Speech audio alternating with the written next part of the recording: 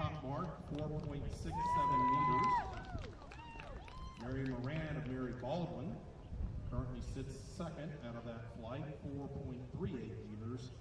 And on her third attempt, she improved to 4.13 meters to hold down the third spot. That's Javelin Patterson of Methodist. Again, 2 flights have to be combined, and then the top 9, once those 2 flights have concluded, will then advance to the finals.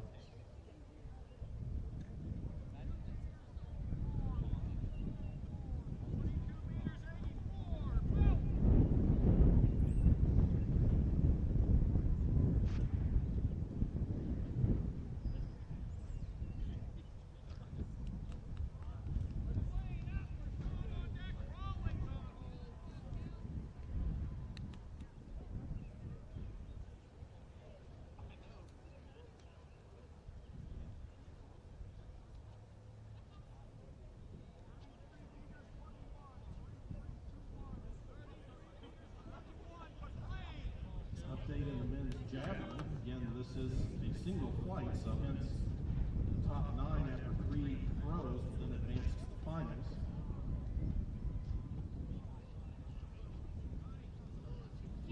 Your current leader,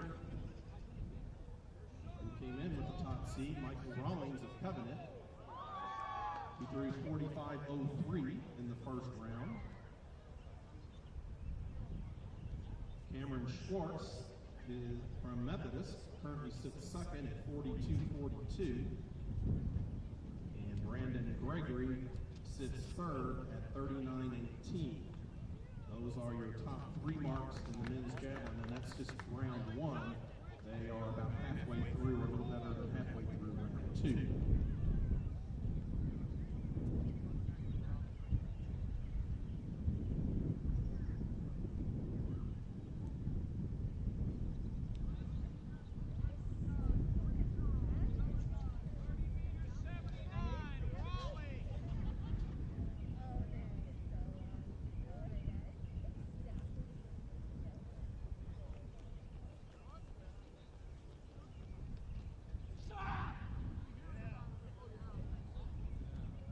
A program note regarding the running events. They were originally scheduled to begin at 2 o'clock, but as the number of competitors in both the women's 100-meter hurdles as well as the men's 110 highs are 8 athletes or less, then that actually moves to a straight final to be contested tomorrow. So we will not be having preliminaries in the women's 100 hurdles or the men's 110 highs. Those will go to a straight final. So that means our first running event on the track this afternoon will be at 2:30. And that will be the women's 400.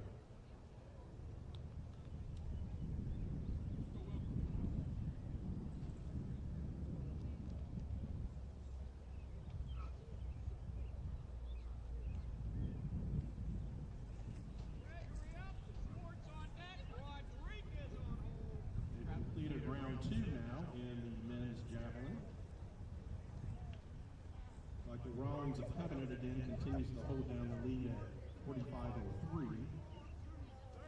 Cameron Schwartz continues to hold down the second spot at 42.42.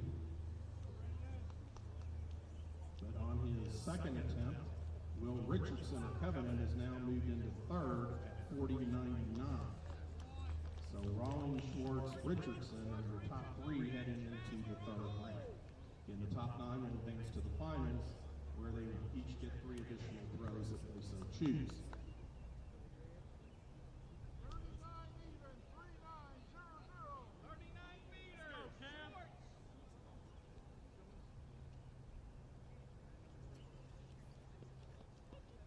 Women's long jump second flight are in their warm-ups.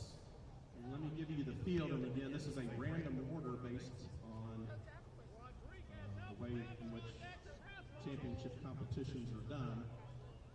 She'll be leading off. She is currently the top ranked long jumper in the conference.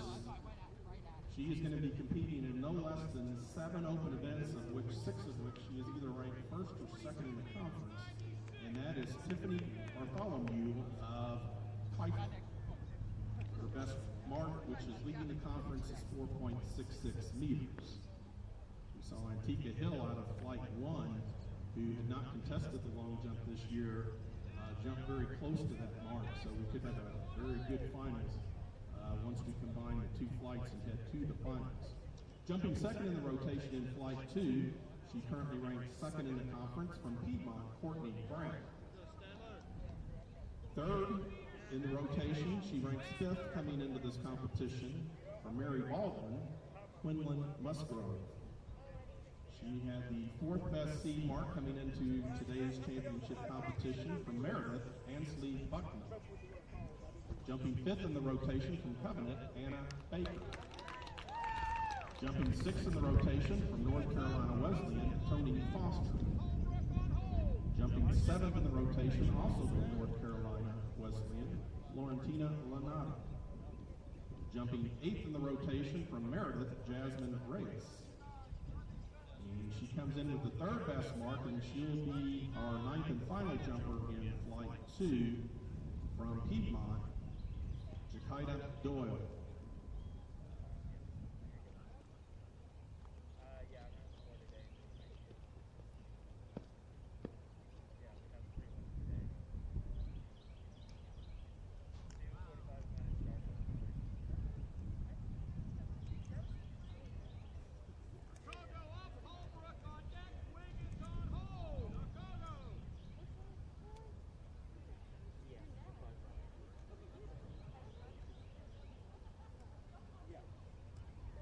In these field events where we have flights, and it's a random seeding, once they go to the finals, though, as an example in the women's long jump and then the men's javelin, once they conclude the preliminary rounds, again, the top 9 advance to the finals, and then they'll go in reverse order. So whoever had the 9th best mark will actually go first in the finals, and then that will continue so that the person leading coming out of the preliminaries will be your final thrower or your final jumper.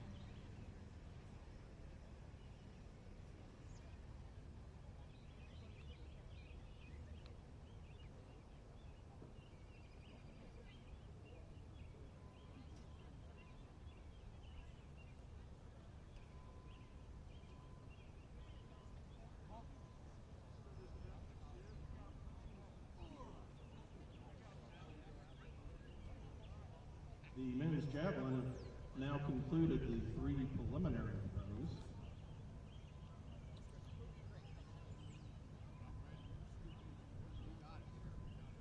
The officials will get those in order. Try to go through and get those 9 finals to you, but I do want to make note of Michael Rawlings' covenant on his 3rd attempt through 46.78, which will be the leading mark heading into the finals. And 46.78 is only 3 centimeters off the conference record. And 3 centimeters is roughly 1 inch.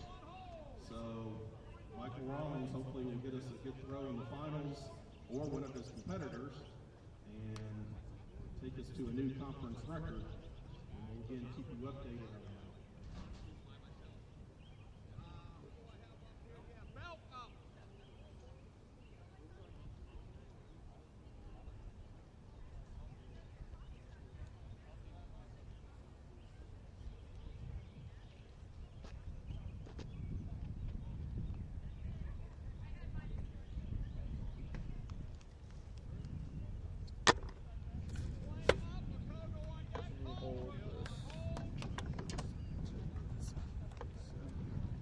You got it all?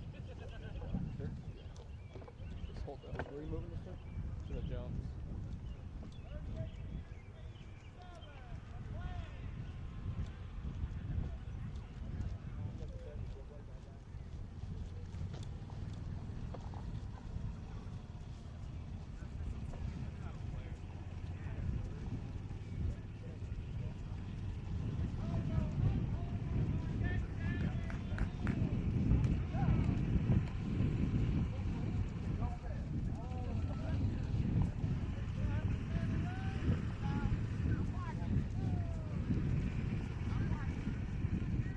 Way to shoot here and then shoot that, is it? Not really, no. Too many people in the way. Providing a little bit of everything. All you need.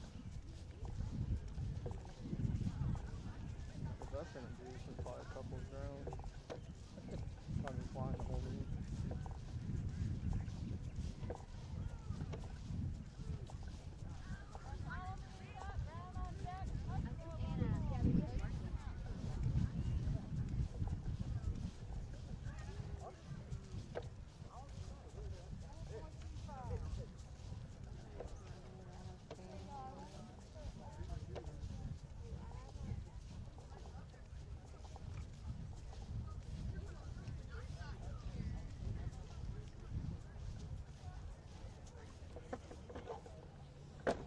Always one of the best camera. They're really fun to get. Texting my brother. Here are your 9 finalists that are now underway in the 4th round, as I have them here. Obviously, the officials have it correct over there, but I've got throwing first, so he was 9th in the prelims, was Lone Belt of Methodist. And his best good heads in the up. 3 preliminary throws was Trusted here. 35.02 meters.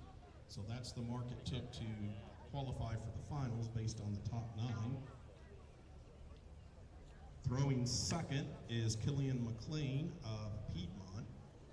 So that means he's 8th coming out of the prelims.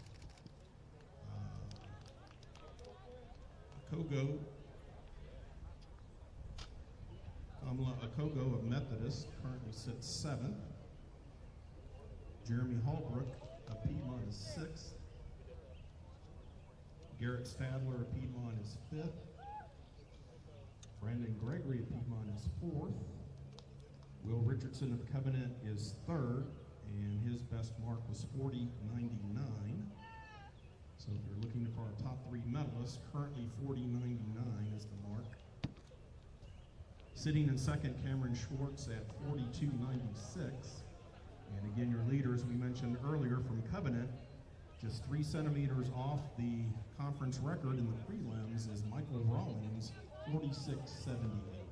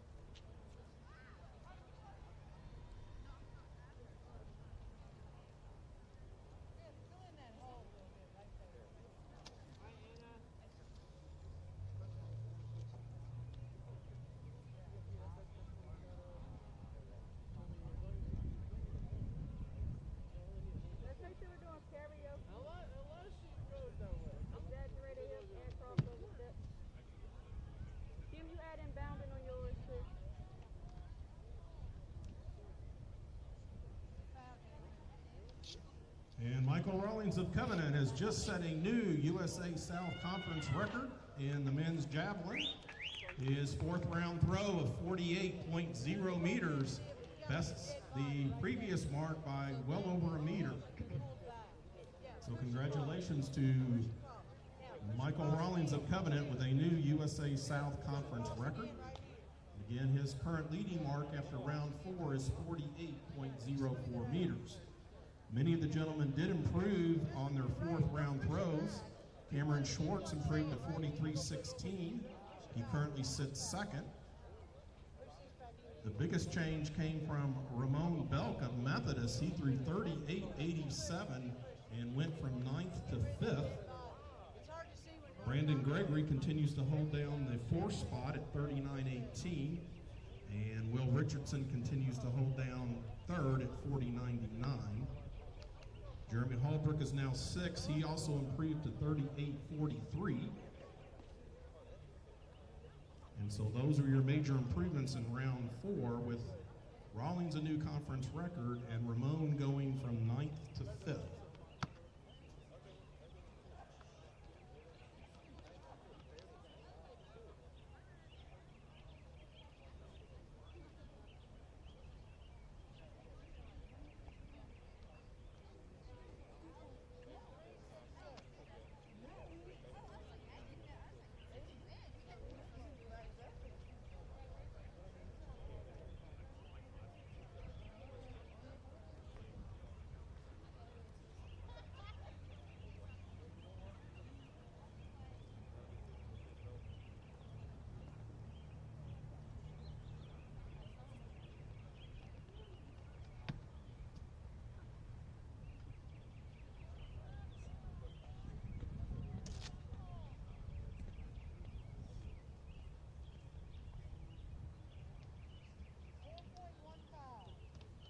In the women's long jump second flight, they've completed round 1, are currently in round 2. Your top 3 marks coming at this point, this is just flight 2 only. Courtney Brown of Piedmont sits 3rd at 4:49. Tiffany Bartholomew of Pfeiffer currently sits 2nd at 4:61. And your current leader in flight 2 after the first round from Mary Baldwin, Quinlan Musgrove, she jumped 4:85.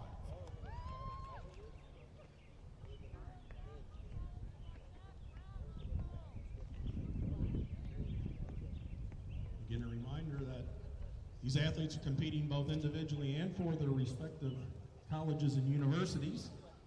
The top 6 in each event, that includes relays, will score points for their team in terms of the team championship. And the scoring for the 6 places goes 10, 8, 6, 4, 3, 2, 1. And then for the top 3, they will be medalists in their respective events. And we'll give you an update on where those medals can be obtained once we get a little further along here in the meet and once those events become official. And then, of course, the top point scorer in today and tomorrow's competition will then earn the respective Athlete of the Year awards. So a lot on the line here for these athletes, not only their personal best, but also competing for other accolades and other awards for themselves and for their respective colleges and universities.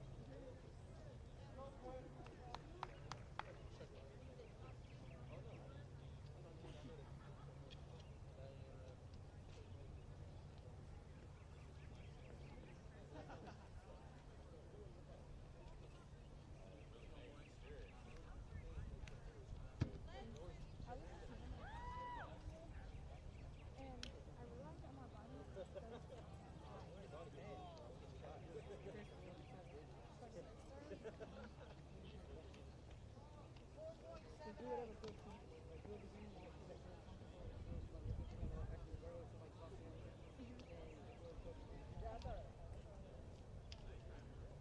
want you guys to get in 3 sprints too.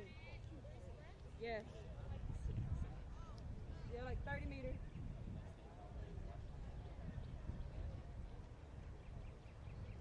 The men's javelin is now in the 6th and final round.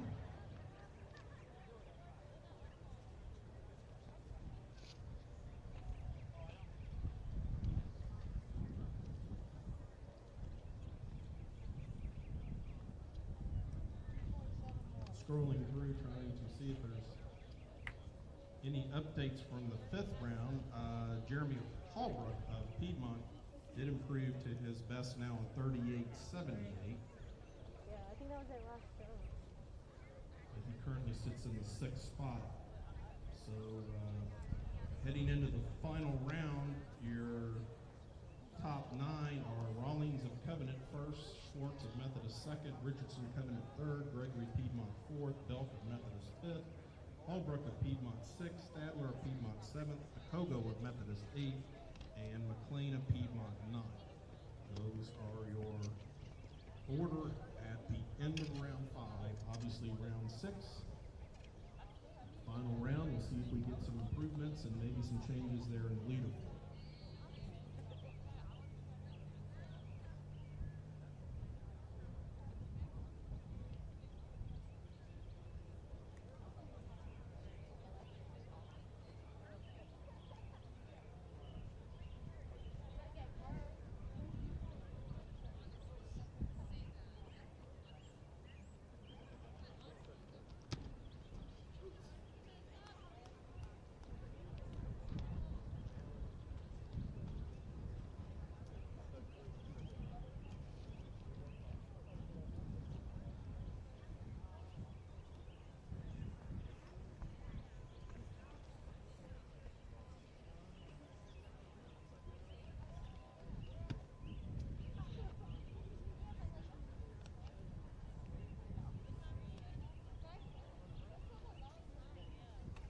We're now down to our top 4 throwers. Gregory of Piedmont on the runway. Unfortunately, fouled that. So Richardson and Covenant sitting third will be up now for his 6th and final throw.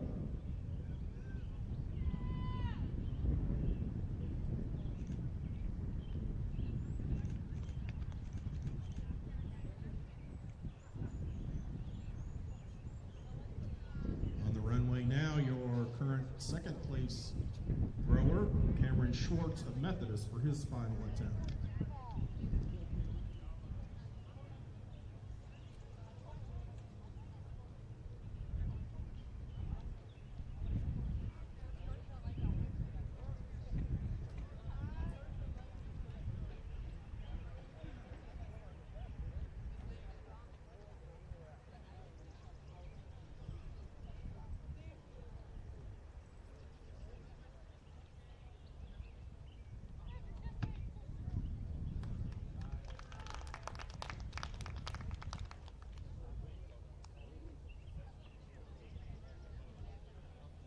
And your leader and new USA South Conference record holder, Michael Rawlings of Covenant, is up for his 6th and final attempt, men's javelin.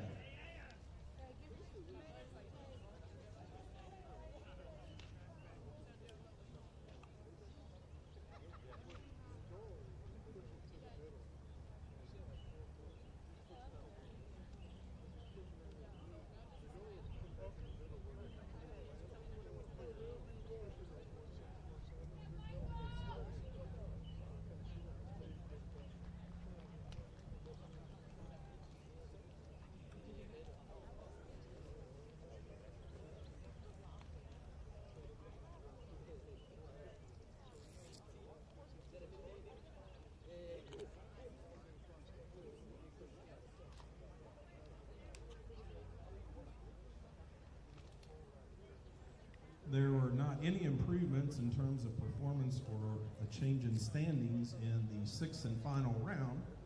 So your top 6 who will be your scorers. 6 is Jeremy Hallbrook of Piedmont. 5th is Ramon Belk of Methodist. 4th, Brandon Gregory of Piedmont. And again, your top 3 will also be your medalists. So your bronze medalist finishing 3rd from Covenant, Will Richardson. 40.99 meters is his best throw of the afternoon. 2nd, and your silver medalist from Methodist for the best throw of 43.16. That is Cameron Schwartz.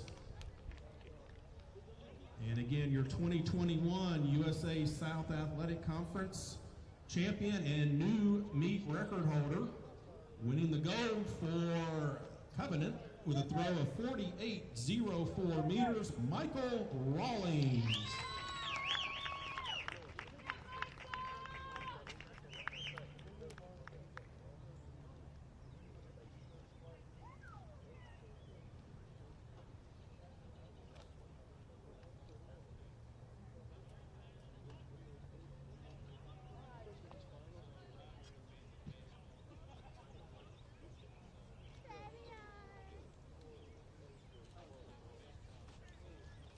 We have just been corrected in terms of scoring. Your scoring is the top 8.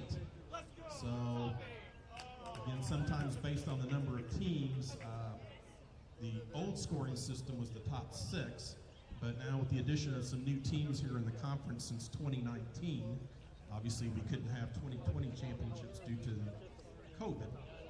They are now scoring the top 8. So top 8 will be your scores. And how that breaks down point-wise is 10 for the winner, 8 for second, 6 for third, and then 5, 4, 3, 2, 1.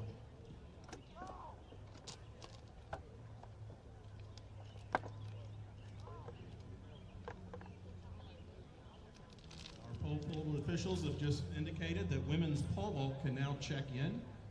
Women's pole vault, you can now check in.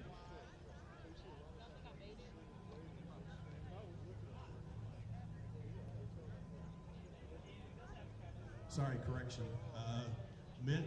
Women's javelin. Women's javelin can now report. Of course, that's here in the middle of the infield.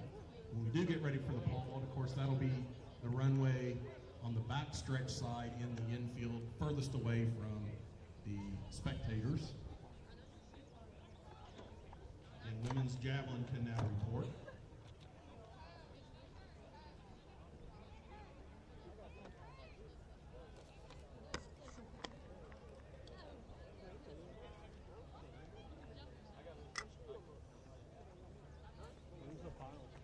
Women's long jump has now concluded the second flight, and your top 3 jumpers coming out of that flight. Sitting 3rd was Courtney Brown of Piedmont at 4:49. 2nd was Tiffany Bartholomew of Pfeiffer at 4:61, and Quinlan Musgrove of Mary Baldwin was your leader out of flight 2 at 4:85. Tabulating the top 9 overall positions, and hopefully we can get those to you here from the announce table very quickly. Obviously the officials down on the event side will get those. Antika Hill is going to be your number 2 jumper coming out of the first flight at 4:67.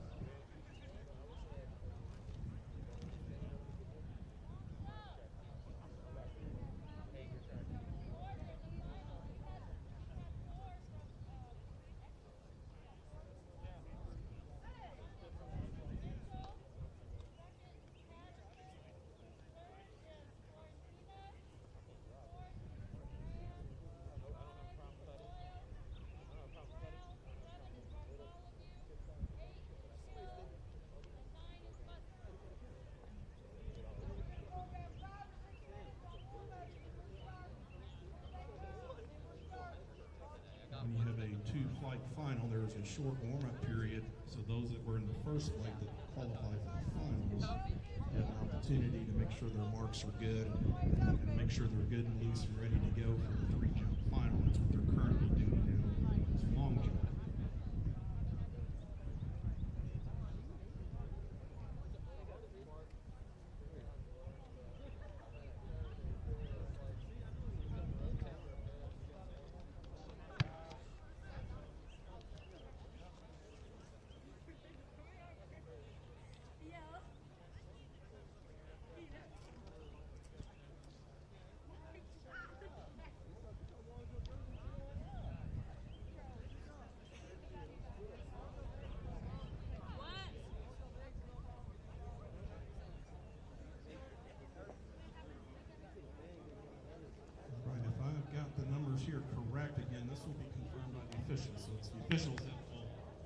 make sure that the top 9 athletes, but based on what I'm seeing here, the announce table, looks like your 9th and final qualifier came out of flight 1, and that was Demia Mitchell of Piedmont at 3.81 meters. 8th, and she'll jump 2nd in the final rotation, Jacqueline Patterson of Methodist at 4.13 meters.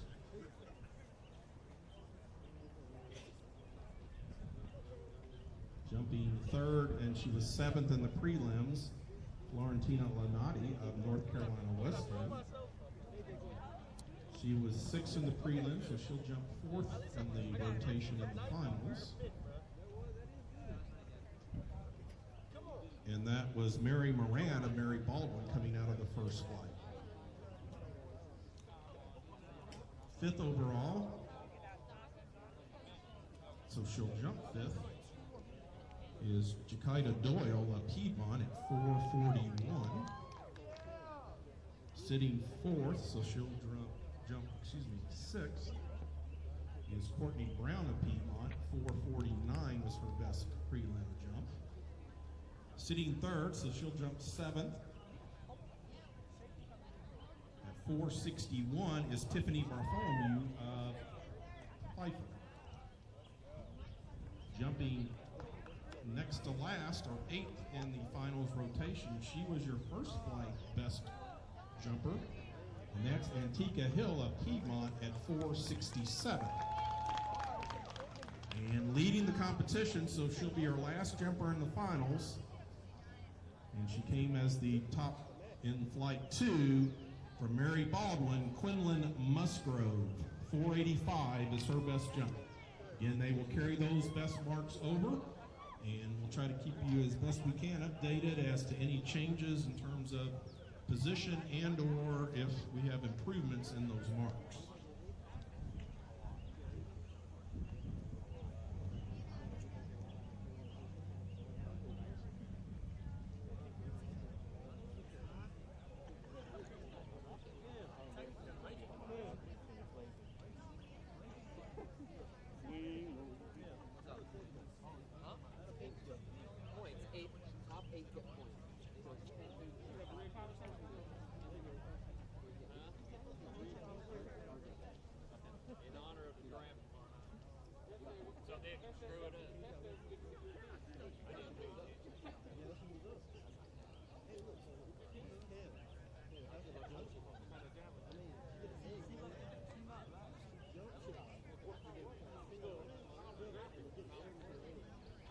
She's me when high jumping.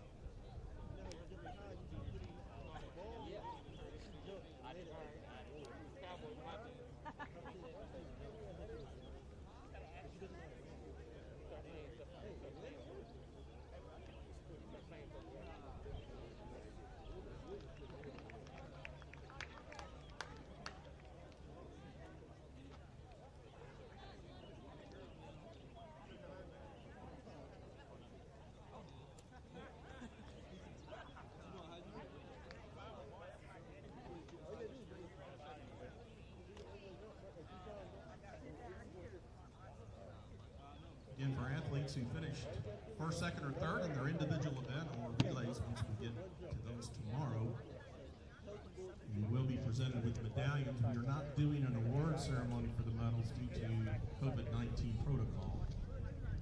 We will give you a location for where those can be picked up here shortly. So obviously we just concluded our first event of the 2021 championships with the men's javelin, and like I say, we will give athletes and coaches the location and when those medals can be picked up.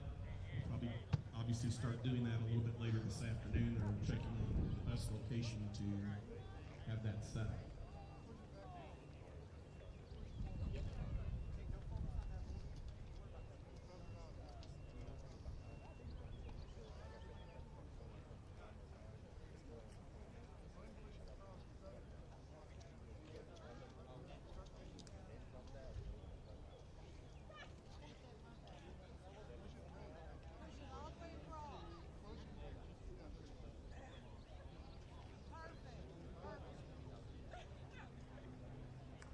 And just a reminder to athletes in today's running events, we will stay on the posted schedule.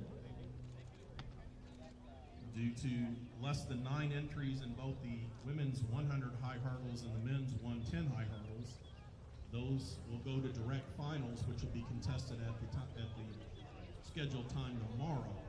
So we do not have preliminaries in either 100 or 110.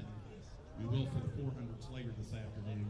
So main thing I'm trying to get out is at 2:30 will be our actual first running event on the track, which will be the women's 400. I want to make sure everyone's aware of that because I know you have a very specific warm-up routine that you want to follow, and we just want to make sure you're aware of that there will not be a running event on the track until 2:30 with the women's 400.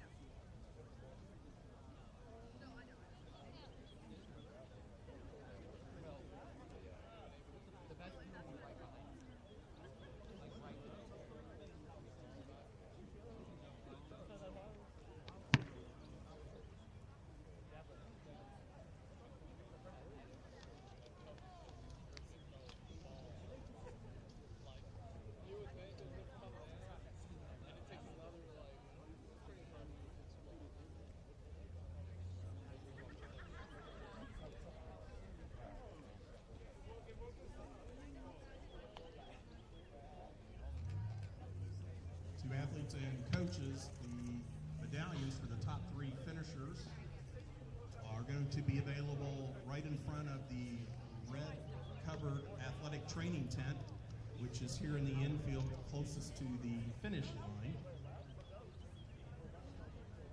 And the medallions for the top 3 in the men's javelin are now available. So if any of those athletes are in the area, come by and pick up their medallion as one of the top 3 finishers.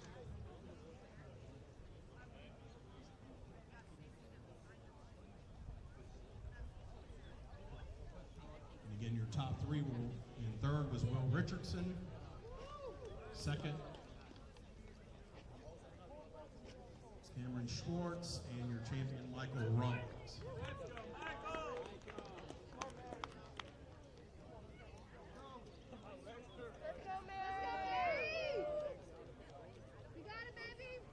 Again, congratulations to those gentlemen in the men's javelin. Richardson finishing third, Schwartz second, and Rollins first.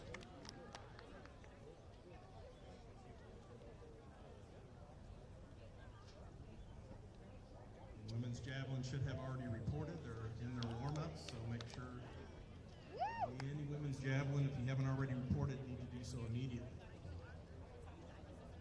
The men's long jump will give you a notice here once we are through the women's competition.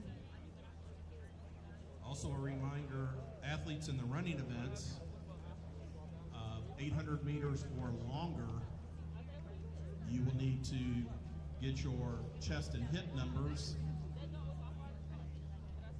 in the building which is past the finish line, closest to the tennis courts, next to the restrooms. So again, this is to athletes and coaches in any running event longer than 400 meters, so 800 meters and up. Your chest and hip numbers that you will need will be in the building located just past the finish line next to the restrooms on the outside of the track area towards the tennis courts.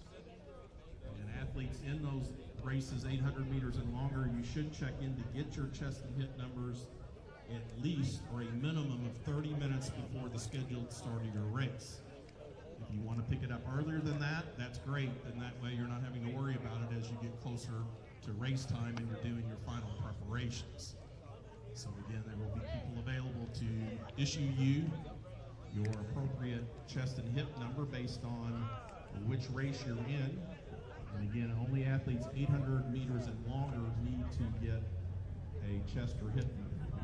So again, those athletes in the lane races, as we call it, which is 100, 200, and 400, the finish system does not need or recognize the hip and chest numbers that we need for the distance races or the middle distance races.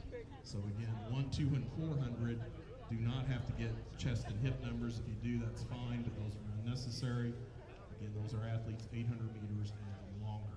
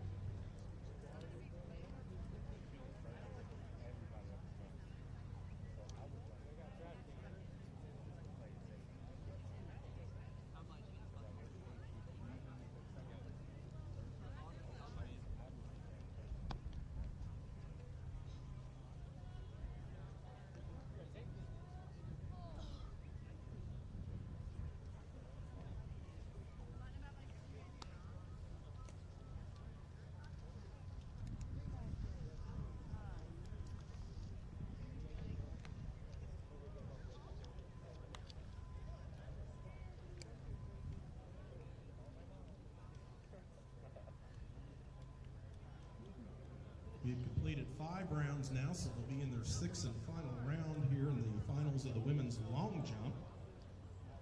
There hasn't been any position changing, but the one improvement on her 5th jump, Antika Hill who's sitting in the second spot, jumped 484. So she's within 1 centimeter of Quinlan Musgrove, who jumped 485 in the prelims. So we have a really good battle here for the top 2 spots in the women's long jump, with Tiffany Bartholomew, of course, right in that mix too. So those are your top 3 heading into the finals, with Musgrove leading at 485, Hill at 484, and Bartholomew at 461.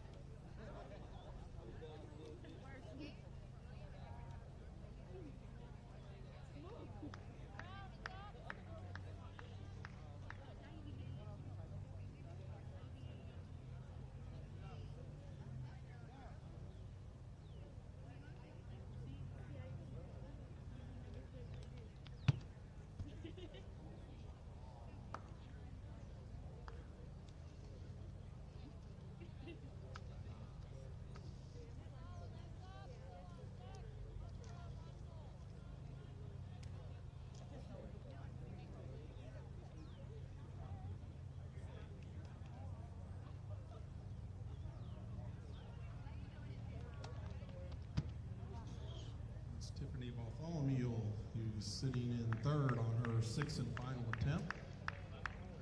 She's only trailing by 1 centimeter. She's up on the runway now for her 6th and final attempt. Currently sitting second, Antika Hill of Piedmont.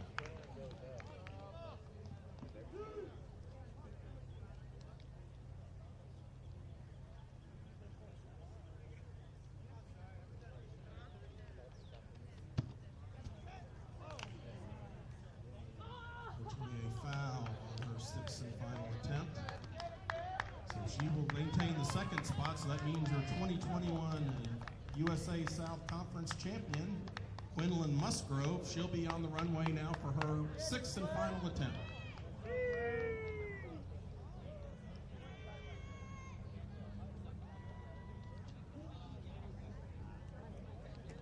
She bowed as well.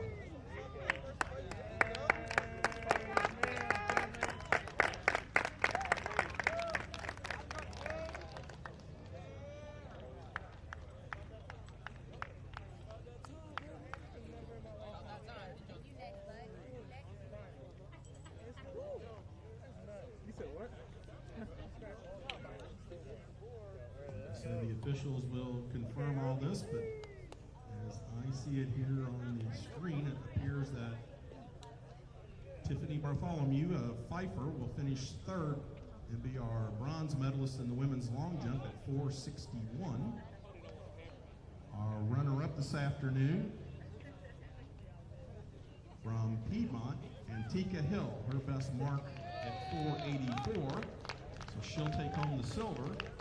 And your gold medalist and 2021 USA South Athletic Conference champion in the women's long jump with a leap of 4.85 meters from Mary Baldwin, Quinlan Musgrove. Again, ladies, if you have a moment, you may want to go ahead and pick up your medallion, which again is located at the athletic training tents, the 2 red tents that are just past the finish line in the middle of the end.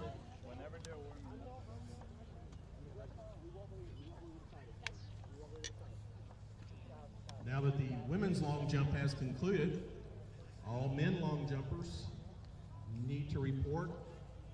Again, both flights should report. There's a general warm-up, and they will want to confirm everyone's competition and the proper placement in your respective flight. We do have 2 flights scheduled for the gentlemen, but both flights should report, must report, and you can now start doing that right now. Again, we have a scheduled 1:30 start time for that first flight, so that's in about 25 minutes.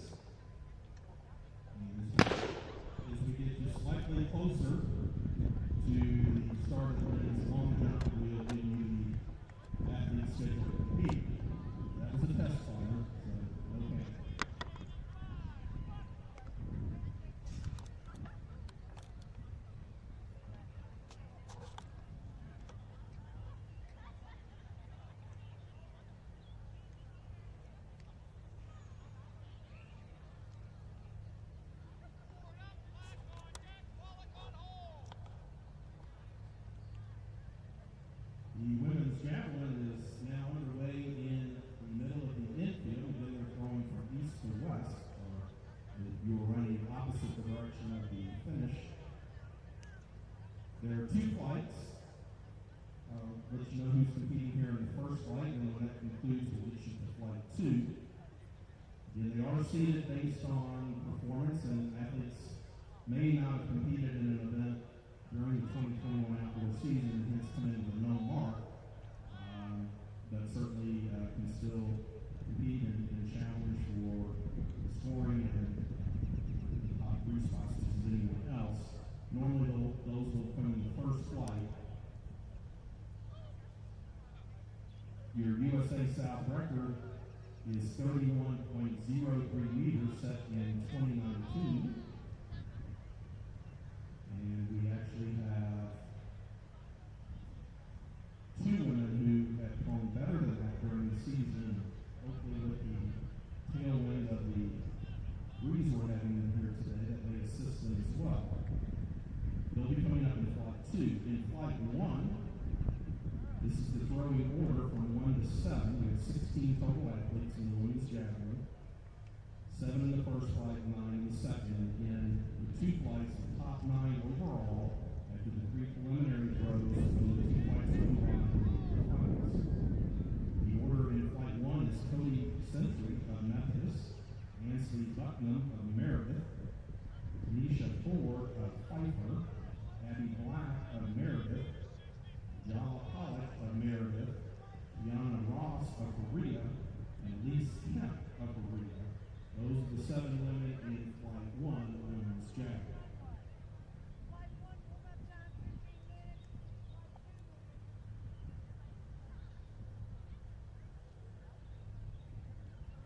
Men's long jumpers, both flights 1 and 2 should report now if you've not already done so. You can go ahead and get your appropriate tape marks down in terms of where you want to begin your run through. And then the officials will let you know when it's flight 1 warm-up only, and then of course flight 2 will have a warm-up period at the conclusion of flight 1.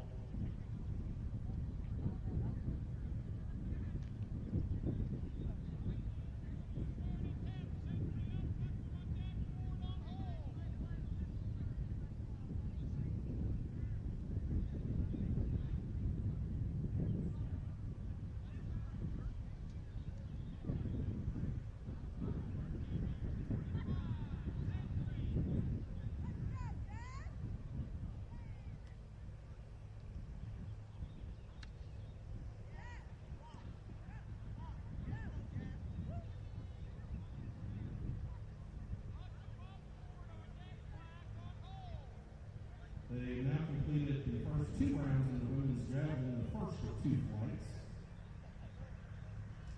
And currently sitting third with a throw of 17.64 is Jayla Pollock of Meredith. Sitting second with a throw of 22.09, Kiana Ross of Berea. And your current leader, after 2 rounds in the first flight, with a throw of 22.85, Cody Sentry of Memphis.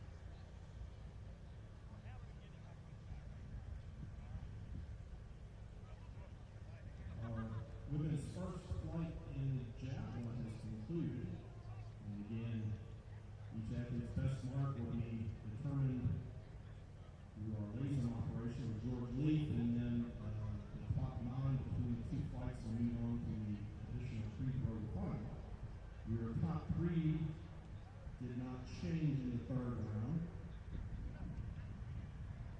Javelin of America sits third at 17.64. Ayana Ross of Berea sits second at 22.09. And your first flight leader after the three preliminary tosses was Cody Sentry of Methodist at 22.85. Your scheduled competitors in the women's second flight in the Javelin. You've got 9, and this will be their throwing order. Leading us off in the second flight will be Madison Carver of Piedmont. Throwing second in the rotation, she ranks 4th coming into these championships from Meredith, Kim Chu.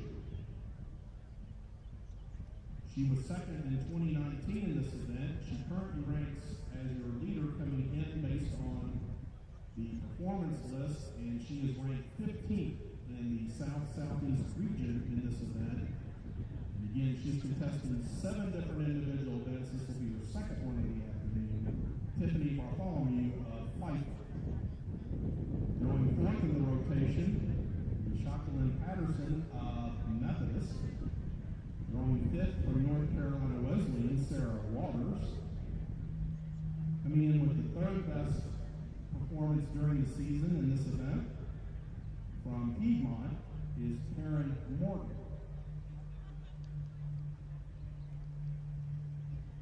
Throwing 7th, she has the 5th best mark coming into our championships from North Carolina Wesleyan, Laurentina Lanai. Throwing 8th in the rotation from Covenant, Maddie Mitchell. And rounding out your field of 9 in the second flight of the women's javelin, she comes in with the 2nd best mark in the conference from Piedmont, Courtney Brown.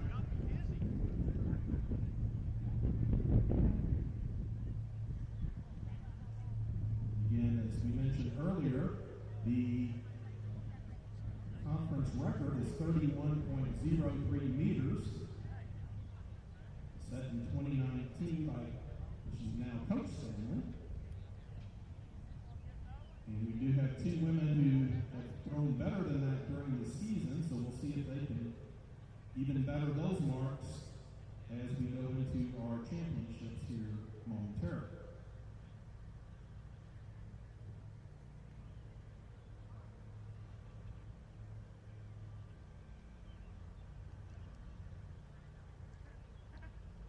Men's long jump, the first of 2 flights will get underway here shortly. We'll give you the first flight entries in their jumping rotation. There are 20 gentlemen scheduled to compete, so we'll have 2 flights of 10. Your USA South Conference record set in 2019 at 6.86 meters by Anthony Jordan, who is in the competition this afternoon. He'll be in flight 2, and we'll let you know those athletes as we get to the second flight. Here's your jumping rotation in flight 1 of the men's long jump. Leading off will be Jeff Black of North Carolina Wesleyan. Second in the rotation, Early Ivy III out of Mary Baldwin.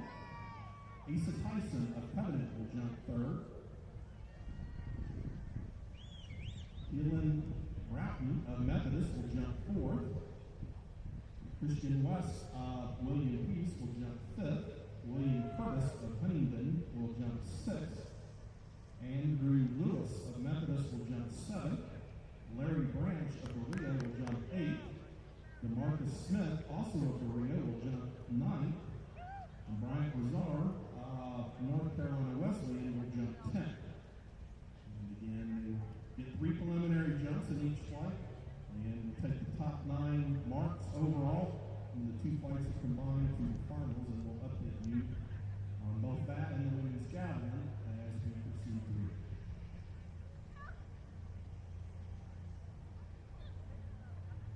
Quick reminders, we're starting to close in about an hour away from the first running event. Athletes that are in the 100-meter hurdles for women, 110 highs for men, those have now gone to a straight final, which will be at their scheduled time tomorrow. So our first running event will then be at 2:30 with the women's 400. And athletes in races that are 400 meters or less, you do not have to get a a chest or hip number. Again, it's athletes 800 meters and higher must have both a hip and chest number. And again, those numbers are located in the brick building just outside the track, past the finish line next to the restaurants. That will be where athletes in running events 800 meters and longer will check in and get their hip numbers and chest numbers. And again, we encourage you to do that whenever you want. During the afternoon, we encourage sooner rather than later. And again, make sure it's at least a minimum of 30 minutes prior to the start of your event.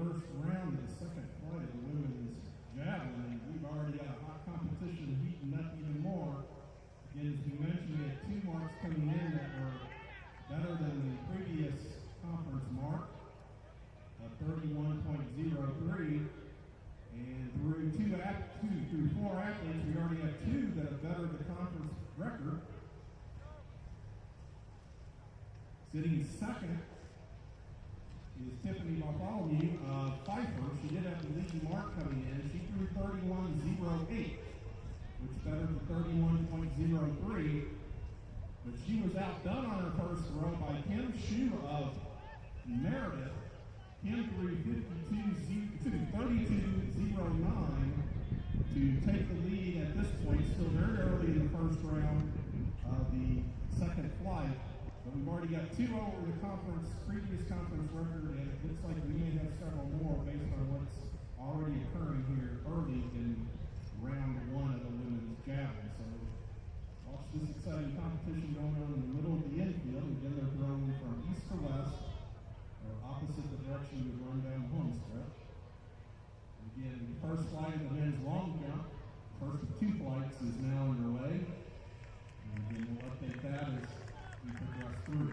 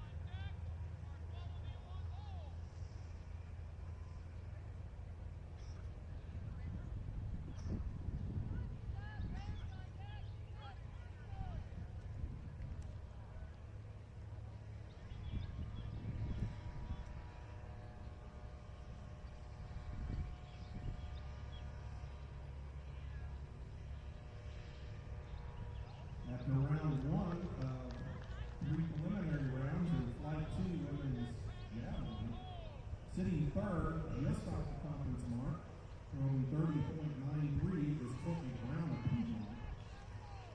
Sitting in second, she broke the conference mark on her first throw, 31.08, Tiffany Bartholomew of Pfeiffer.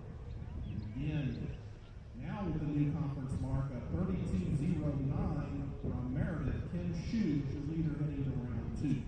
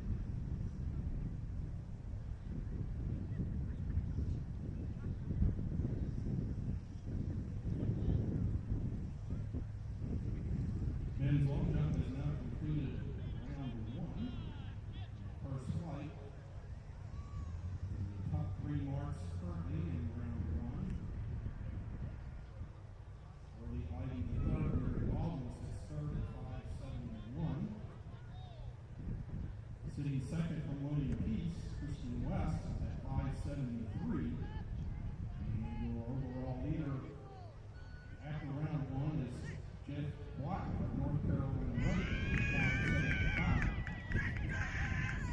And he's even better than Mark at going 595 on the second attempt. We'll update that second round after they have all concluded. And the top three gentlemen are all kind of with each other after round one, so a very tight competition. Currently underway in men's long jump.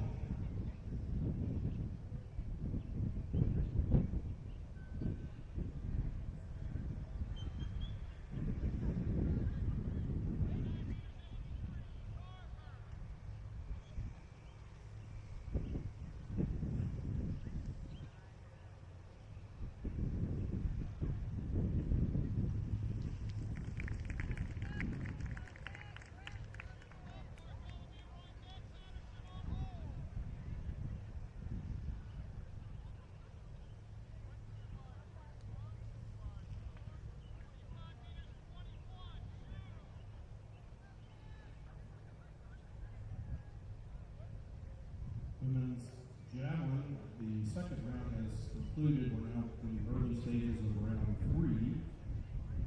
There were no major improvements in our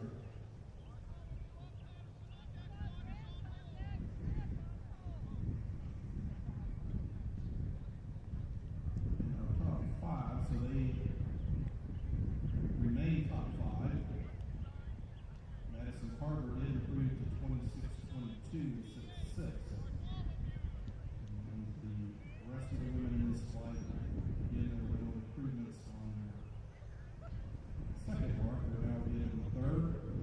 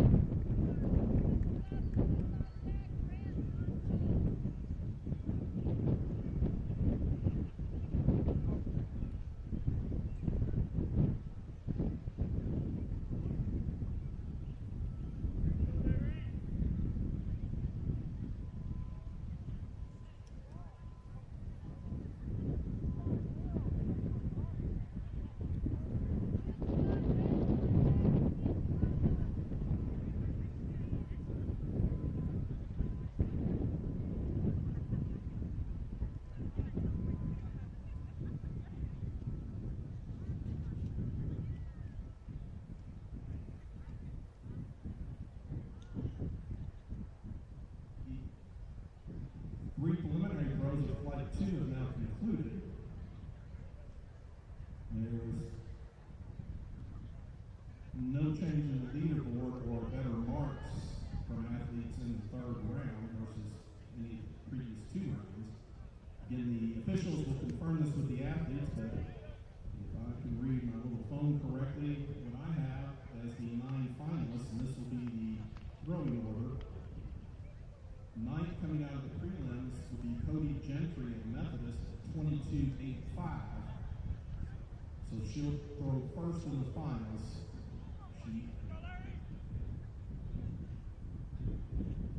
She edged out Sarah Waters of North Carolina Wesleyan at 0.01 meters or 1 centimeter. So 2:22.85 is what I see as the 9th best mark.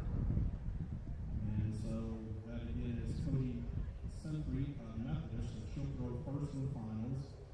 She'll then be followed by Maddie Mitchell of Covenant. She'll throw second, so she was 8th in the prelims when we combine the two flights. Throwing third in the finals, she was 7th in the prelims, Florentina Lanati of North Carolina Wesleyan. Throwing fourth, and she is 6th coming out of the prelims, Madison Carter of Piedmont. Throwing 5th and 5th out of the prelims, Jacqueline Patterson of Methodist. Throwing 6th and 4th in the prelims, Karen Morgan of Piedmont. Throwing 7th in the finals, she was 3rd coming out of the preliminary rounds, Courtney Brown of Piedmont. She'll throw next to last, her 8th in the finals.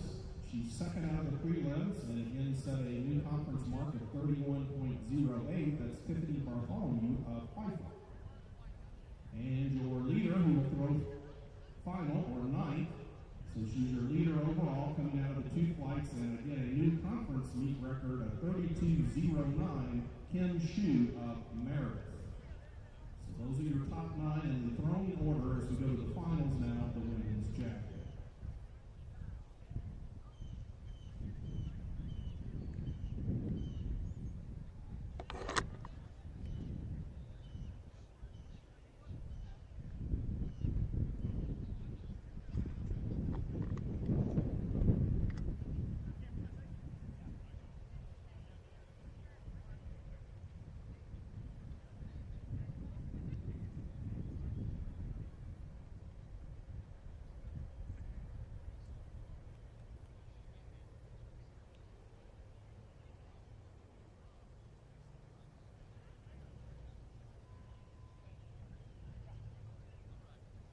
Flight 1 of the men's long jump is now concluded. And these are your top 3 marks, and they were actually achieved all in the first round. Sitting 3rd in the first flight is Earl Ivy III and Mary Baldwin at 571.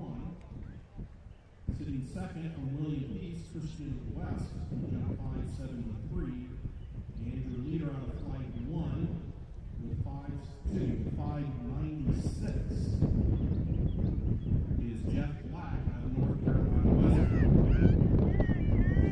Jeff actually did improve to 596 on his third and final attempt. And we have to combine the two flights to determine the 9 finalists.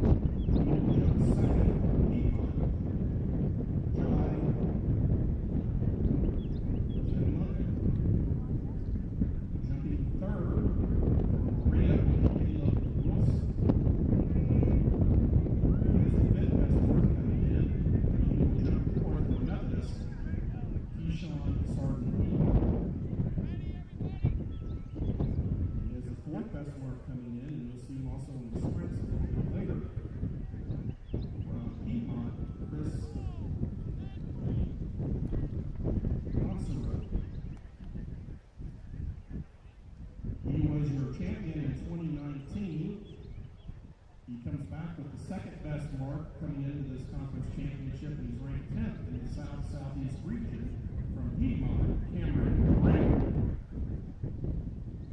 Jumping 7th in the rotation, he also comes in with the 5th best mark. It's a tie at 6:29 of those gentlemen, and that's for William East Kenny Brooks. Jumping 8th in the rotation from Methodist, Isaiah Petrel. He is the person who had the best mark coming in during the 2021 season. He finished 2nd here in 2019, and he's currently ranked 5th in the Southeast region in the men's long jump of 695. That's Anthony Jordan and a Piedmont.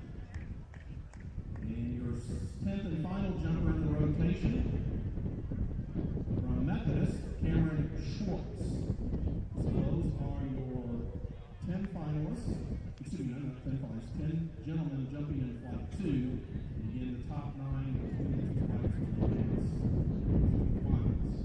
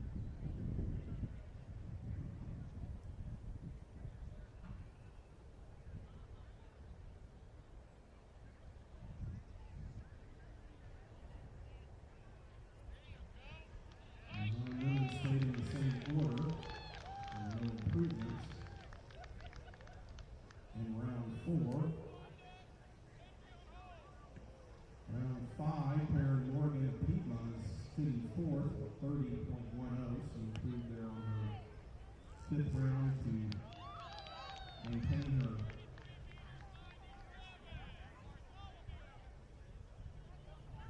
fourth place standing. And Courtney Brown of Piedmont just unleashed a new conference record on her fifth attempt, 33.97. That was a 3-meter betterment from what she had thrown in any of the previous 4 rounds. Huge improvement. 33.97. So it's Courtney Brown of Piedmont, your leader now, with Bartholomew and Shu up for their 5th attempts.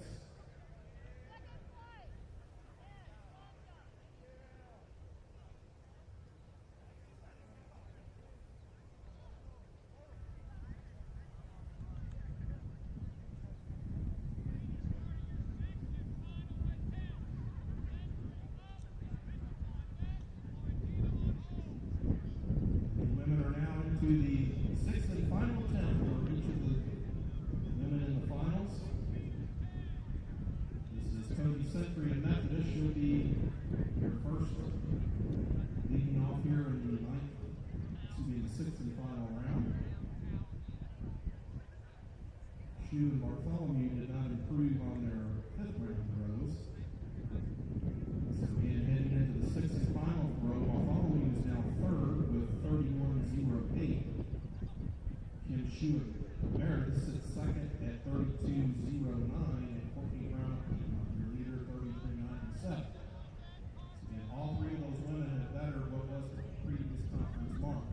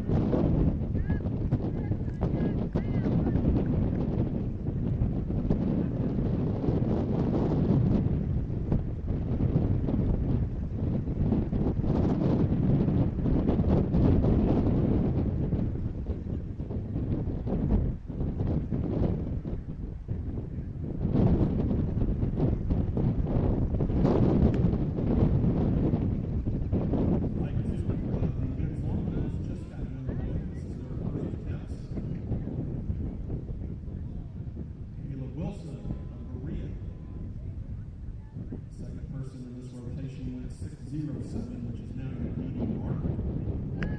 Getting updates here as we go through these three preliminary rounds in flight 2.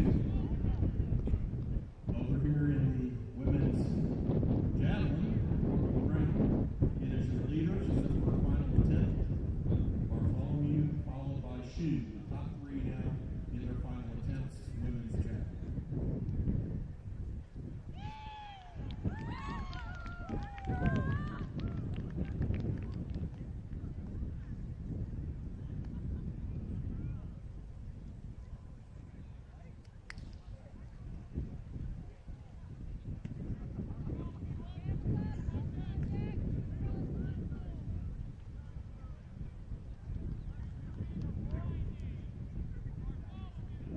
$32.90 for Brown, not an improvement, but she continues as your leader. This is Bartholomew, currently sitting third. This is her final attempt.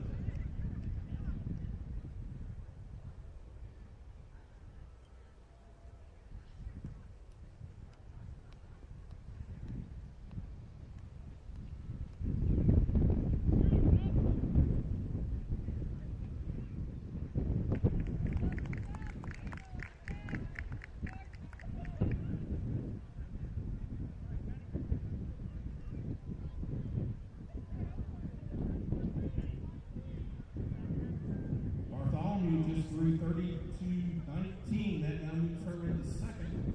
And this will be your leader coming in, but now sitting third, Kim Shu, on the runway for her sixth and final attempt, women's javelin.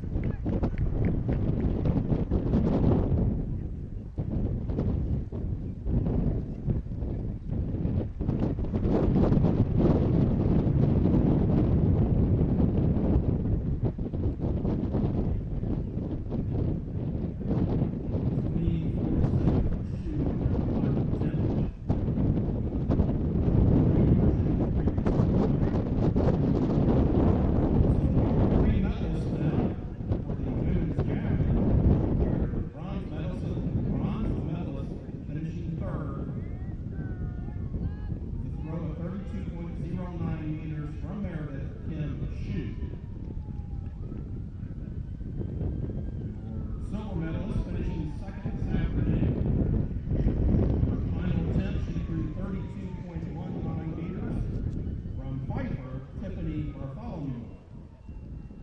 And your 2021 USA South Athletic Conference champion in the women's javelin, a new conference record of 33.97 meters from Piedmont, Courtney Brown.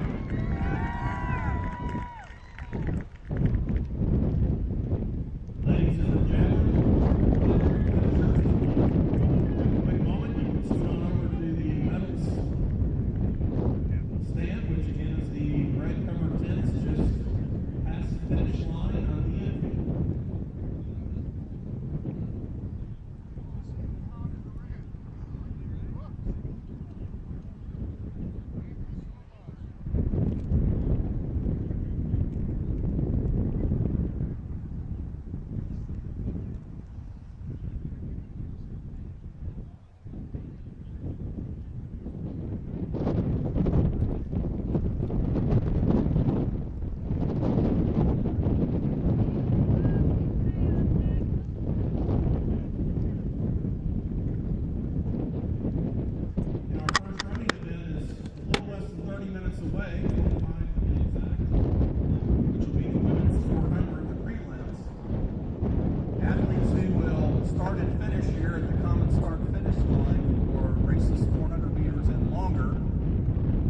Make sure that you check in at least 10 minutes prior to the start of your race at the red tent where I'm announcing, which is just before the finish line on the infield.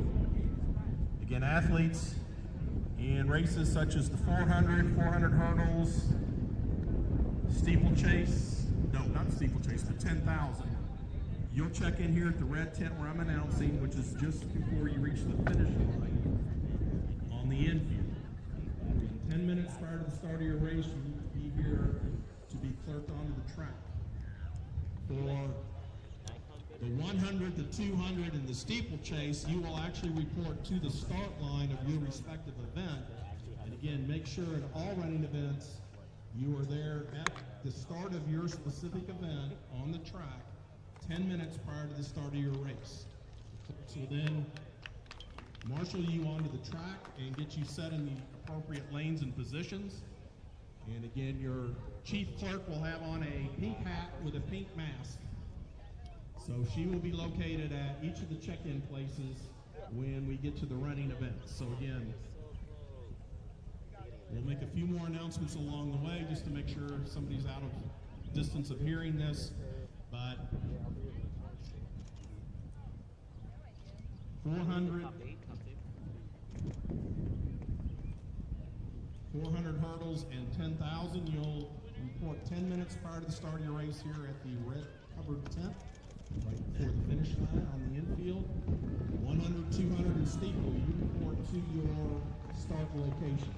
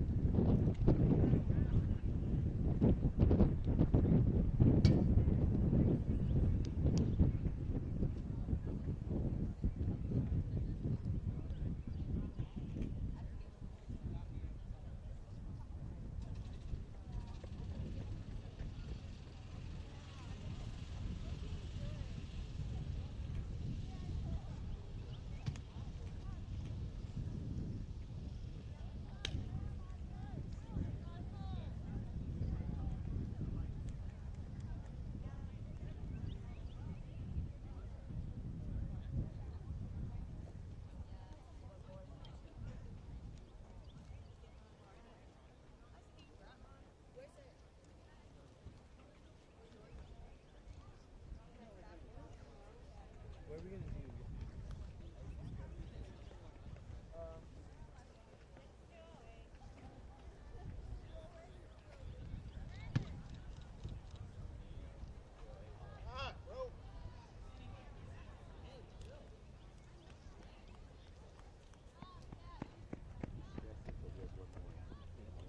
Women's pole vaulters, you can check in if you have not already done so.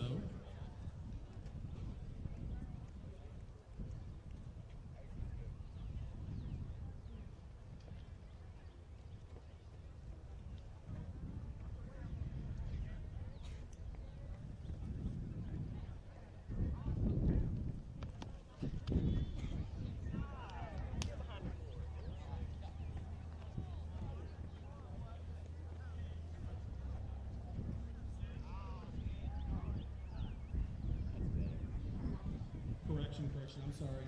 The pole vault, the men go first. Men go first at 3 o'clock.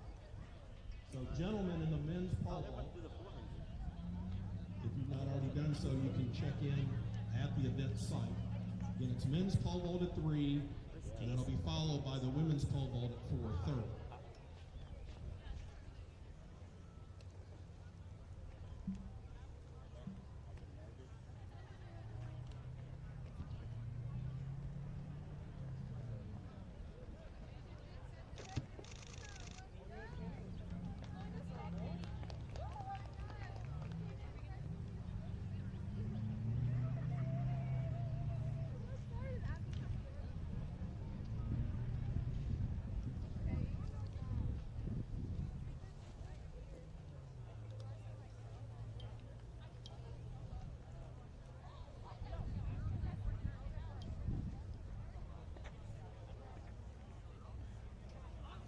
In the men's long jump, after round 1 of the second flight, your top 3 jumpers, Caleb Wilson of Berea at 6:07 sits 3rd. Anthony Jordan of Piedmont currently sits in the 2nd spot at 6:43. And your current leader after round 1 in the 2nd flight, again, this is just the first jump, at 6:47, Cameron Graham, also of Piedmont. Those gentlemen are now in round 2. And again, we'll then combine the 2 flights, take the top 9 after the conclusion. A note to those who are sitting on the straightaway of the track, if you could please move off. We're going to start the running events in about 15 minutes. So in the next couple of minutes, those that are supporting the long jumpers, which they appreciate, and we appreciate you doing that for them, if you can just find a good location off the track, that would be very helpful. Thank you. Hey.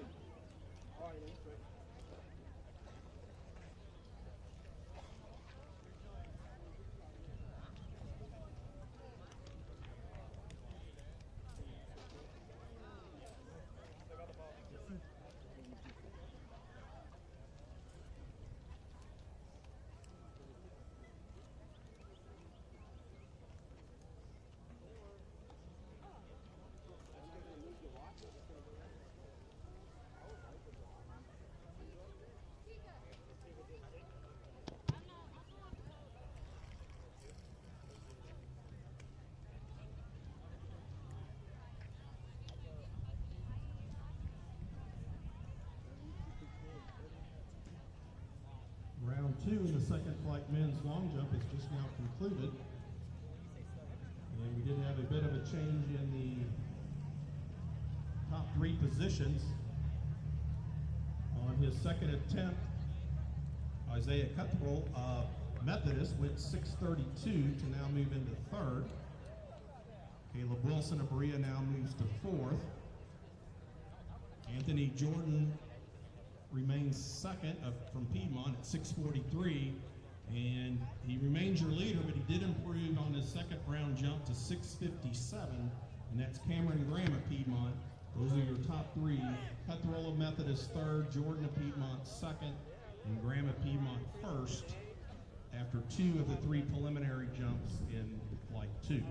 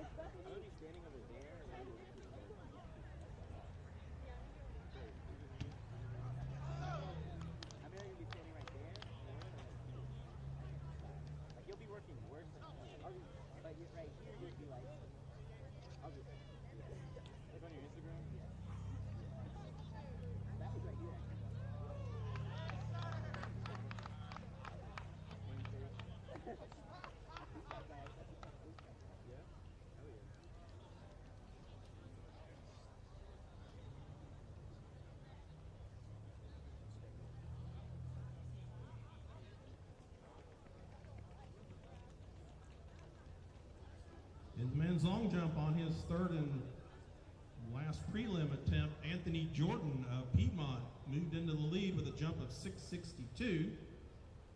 He's obviously in a very tight competition with his teammate Cameron Graham of Piedmont, who went 6.57, so we're 5 centimeters apart, which is about 2 inches.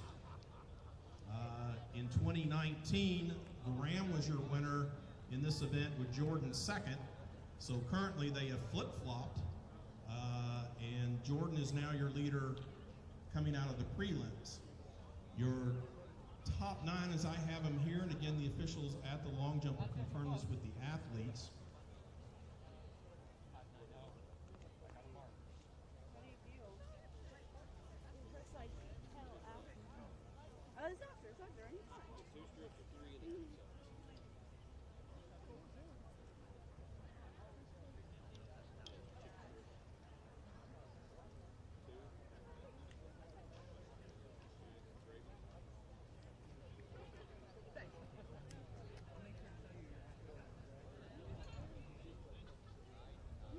Your 9 finalists as I have it, 9th out of the prelims, who will then be jumping first in the rotation with a jump of 5.90 meters, Cameron Schwartz of Methodist.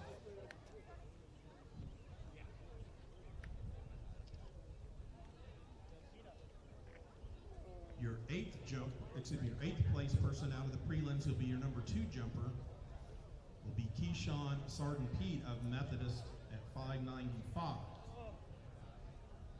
Coming 7th out of the prelims, so he'll jump 3rd in the finals. He was your leader out of flight 1, that's Jeff Black of North Carolina Wesleyan at 5.96. Then 6th out of the prelims, so he'll jump 4th in the finals rotation at 6.09 is Kenny Wilkes of William Peace. 5th out of the prelims, he'll jump 5th in the finals with a mark of 6.14, Ajay Shangmungam of Piedmont.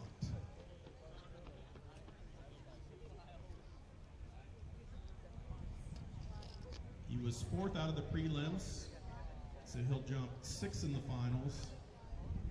6.32, Isaiah Cutbull of Methodist.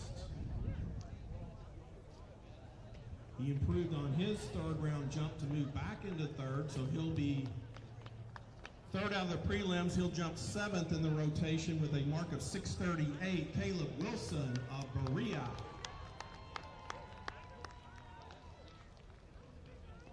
Your 2nd best mark in the prelims, so he'll jump next to last or 8th with a mark of 6.57, Cameron Graham of Piedmont. And your leader after the 2 flights and the preliminary jumps with a mark of 6.62 from Piedmont, Anthony Jordan. He will be your 9th and final jumper in the men's long jump.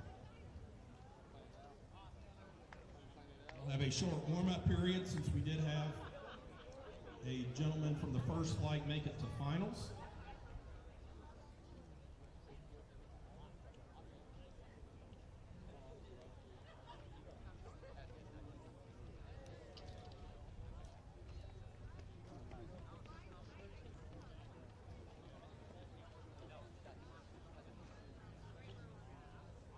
For all of our throwers, coaches, sometimes I know you or one of your assistants handles this, but also make sure your athletes know implement weigh-in for the shot, disc, and hammer is taking place right now, and we'll keep that open for at least 30 minutes. So athletes in the throwing events, discus, shot, and hammer, they want all 3 to weigh in at the implement weigh-in and measuring venue, which will be the same as it was earlier, and that's the brick building past the restrooms just outside the track at the finish line area, again towards the tennis courts. So again, all of our men and women throwers, somebody from your team, or coaches or team representative, whoever that may be that's handling, make sure that you get your shots, discs, and hammers, all 3, to the implement weigh-in, which is now open and taking place. Again, that's in the brick building just past the restrooms, outside the track, towards the tennis courts, just past us here at the finish line area. Again, a reminder that those in the 400, which is our first running event coming up here shortly, you'll check in here just right outside the announce tent here in red with the lady in the pink hat. She's now getting the women's 400 flighted.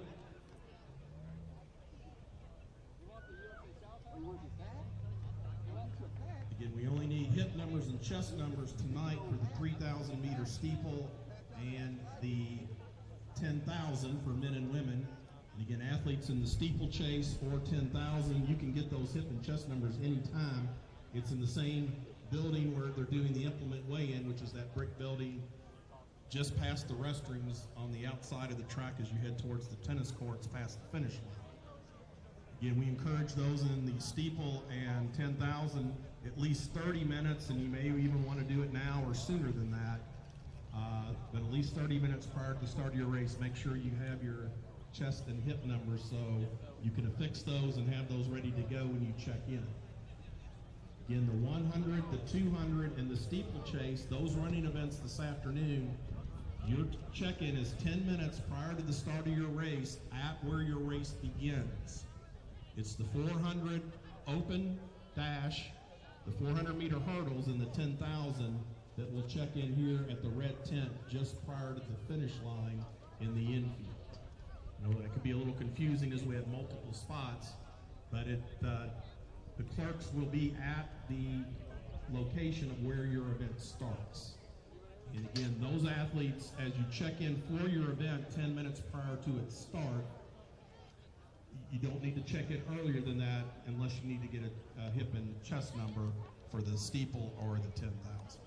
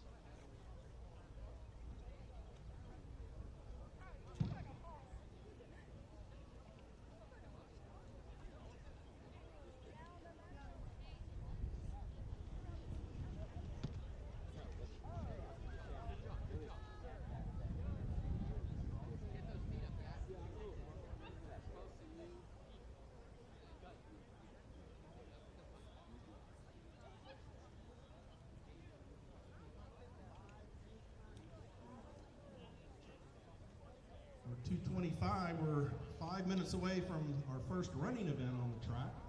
Had some outstanding field events taking place with a number of new conference records. Men's long jump will be in their finals here shortly. We read off those 9 finalists and they'll get underway here. Men's pole vault, again, you should have already checked in at your event site if you've not already done so. That competition gets underway at 3.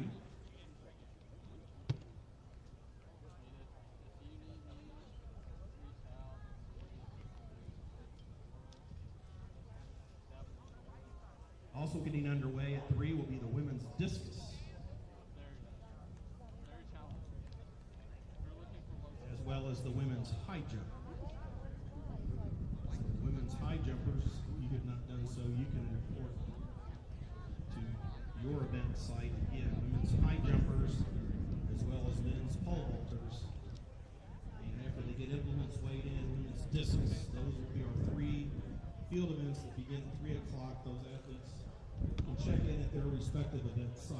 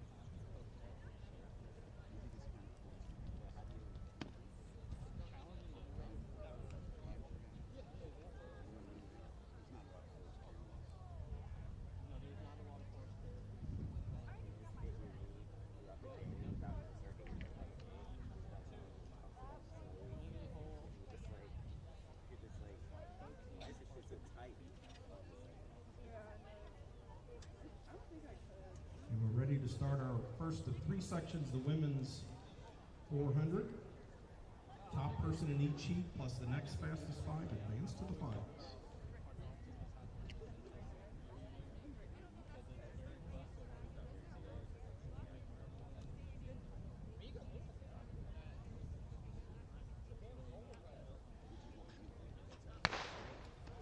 These are your lanes. China Pouncey at Brevard's in 2. Bryna Bentley of Pfeiffer's in 3. Chiquita Doyle of Piedmont. She comes in with your fastest seed mark of 1:79. She's in 4. Ansley Bucknam of Meredith in 5. Madison Massey of Meredith in 6. And Mixie Ortiz of Meredith in 7.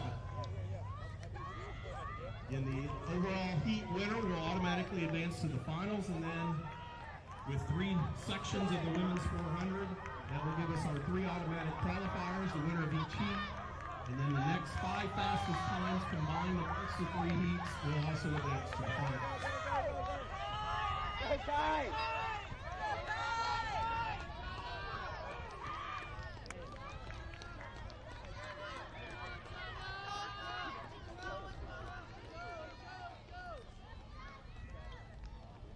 Doyle of Piedmont, she'll be your automatic qualifier.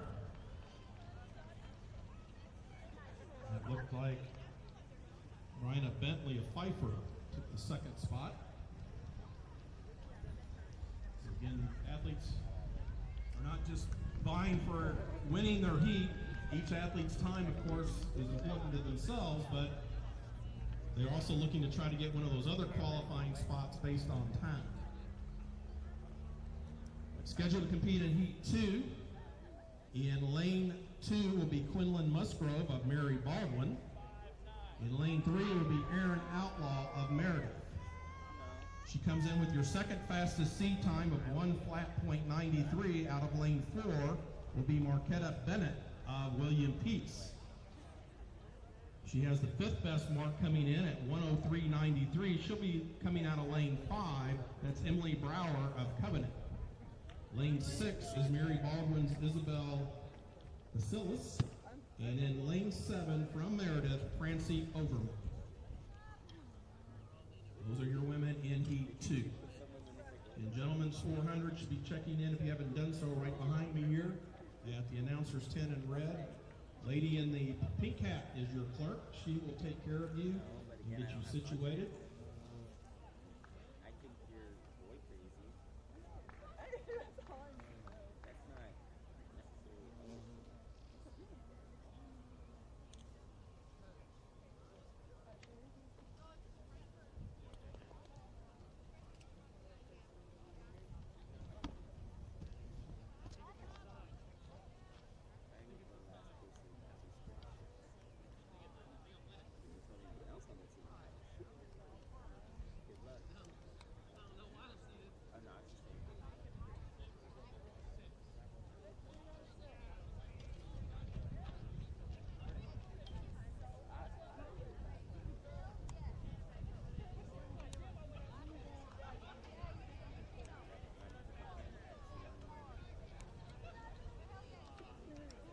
We have completed round 4 in the men's long jump. There were no changes or improvements in marks.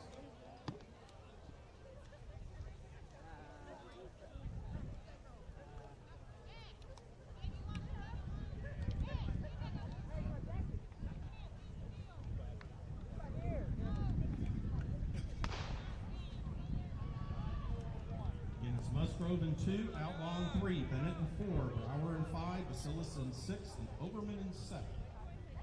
In the men's long jump now round 5. Again, no changes in round 4.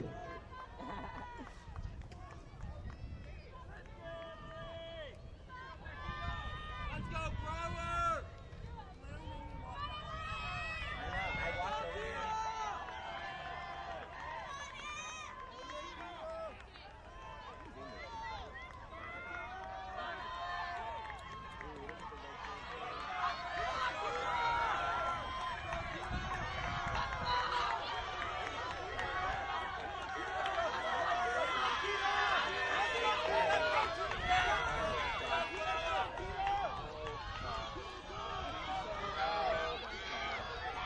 Race coming down here.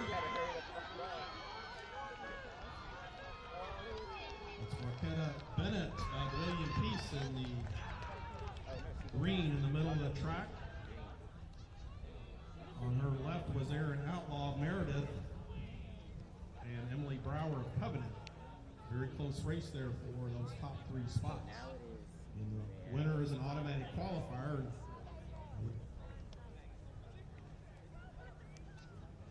Next 5 fastest. Up on the track is the 3rd and final heat in the preliminaries of the women's 400. In lane 2 will be Whitney Thompson of Brevard. Lane 3 will be Madison Pompey of Methodist. She comes in with the 3rd best seed time of 102.24, running out of lane 4. Will be Tiana Bellamy of North Carolina Wesleyan. She had the 4th best seed mark of 103.77 running out of lane 5 from Piedmont, J.C. Ponce. And lane 6 from Covenant is Anna Walter. And rounding out your field in lane 7 from Brevard, Shakira Thompson. Those are your lane assignments in heat 3 of the women's 400. And your USA South Conference record is 58.95.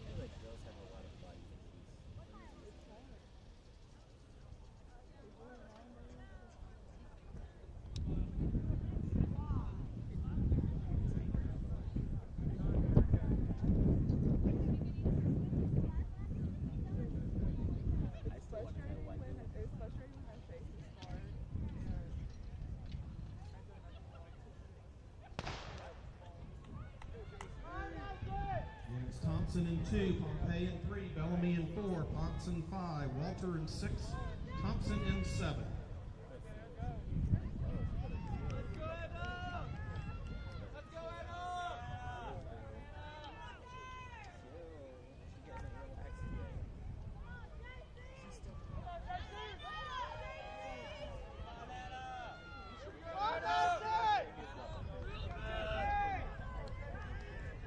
Next on the track will be the 3 sections and 3 heats of the men's 400. Madison, kick! On your toes, Madison! On your toes!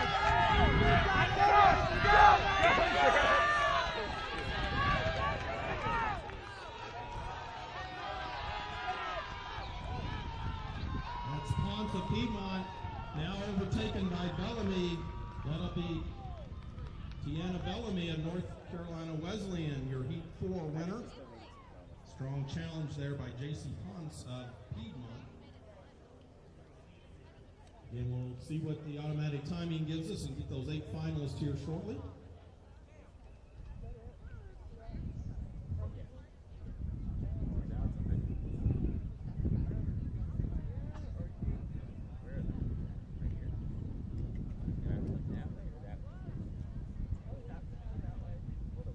Going that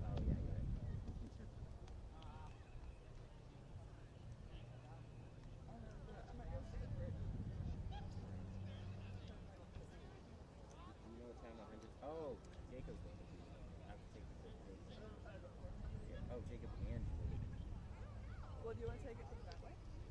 Different? to see the difference?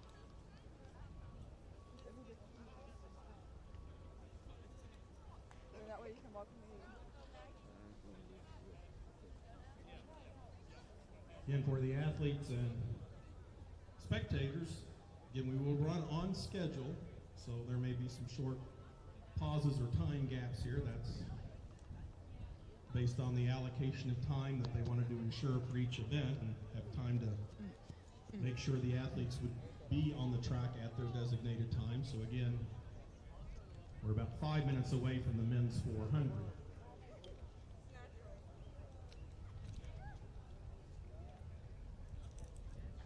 Our 3 o'clock field event starts. Those athletes should have checked in, or if they have not done so, need to do so immediately. That's the women's high jump, men's pole vault, and women's discus. So again, we have 3 p.m. start times, and we'll introduce those fields here shortly. Women's discus, men's pole vault, women's high jump.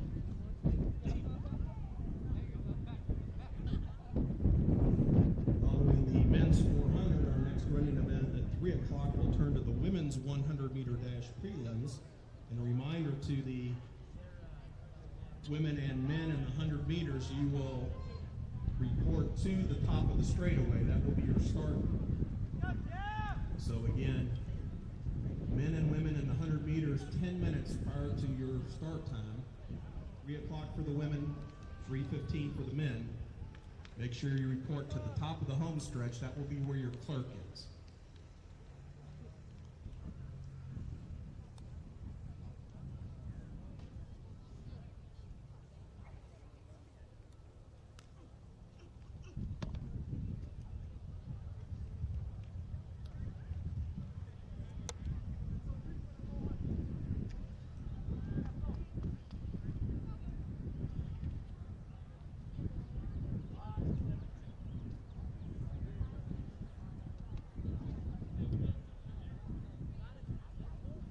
The only change we had in round 5 of the men's long jump, they are now in their 6th and final round.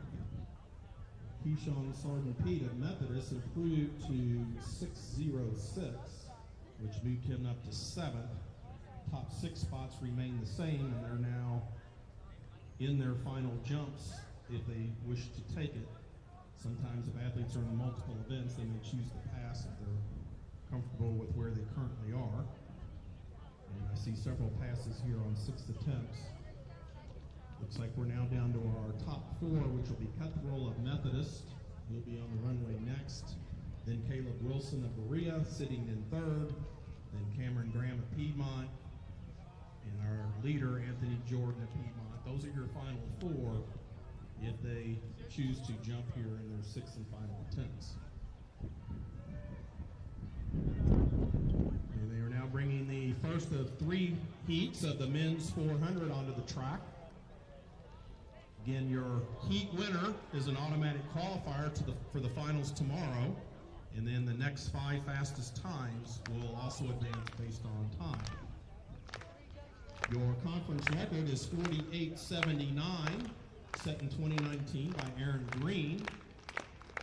And coming up in Heat 1, he has the top seed mark of 49.01, and he will be running out of lane 4. All right, here are your lane assignments for the first of 3 heats in the men's 400. Coming out of lane 1, from your homestanding Berea College Mountaineers, Michael Moore. In lane 2, from Covenant, will be Danny Colt. In lane 3, from William Peace, Marcus Truss. Again, your fastest seed time during the 2021 outdoor season is in lane 4 in this first heat, with a seed time of 49.01 from Piedmont, Julian Hazen. In lane 5 will be Berea's Christoph Mendy. In lane 6 from North Carolina Wesleyan, Malik Small. In lane 7 from Mary Baldwin, Tevian Adams. And running in lane 8 from Berea, Benjamin Gondry. Those are your 8 finalists in the Heat 1. Again, make sure all lanes of the track are clear. We need all 8 lanes of the track for this first section of the men's 400.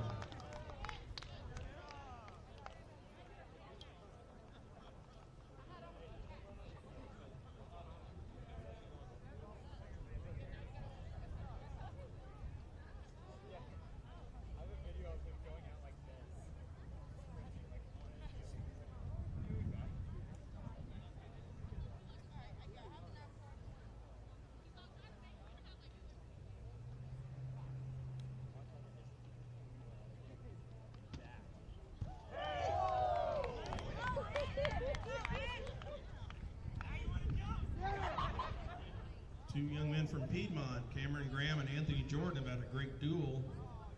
On his 6th and final attempt, Cameron Graham retook the lead at 6.76.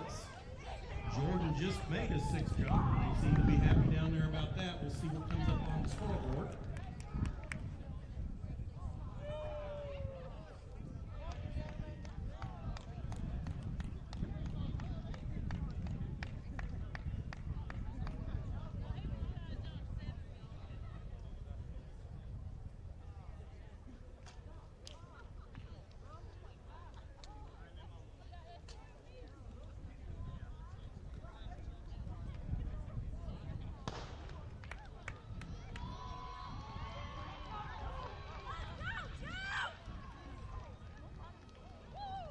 And down in the men's long jump on that 6th and final attempt, Anthony Jordan of Piedmont went 7.06, which will claim the 2021 individual championship and is also a new Conference USA record.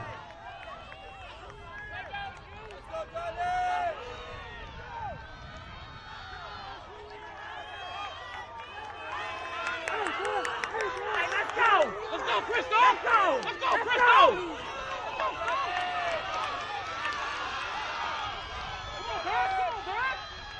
Hazen in 4. That's Mendy of Berea. A strong run here to get 2nd out of that heat. And Tressa William Peace, your 3rd place finisher. You'll have to see what the 5 times are for those additional qualifiers. Hazen, as expected, will take the automatic qualifying, but certainly Mendy of Berea should be strong here on the 5 based on qualifying time.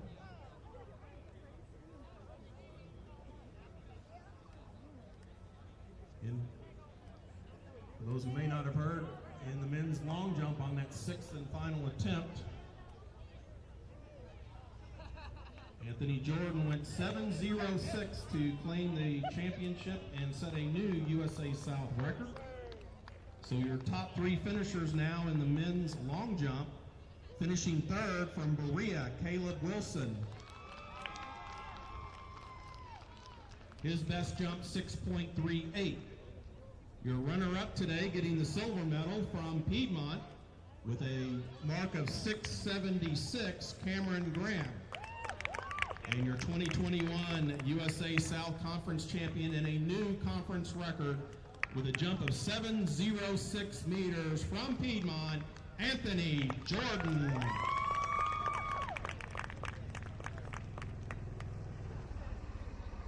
Here are your lane assignments. Heat 2 of the men's 400. In lane 1 will be Cameron Durham of William Peace. Lane 2, Camian Achilles of North Carolina Wesleyan. What's that? Lane 3, Richard Staley of Methodist. In lane 4, he's got the 2nd fastest seat time at 51.40 from William Peace, Walter Brown. His teammate, who has the 5th fastest seat time of 51.85, will run in lane 5, Eric Davis. And getting you a trio of William Peace runners in a row, running in lane 6, Marlon Davis. Running in lane 7 from Huntingdon is Tyler Shirley, and rounding out the 2nd heat in lane 8 from William Peace, Darrell Chisholm Jr.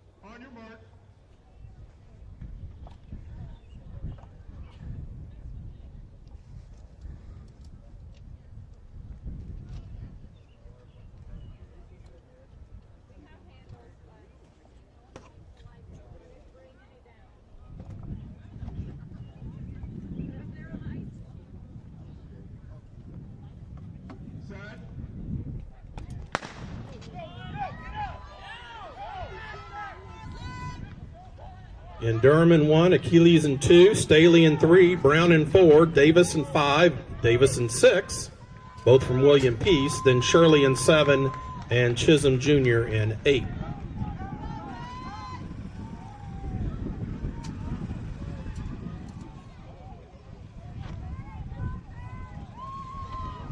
And your heat winner automatically moves on to tomorrow's finals, and then the next fastest 5 out of the 3 heats combined.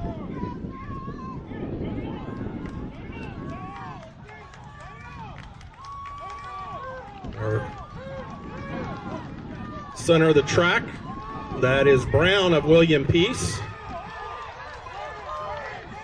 Coming hard late here is Staley of Methodist. And Marlon Davis of William Peace out in 6, so it was Staley of Methodist in 3 and Marlon Davis of William Peace in 6. They were battling for your 2nd and 3rd spots. Automatic timing will figure out the correct order and time. Coming on the track now is your 3rd and final heat of the men's 400. In lane 1 from Huntingdon will be Harrison Jackson. In 2 from Methodist, Stephen Dukes. In 3 from Berea, Larry Branch. In lane 4 with the 3rd fastest seed time coming in at 51:43 is Ben Tyson of Covenant. In lane 5 with the 4th fastest seed time at 51:68 from Piedmont, Jacob Ballett. Running out of lane 7 from Huntingdon, Jalen Lewis. In 8 from Covenant, Josh Leake. And rounding out heat 3 in lane 8 from Huntingdon, Taylor Chestnut.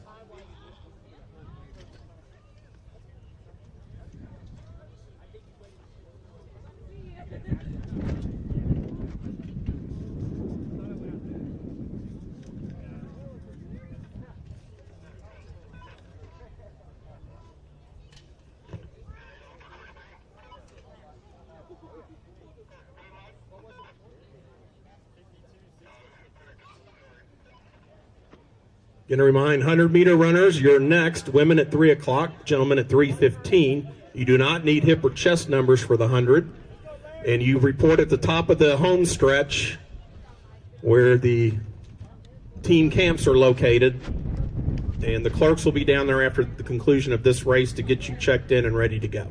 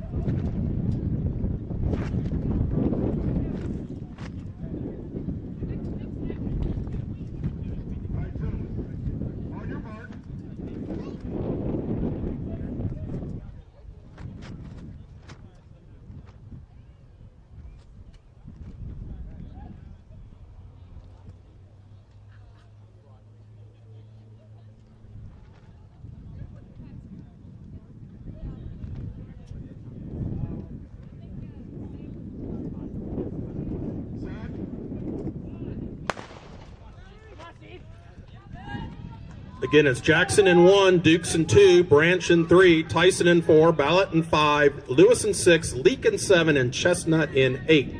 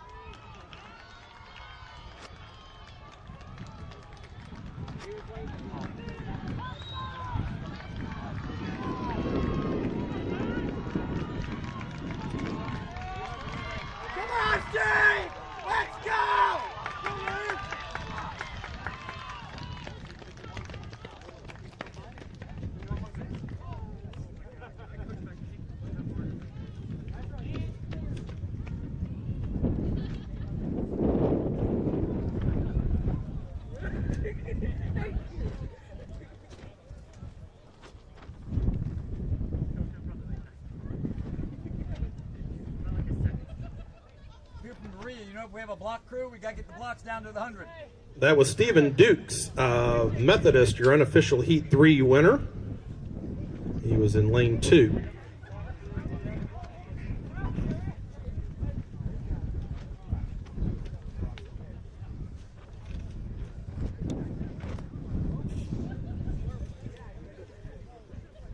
As we await for the 3 o'clock start time for the women's 100 prelims, let me introduce you a couple of our field events that will get underway here at 3 o'clock.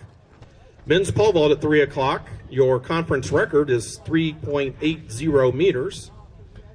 And we've got 5 gentlemen who will be contesting the pole vault. They will determine the opening heights and the progressions with the athletes there and our vault officials. Your scheduled 5 competitors in no particular order will be Keontae Williams of North Carolina Wesleyan, Brandon Gregory of Piedmont. He does come in with the 3rd best seed mark in the pole vault of 305 from Piedmont, Jeremy Hallbrook. Coming in with the 2nd best seed of 353 from Piedmont, Wesley Rogers. And rounding out your field of 5 in the men's pole vault, he has the top seed of 365. We'll see if he can challenge the 380 conference record. Maybe some good favorable tailwinds will help. And coming in as our top seed from Methodist, Tylen Broughton.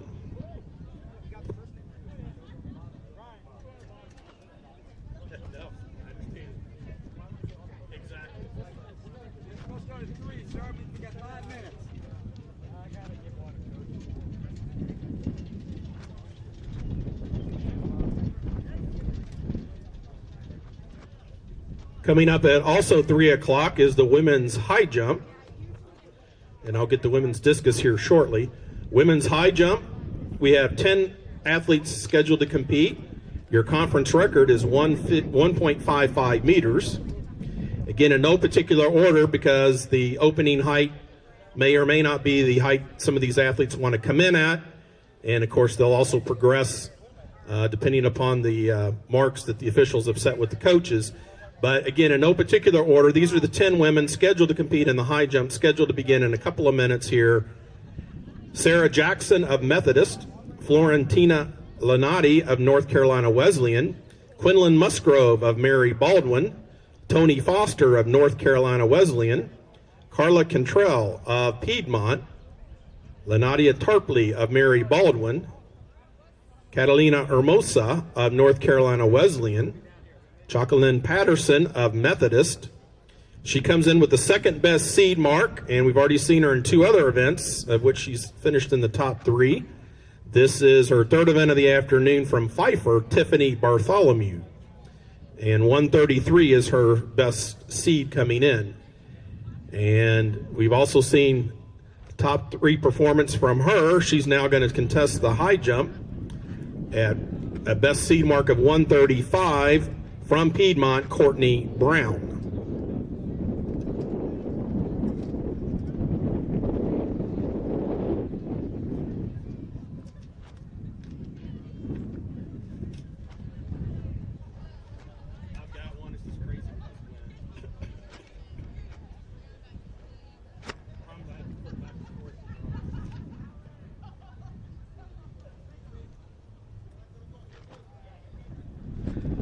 As they're setting their blocks, we have 3 heats scheduled for the women's 100.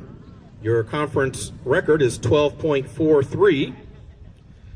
Again, it'll be the heat winner, and then the next fastest 5 advancing to tomorrow afternoon's championship final. Scheduled in heat 1 of 3 in lane 1, Jessica Beal of Piedmont. Lane 2 is Mary Baldwin's Grace Hearns. Running out of lane 3 from Meredith, Grace Olafumi Ajay. Running in lane 4, she was one of our top finishers earlier in the women's long jump. She's got the fastest seed time of 12:96 in this event. In lane 4 from Piedmont, Antika Hill. Running in lane 5, this will now be her 4th event of today. Running from Pfeiffer, Tiffany Bartholomew. In lane 6 from Wesleyan, Anne-Mary Melendez Arce. And rounding out our first heat in lane 7 from Methodist, Jacqueline Patterson.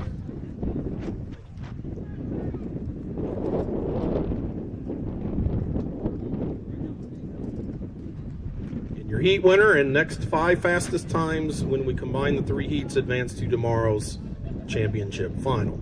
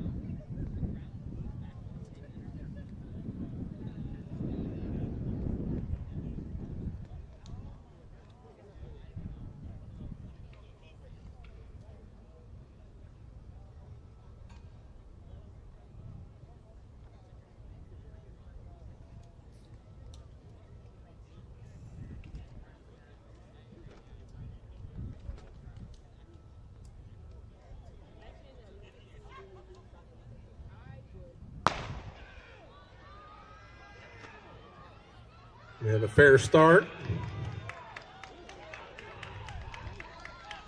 That's Annika Hill in the green.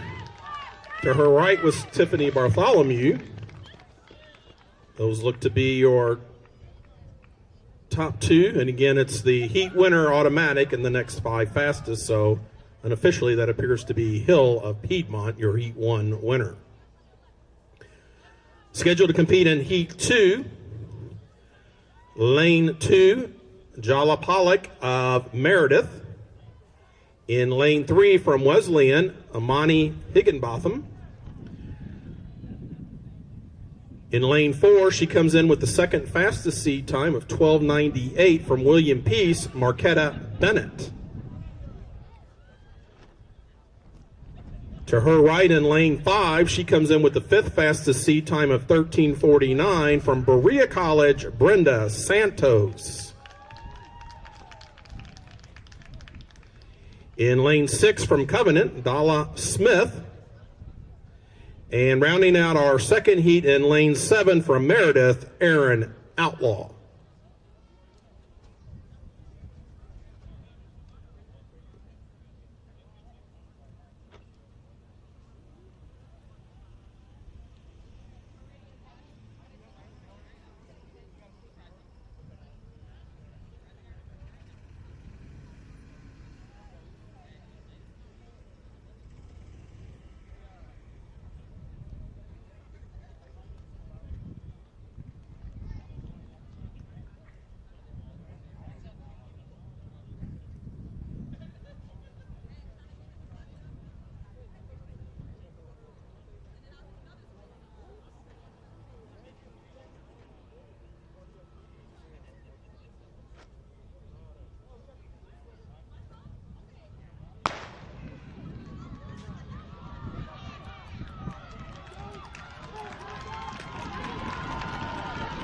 That's Santos of Berea in the blue coming on here late. Marquetta Bennett of William Peace.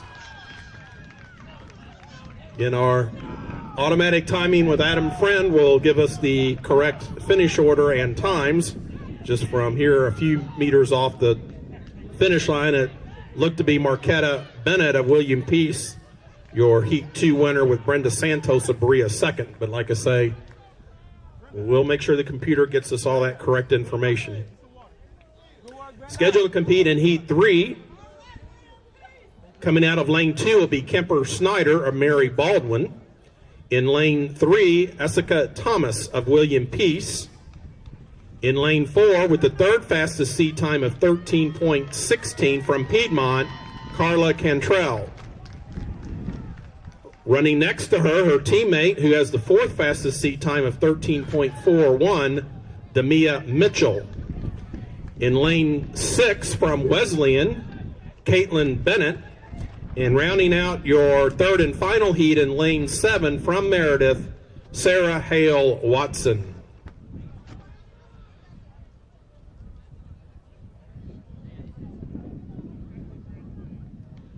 Again, our next running event will be the 3 heats of the men's 100 at 3:15, followed by the women's 3,000 meter steeplechase at 3:30.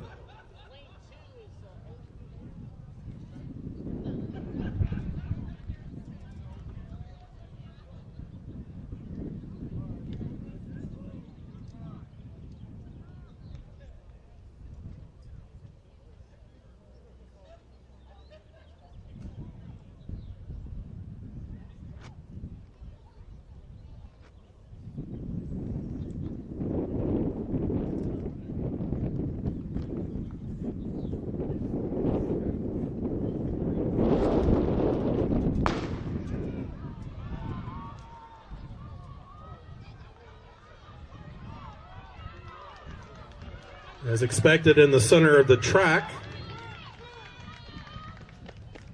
that appears to be Carla Cantrell in lane 4, and to her right, Demia Mitchell. Again, your heat winners automatically qualify, and then those next 5 fastest, we should have those shortly.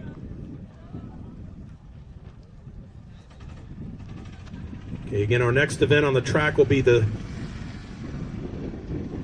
3 heats of the men's 100. We got about 9 minutes before the start of the first of those 3 heats, so let me take this opportunity to introduce our women's discus field.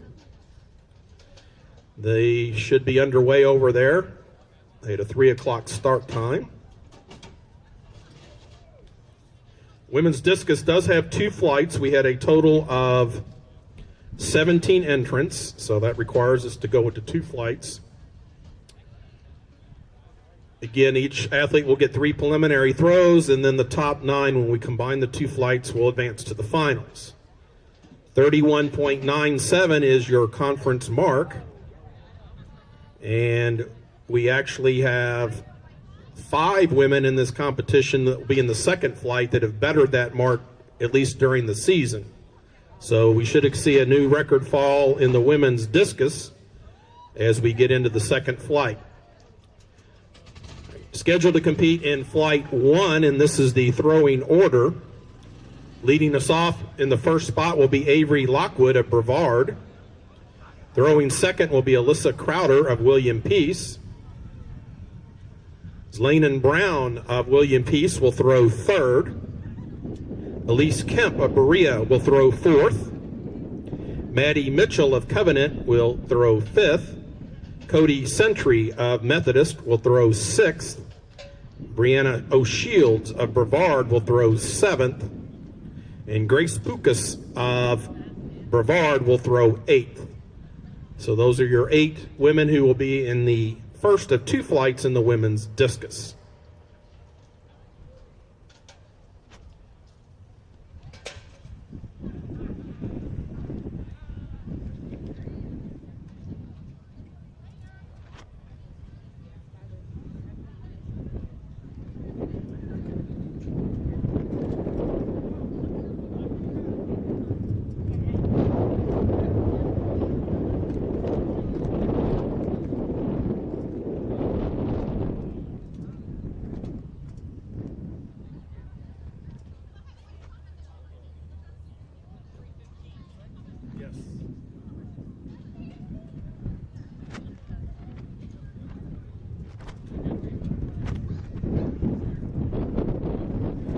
And we'd like to take a quick opportunity to thank all the hardworking officials and volunteers and administrators from Berea and the USA South Conference who help us put this meet together. Again, Adam Friend is your timer. Your meet director is Chris Thomas. These are your scheduled competitors in the women's pole vault, which is underway now. Again, in no particular order, we have Samantha Seymour of Piedmont, Florentina Lanati of North Carolina Wesleyan. She was your 2019 champion. She currently has the second best seed mark coming into today's competition, Perrin Morgan of Piedmont.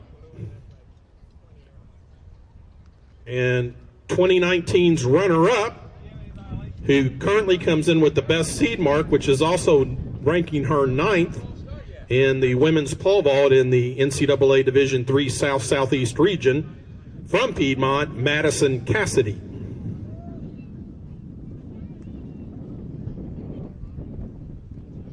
The men's high jump also should be getting underway here with a 4:30 start time. Let me back up for the women's pole vault. Your conference record is 3.0 meters, set in 2019 by Perrin Morgan, who again has your second best seed time coming in. Madison Cassidy, if she can vault at her best height or better, she has vaulted 320, so we could see a new conference record there in the women's pole vault. Also, men's high jump underway. Your conference record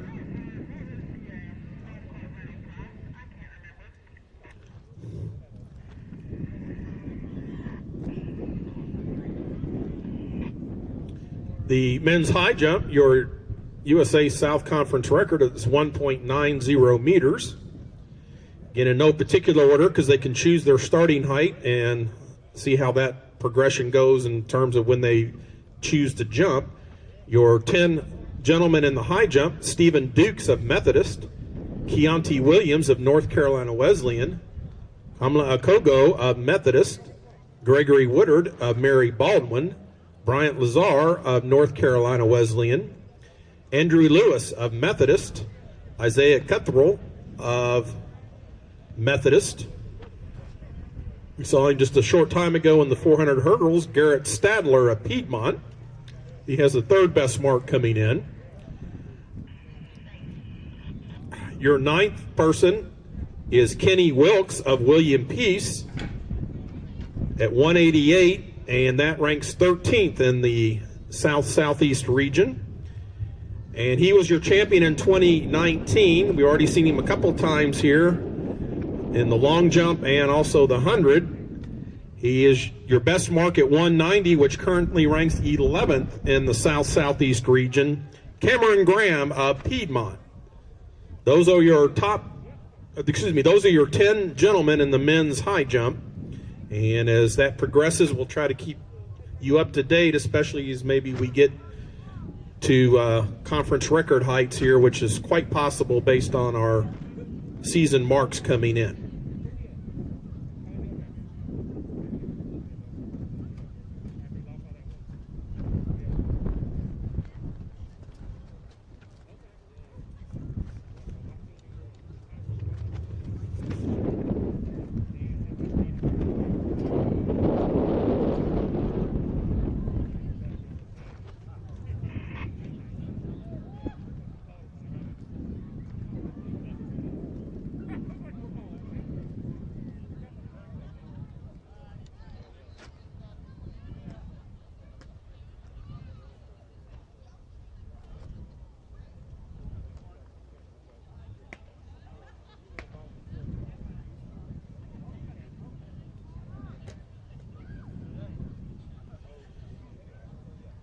In the women's 200, we have 4 heats, so your heat winner will be an automatic qualifier, and then the next fastest 4 will advance to tomorrow's championship final.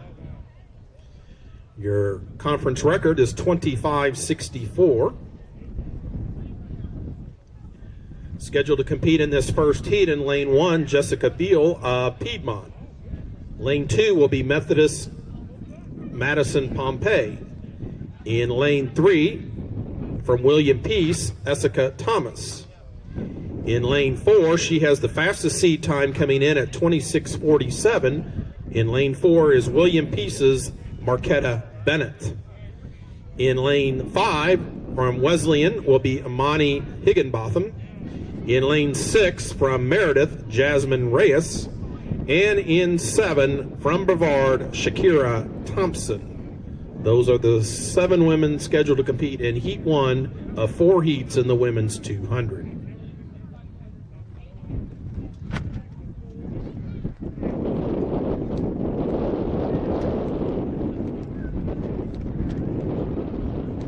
Again, men and women in the 10,000, if you've not done so, you want to get your hip and chest numbers at the brick building just outside the track past the restrooms. Again, that's where you get your hip and chest numbers for 800 meters and longer. So those 10,000 meter runners, if you haven't done so, we encourage you in the next few minutes to make sure you get your hip and chest number. And then your final check-in at 10 minutes before race time will be here at the red tent.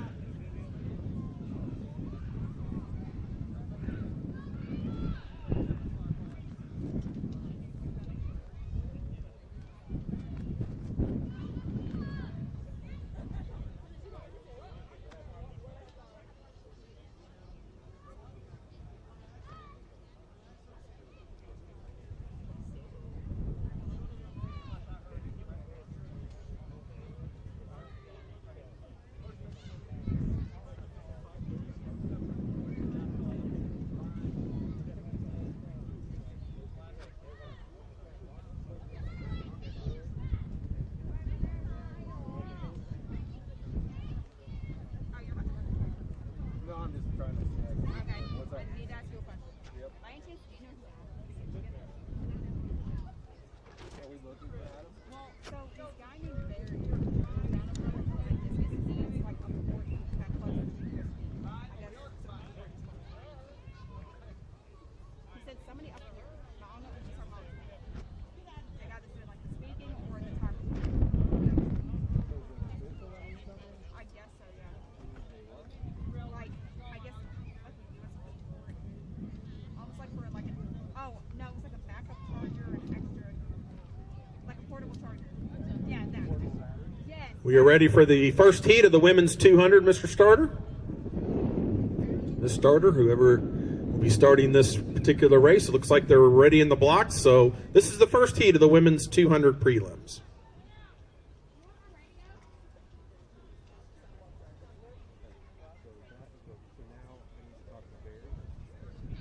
He said Adam, but I don't know who Adam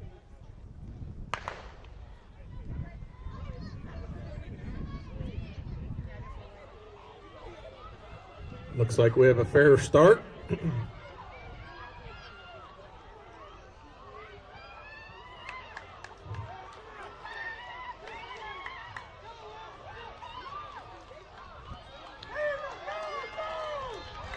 This is Marquetta Bennett of Williams in lane 4.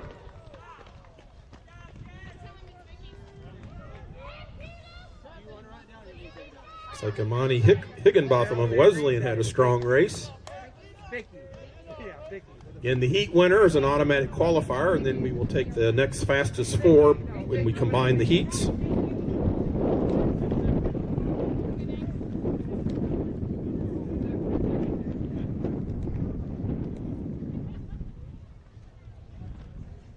Just a note for our last running event, the 10,000, those are going to be separate races. We will not combine the men and the women.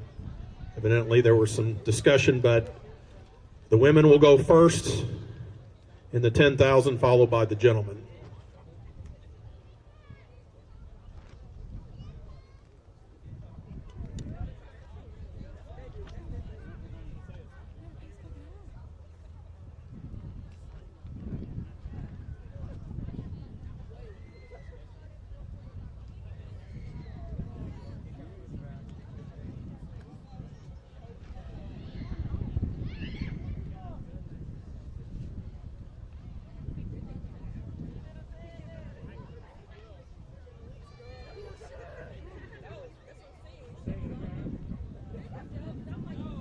This is heat 2 in lane 2, Jayla Pollock of Meredith. Lane 3, Brenda Santos of Berea. Lane 4 is Antika Hill of Piedmont. Lane 5, Aaron Outlaw of Meredith. Lane 6, from Wesleyan, Anne-Mary Melendez Arce. And in lane 7, from Brevard, China Pouncey.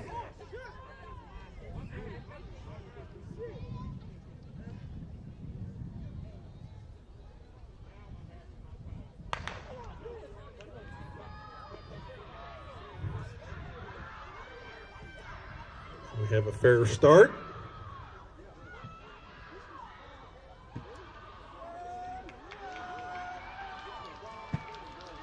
Coming off the turn, I believe that's Antica Hill of Piedmont in lane 4.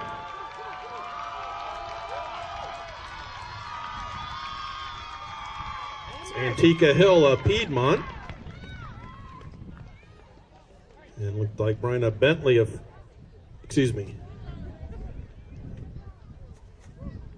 that was Aaron Outlaw of Meredith. I believe he was second.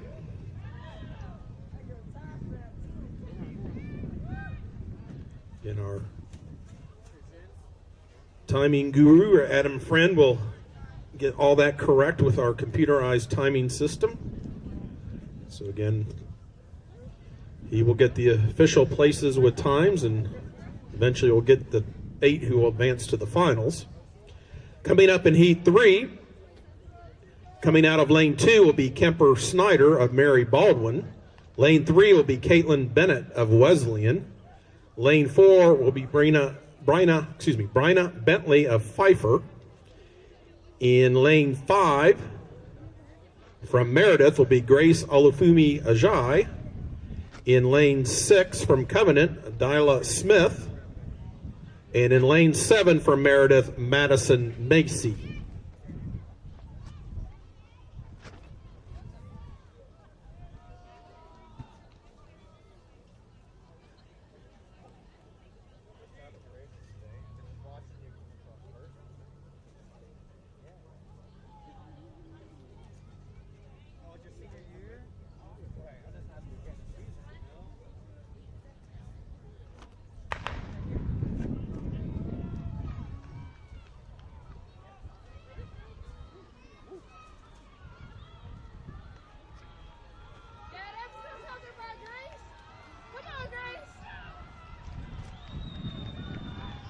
Looks like Bryna Bentley of Pfeiffer in lane 4.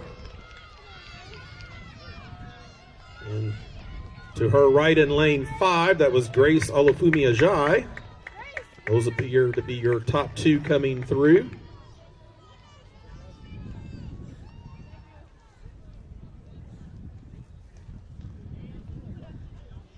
And scheduled now to compete in the 4th and final heat of the women's 200.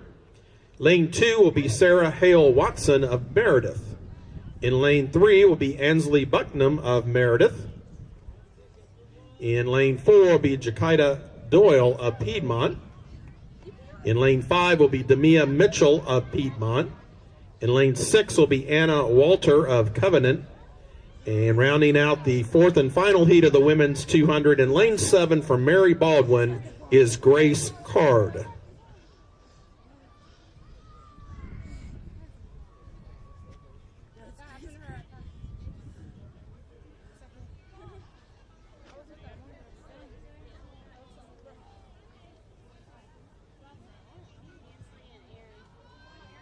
You're clear for the start of the 4th and final heat of the women's 200-meter prelims.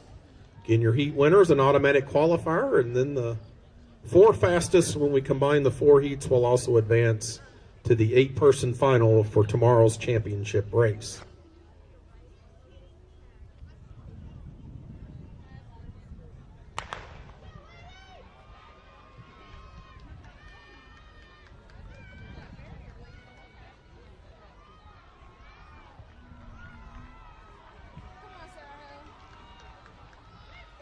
And in the center of the track, that's Jakita Doyle of Piedmont.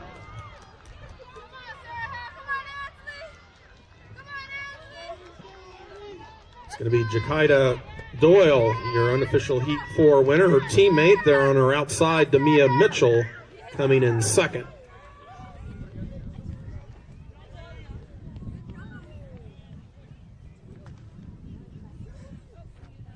Next up on the track will be the preliminary sections and heats of the men's 200-meter dash.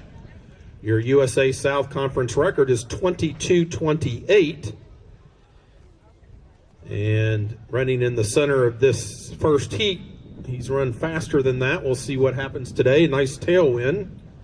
He already, though, was the fastest preliminary runner in the 400, so we'll see what he wishes to do here in the 2. But as we come up here in the first of the 4 heats, in lane 1,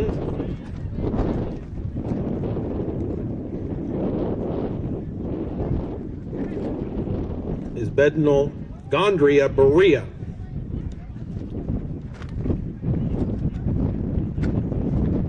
In lane 2 from Berea, Junior Gamfi. In lane 3 from William Peace, Eric Davis. In lane 4 from Piedmont, again, he's got the fastest C time at 22:02. That's Julian Hazen. In lane 5 will be from Methodist, Anthony Matthews. Running out of lane 6 will be Josh Leake of Covenant. And rounding out the first heat in the men's 200, in lane 7, Jean-Paul Nunez of Berea.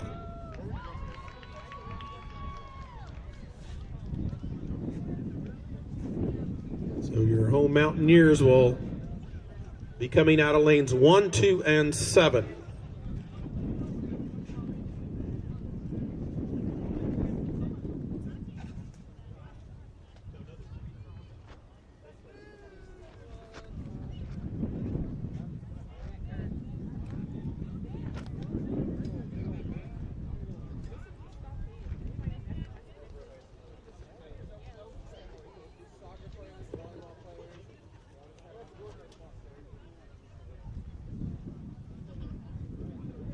We have a few minutes before our 5 o'clock start time for the men's 200. Following the 200 will be our last running events. First, it'll be the women's 10,000 at 5:30, and that will then be followed by the men's 10,000. And again, 10,000 meter runners, you do need to get a chest and hip number at the brick building on the outside of the track down by the tennis courts next to the restrooms. And then when it's 10 minutes prior to race time, then you'll report here to the red tent on the infield.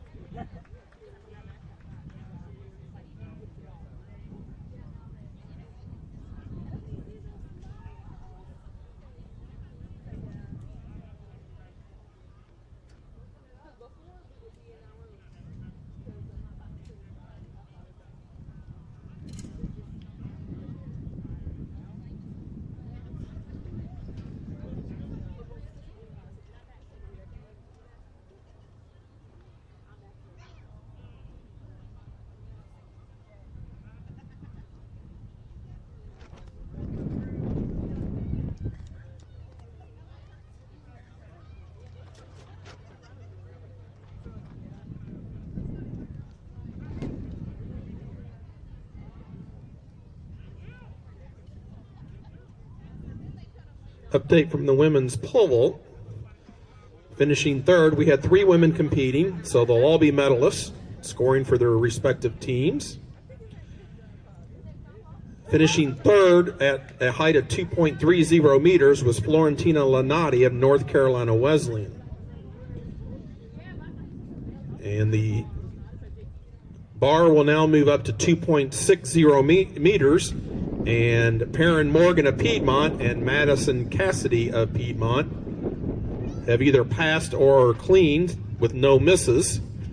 So those will be your remaining 2 women in the women's pole vault. The bar goes to 260 next. And again, that's Perrin Morgan of Piedmont and Madison Cassidy of Piedmont.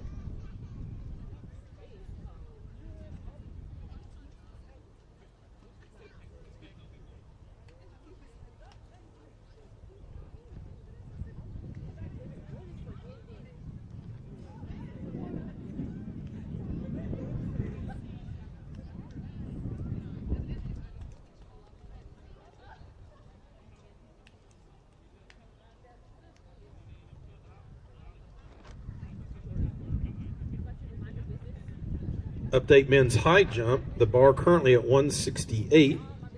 And Stephen Dukes of Methodist, Garrett Stadler of Piedmont, Kamla Akogo of Methodist, Isaiah Cuthrell of Methodist, and Kenny Wilkes of William Peace are still jumping at this height. And it looks like several of the other gentlemen have been passing and have not entered the competition yet. So again, we'll give you an update as soon as we continue to move up and get all the gentlemen in the competition. We have a white flag. We're ready for the start of the men's 200 first heat.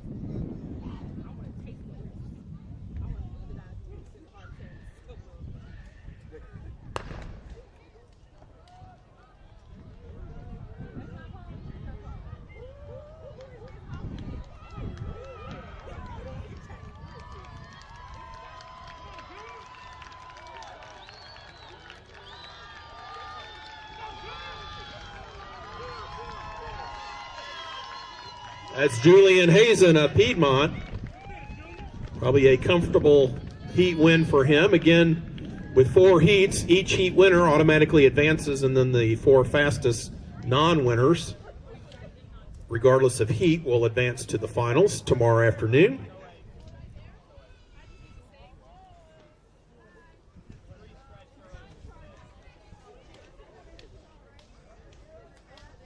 Okay, scheduled to compete in heat 2, men's 200.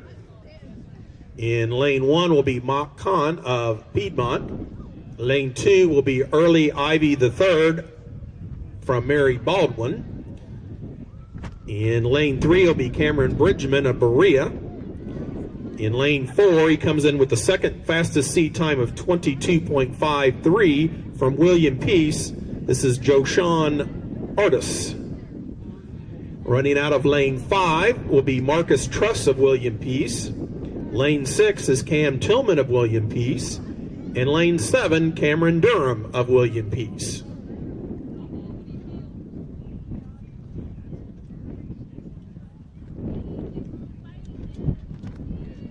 And there's a method to seeding these heats. It may not seem on the surface why 4 athletes of the same school would end up in the same preliminary heat, but again, based on submitted seed times and the way it's seeded, that's how it came out.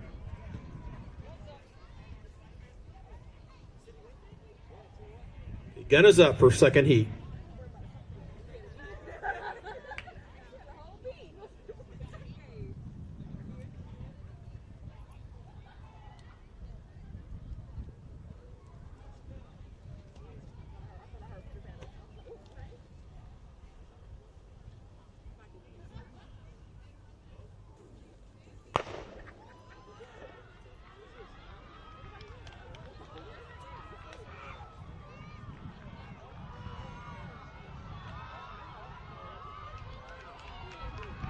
It's Joshawn Artis in 4, Marcus Truss in 5, and now Artis comes on. Looks like his teammate Truss, and then maybe Tillman, trio there from William Peace.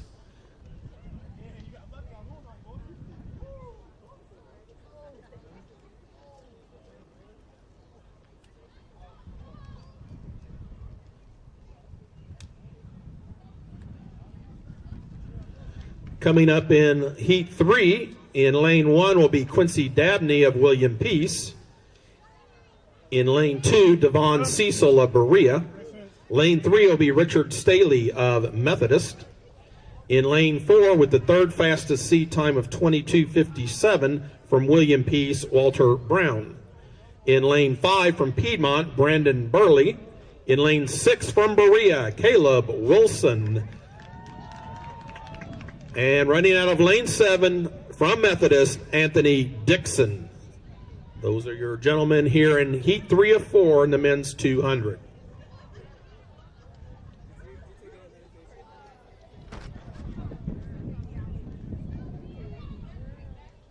We have a white flag, so whenever the starters are ready on the opposite side, we're up for heat 3.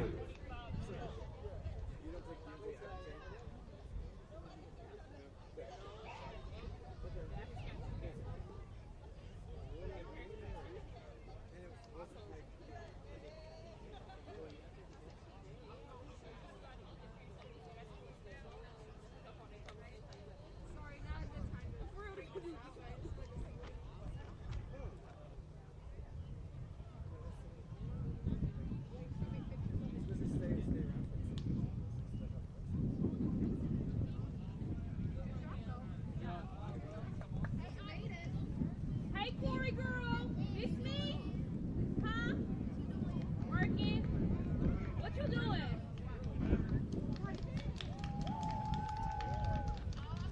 Okay. Billy's somewhere he not working. He over there talking. Billy? You right there. Over there, you see his head?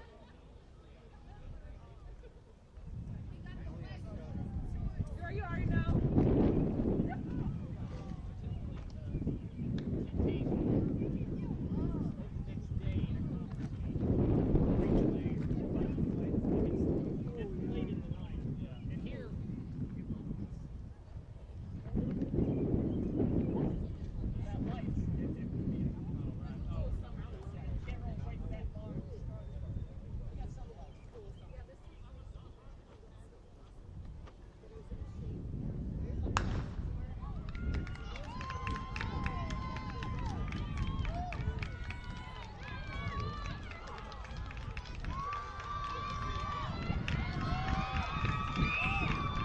They come off the turn. It looks like Walter Brown of William Peace and Caleb Wilson of Berea.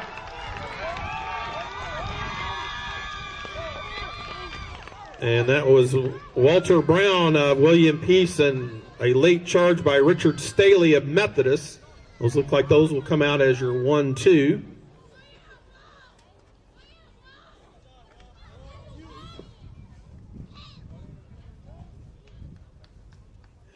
Scheduled to compete in the 4th and final heat here in the men's 200. Coming out of lane 2 from Berea, Emmanuel Darling. Coming out of lane 3, also from Berea, Christoph Mendy. Coming out of lane 4 from Covenant, Ben Tyson. Coming out of lane 5 from Piedmont, Chris Donseru.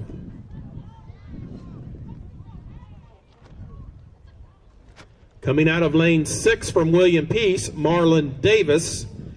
And rounding out heat 4 in lane 7 from Berea, Juan Mercado. And we have a white flag whenever our starters and athletes are ready. Over at the 200, we're good to go.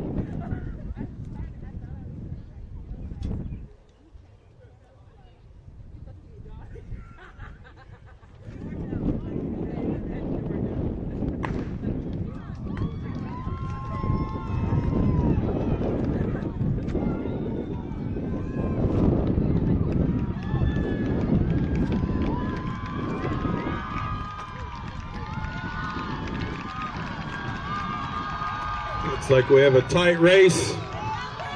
Looks like out in lane 5 from Piedmont.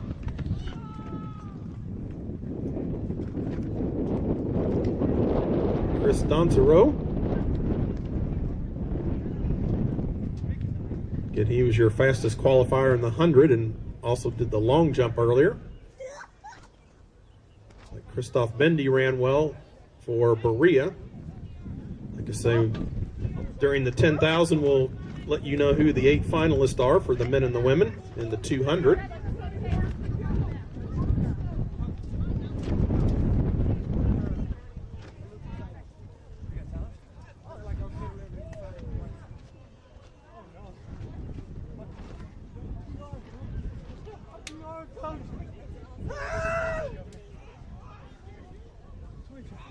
Women's 10,000 will be our next running event. We'll have a bit of a time lag here.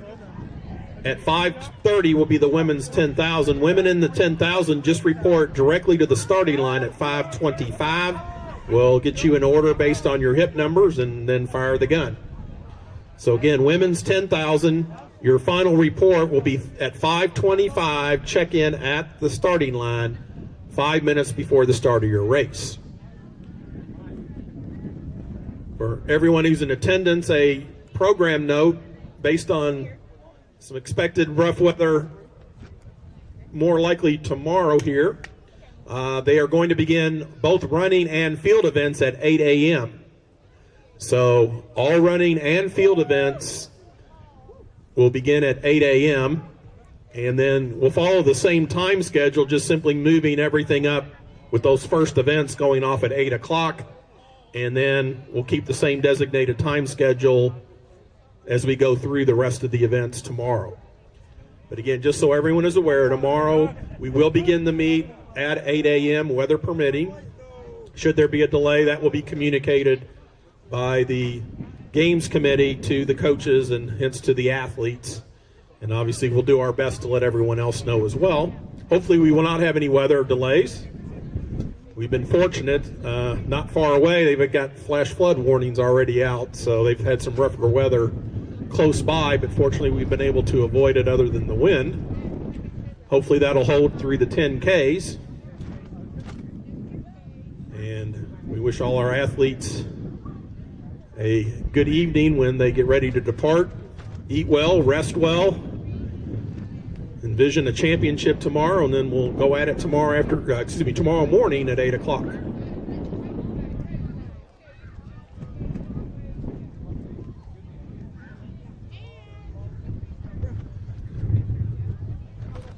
If anyone has found a custom facial mask, it's got it embroidered with the word TINK, T-I-N-K, that is sentimental to the person who is trying to locate it. If you come across a facial covering, facial mask with the word TINK, T-I-N-K, if you could just give it to us here at the announce table under the red tent, we'll make sure it gets back to the athlete who is trying to locate it. Thank you.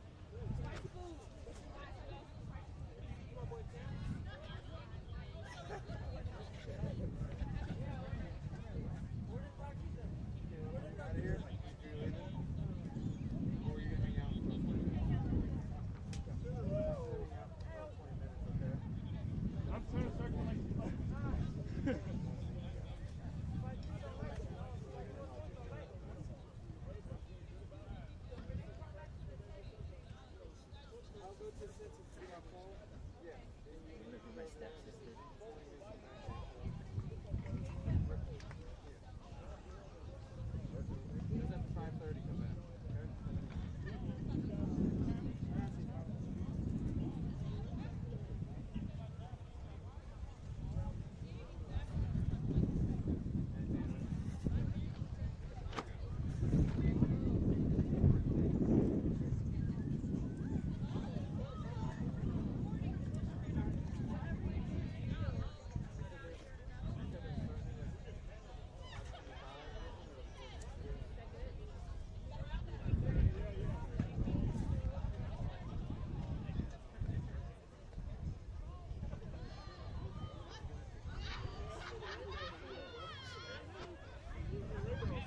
Okay, our women's pole vault has concluded.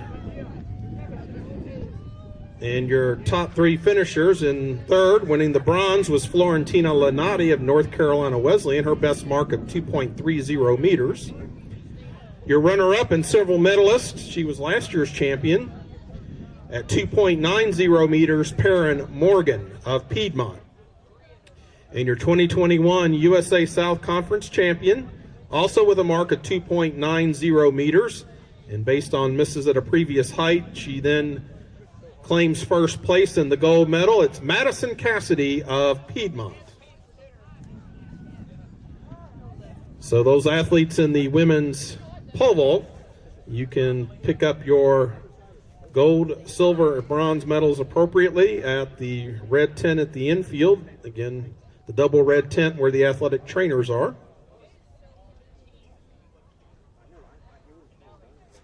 Let me give you an update in our other two field events still going on. Men's high jump.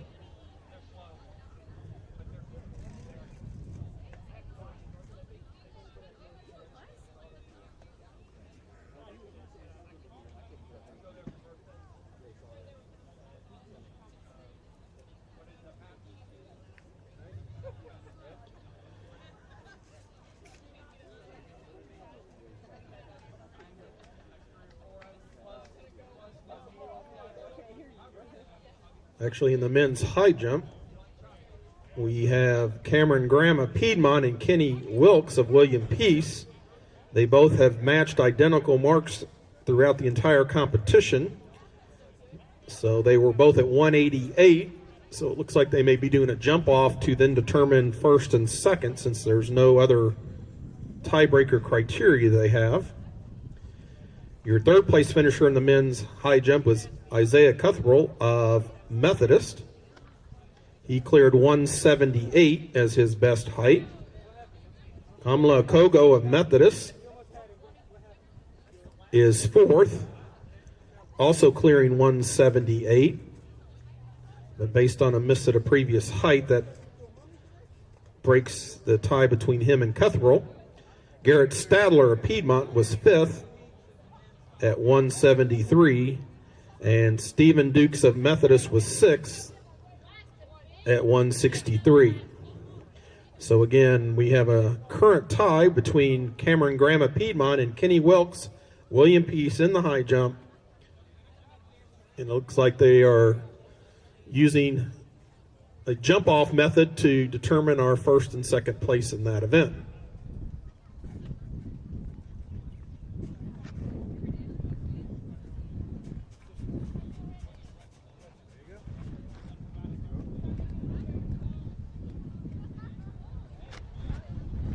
Update in the men's discus.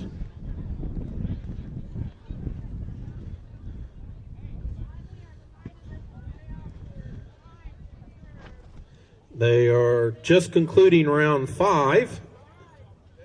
And your top 3 currently in the men's discus.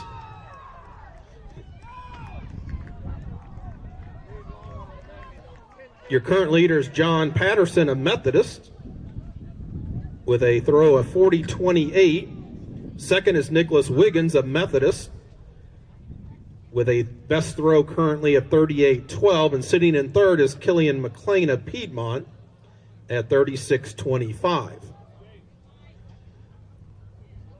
And the cheer you just heard was in the men's high jump.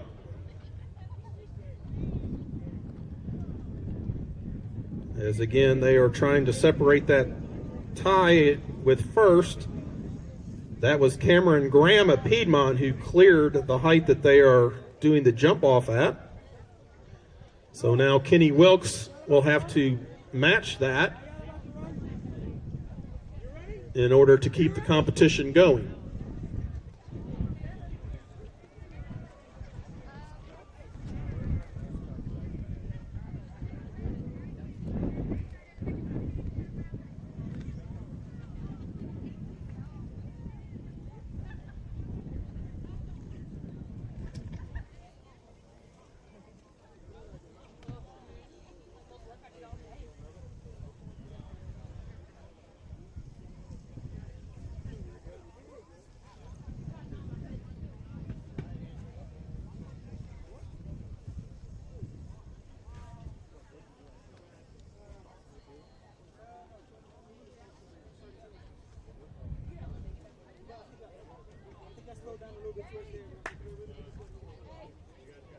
Here will be your finalists for tomorrow's women's 200-meter championship race. The 8 finalists and their lane assignments. In lane 1 from Meredith will be Grace Olufumi Ajay. Lane 2 will be Amani Higginbotham of Wesleyan. Lane 3 will be Antika Hill of Piedmont. Lane 4 will be Bryna Bentley of Pfeiffer, and she has the fastest preliminary time at 26:85.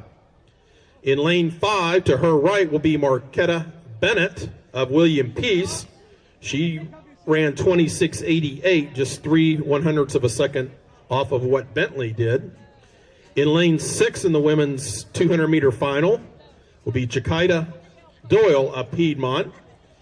In lane 7 will be Aaron Outlaw of Meredith. And in lane 8 will be Demia Mitchell of Piedmont. So those are your 8 finalists for the women's 200. Olufumi Ajay of Meredith in 1, Higginbotham of Wesleyan in 2, Hill of Piedmont in 3, Bentley of Pfeiffer in 4, Bennett of William Peace in 5, Doyle of Piedmont in 6, Outlaw of Meredith in 7, and Mitchell of Piedmont in 8.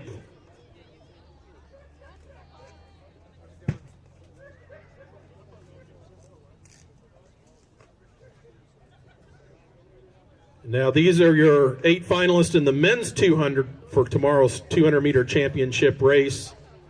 And there are lane assignments. Lane 1 will be Ben Tice Covenant. Lane 2 will be Richard Staley of Methodist. Lane 3 will be Walter Brown of William Peace. Lane 4 with the fastest time in the prelims of 22:52 will be Julian Hazen of Piedmont.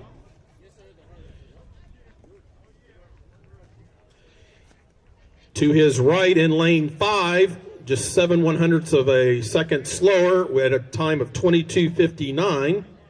From Piedmont in lane 5 will be Chris Donsero.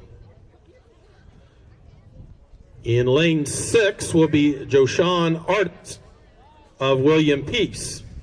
In lane 7 will be Marlon Davis of William Peace. And rounding out your field of 8 in the men's 200-meter final tomorrow, in lane 8, Anthony Matthews of Methodist. So again, those lane assignments for tomorrow's 200-meter championship race for the gentlemen: Tyson of Covenant in 1, Staley of Methodist in 2, Brown of William Peace in 3, Hazen of Piedmont in 4, Donsero of Piedmont in 5, Artis of William Peace in 6, Davis of William Peace in 7, and Matthews of Methodist in 8. Again, women's 10,000 at 5:25. You need to be on the start line. 5:25 for the women's 10,000. It looks like we're right at that time. So they will get you arranged based on your hip number. We'll let you know who the field is once we get that race underway.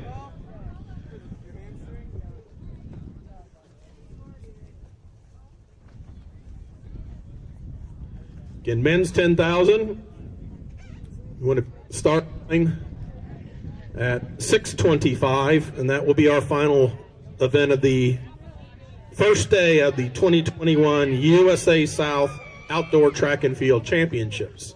Again, a reminder that 8 a.m. will start the meet tomorrow. That is a change in the schedule due to some potential bad weather and heavy rains tomorrow. It looks like it'll be later in the day that the weather could be worse. So we're going to try to see if we can get an 8 o'clock start time going. So 8 o'clock for the first field event and the first running event. We'll follow the same order and the same gap of time that you see already printed for day 2. It's just everything will be moved up with everything starting at, when I say everything, the first field events and the first running event at 8 o'clock in the morning.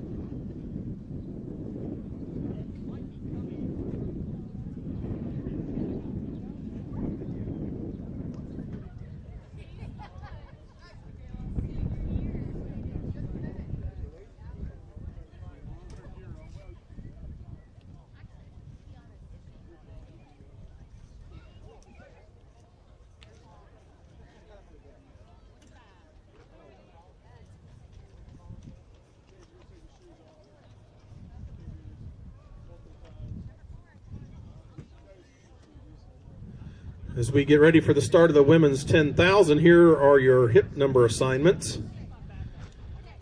Your USA South record in this event is 40:23.72, set in 2019. Hip number 1 is Michaela Lawler of Methodist. She has already run 37:33.12 this season. That time ranks first in, of course, the USA South Conference. That time ranks third in the South-Southeast region of Division III and 21st nationally on the 10,000 meter list in Division III. Michaela Lawler of Methodist with hip number 1. Hip number 2 is Addie Bolton of Piedmont. Hip number 3, Caroline Stubblefield of Methodist. Hip number 4, Haley Sheehan of North Carolina Wesleyan. Hip number 5, Ashley Baker of Covenant. Hip number 6, Isabella Sato of Meredith. And rounding out our field of 7, hip number 7, Kelsey Hutchinson, North Carolina Wesleyan. 10,000 meters is 25 laps around the 400 meter oval. 6.2 miles if you're trying for a comparable English conversion.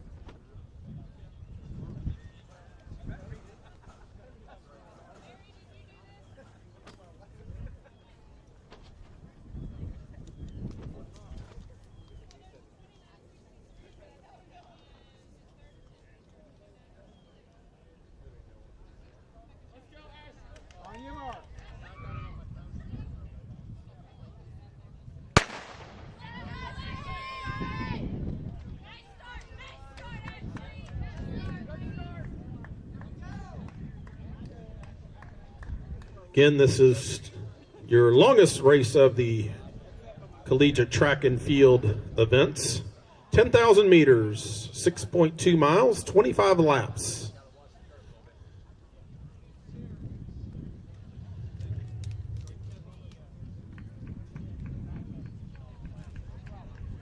Again, hip number 1, as we mentioned earlier, is your returning champion from 2019. She currently ranks 3rd in the Southeast region in this event and 21st on the national list. I believe in Division 3 they take the top 22. The qualification goes until the middle of May, so we still have a few more weekends and conference meets and last chance meets to go, but certainly the potential qualifier for the national championships in Division 3 in this event is wearing hip number 1, Michaela Lawler of Methodist.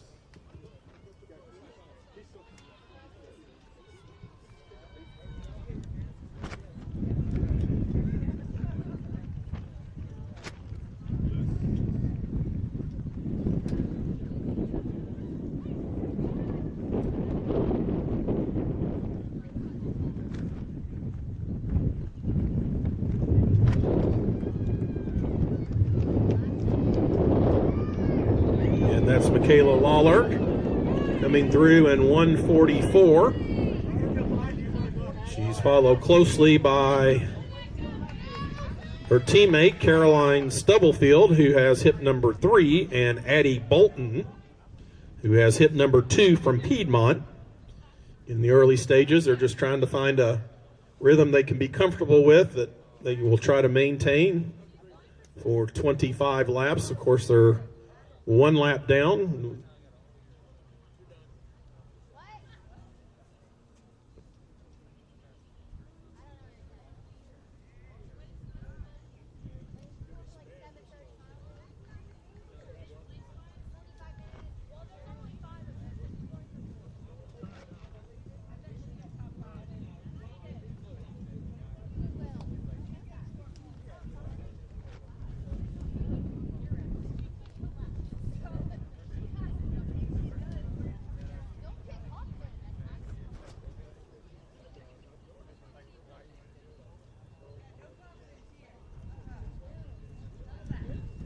In our top 3 gentlemen in the high jump, if you've not done so, you can pick up your medallions. 3rd place was Isaiah Cuthrell of Methodist, 178. Again, in the jump off, if I saw it correctly, I believe that Kenny Wilkes of William Peace will be 2nd, and that's the silver at 183. Also at 183, but if the jump off was his winning height, that's Cameron Graham of Piedmont, your gold medalist and 2021 USA South champion.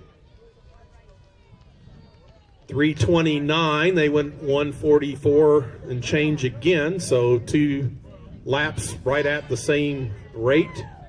So it looks like they're, at this point anyway, feeling comfortable on the front end at that speed.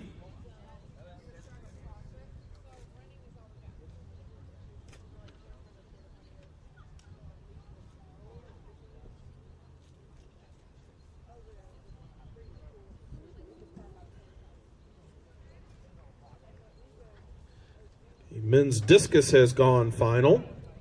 So the gentlemen in the discus, the top 3 finishers, if you have not done so, if you want to come claim your medals, we would greatly appreciate that and want to get those to you.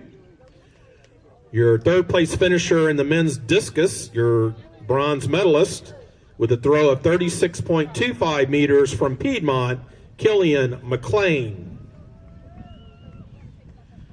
Your runner-up and silver medalist with a throw of 38.91 meters from Methodist, Nicholas Wiggins.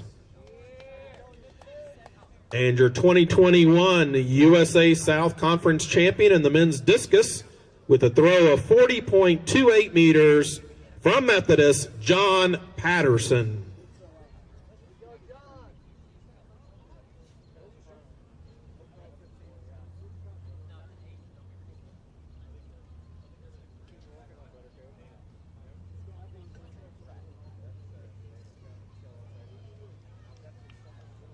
3 laps complete.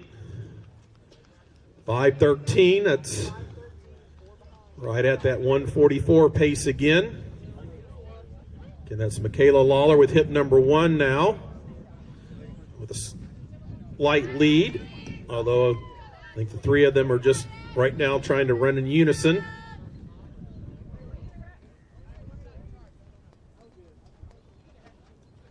Also, that's Caroline Stubblefield with hip number 3 from Methodist, and Addie Bolton of Piedmont, hip number 2. Those are your trio in front.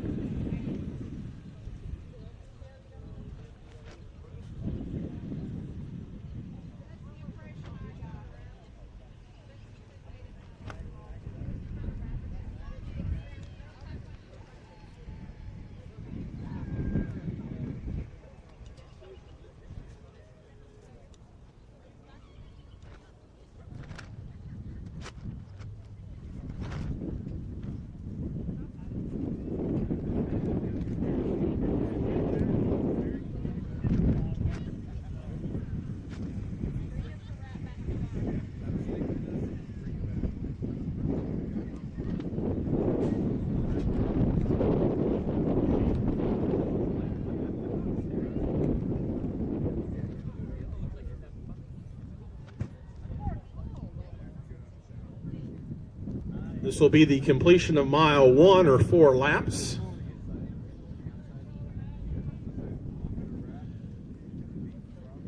Come through at 6:52.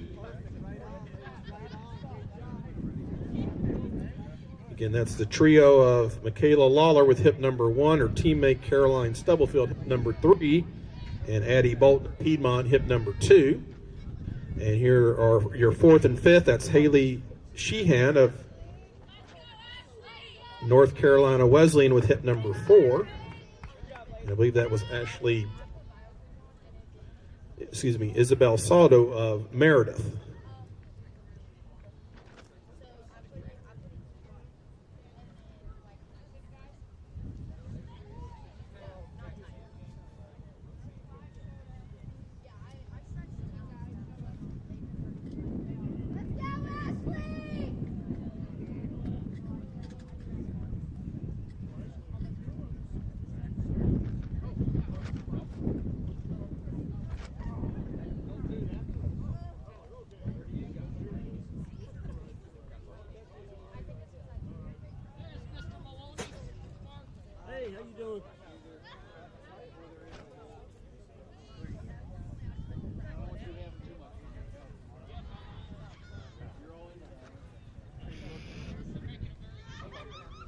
Yeah, they are right now, that's for sure.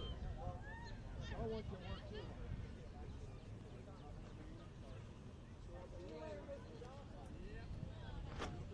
This will be 5 laps complete. That's Addie Bolton of Piedmont, Michaela Lawler of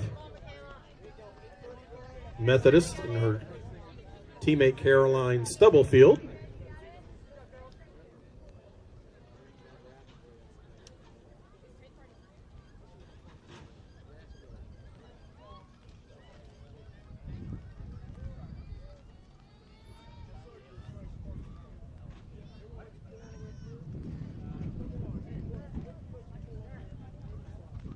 This is Ashley Baker. There was a switch in hip numbers. That's why I gave you the incorrect name earlier. I apologize. That's Ashley Baker of Covenant sitting in 4th with hip number 4, and Isabel Sato Meredith with hip number 5. So those are a correction. Those are your 4th and 5th place runners after 5 laps.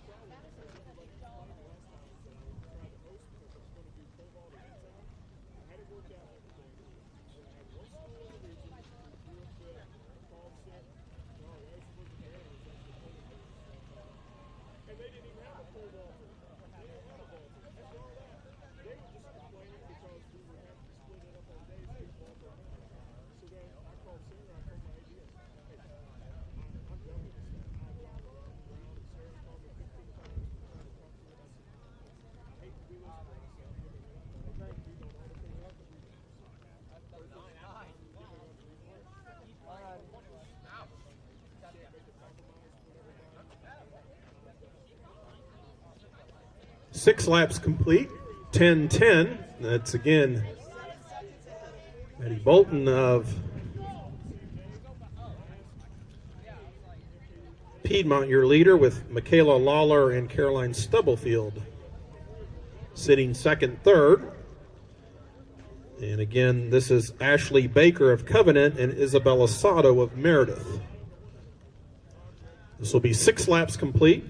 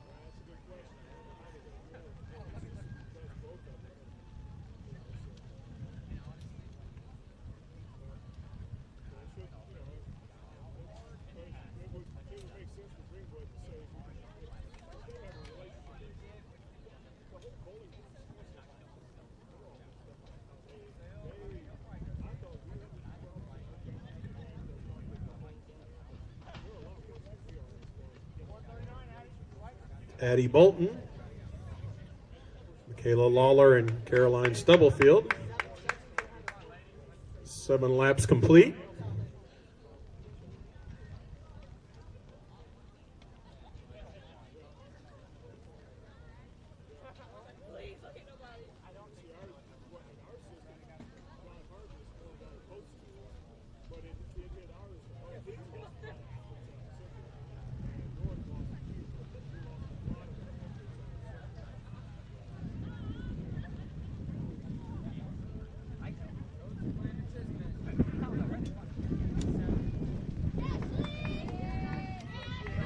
And 7 laps complete now for Ashley Baker and Isabella Sato.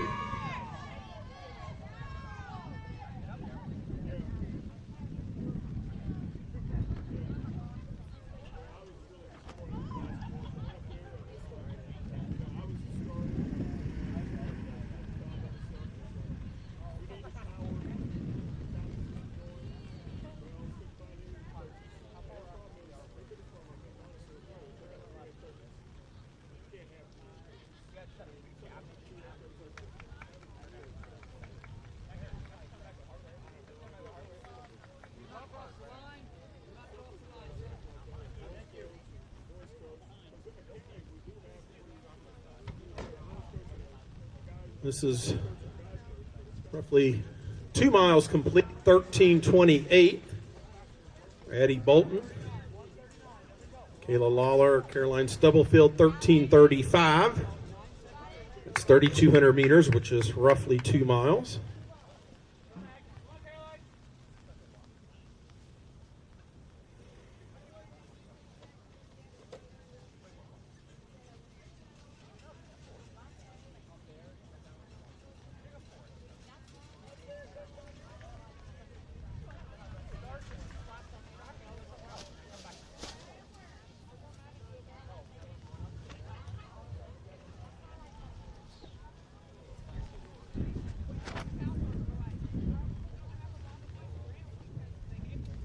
Ashley Baker and Isabella Sato from Covenant and Meredith respectively hit their 2 mile at 14:22, 7:11 mile pace.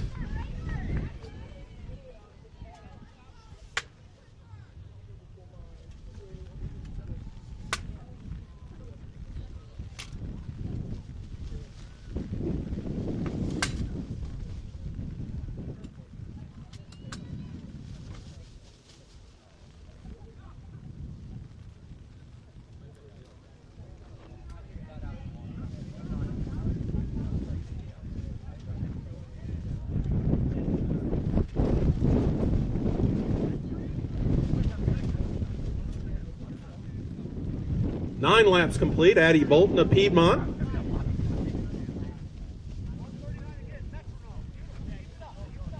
Michaela Lawler and Caroline Stubblefield.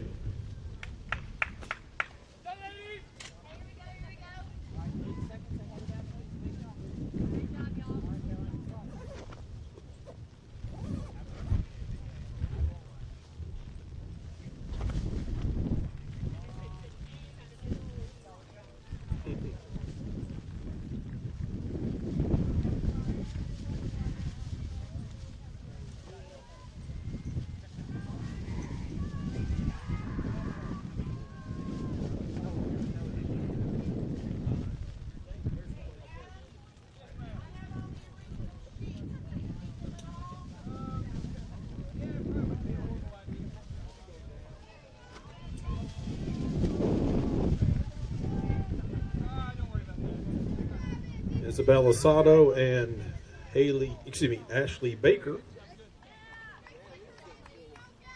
9 laps complete.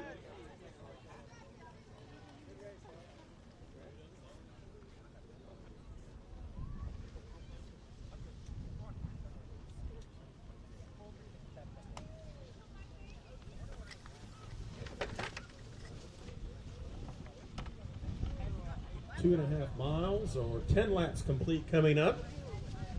Addie Bolton again of Piedmont. Michaela Lawler now has started to close that gap.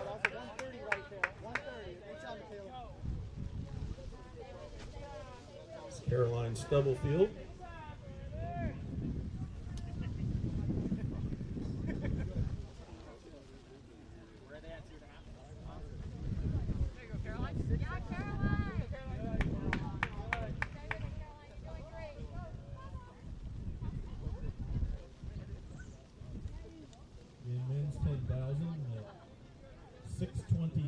You'll just report directly to the starting line 5 minutes before the start of your race.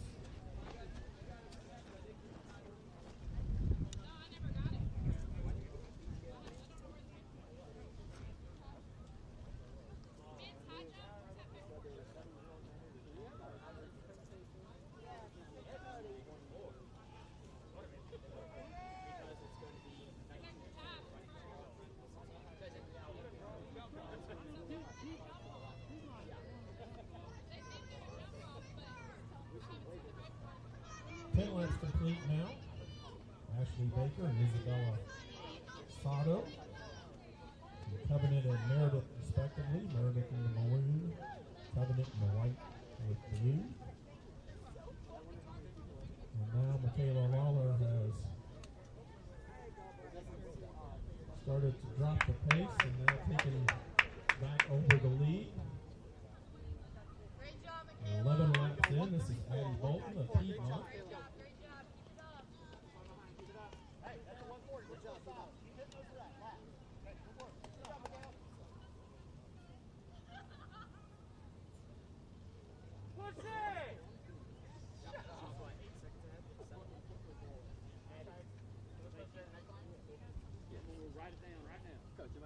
Caroline Stubblefield on 11 laps complete. I'll be back when they have like 10 laps.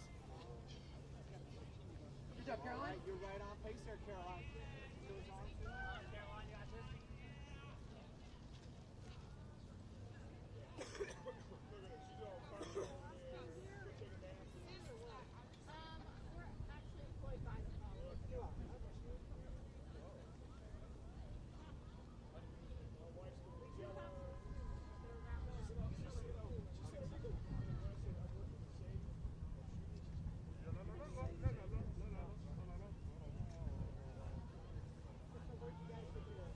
Let's go, Michaela! Especially if you're pushing the pace. I mean, if you're out longer.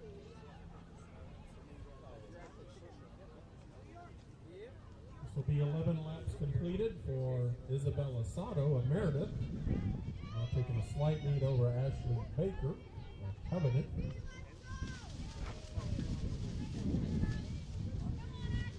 And now 12 laps complete are 3 miles, 4,800 meters. Michaela Let's Lawler, go! Let's go! Push! Let's go! 20 minutes even. Let's go! Addie Bolton Hey, you better snag him! of Piedmont. 140 again, Addie. Great work, great work. Snag him!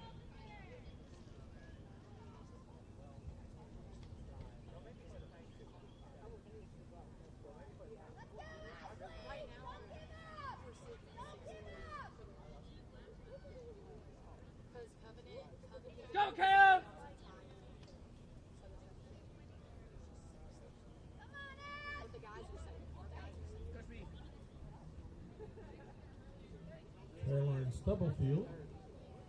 Yeah, Caroline. 20:45. Get it moving.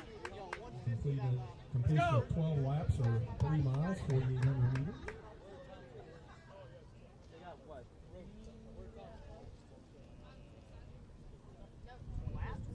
Okay, I didn't know. No, because it's 18.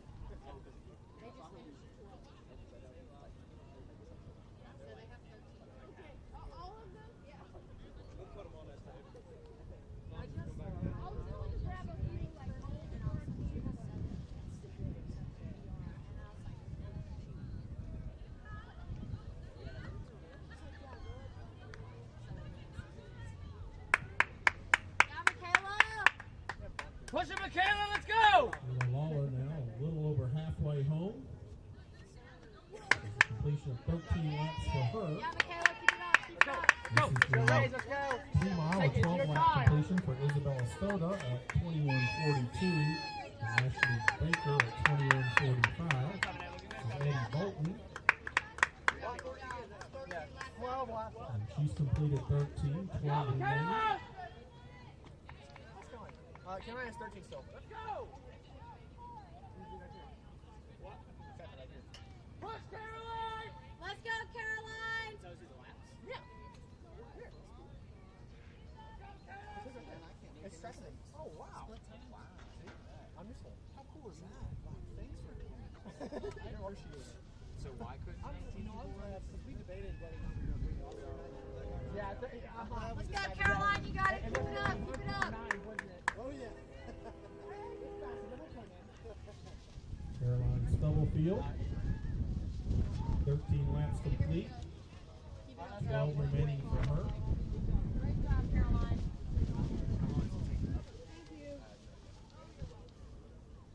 Caroline just had She has 12 laps. now she has 12.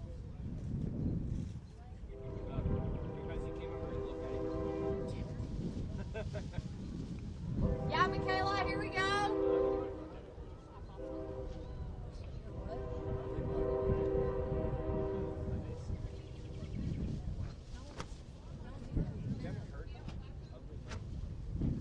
Leader Michaela Lawler.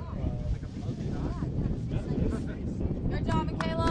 Good job, Michaela. Keep it up. Keep it up.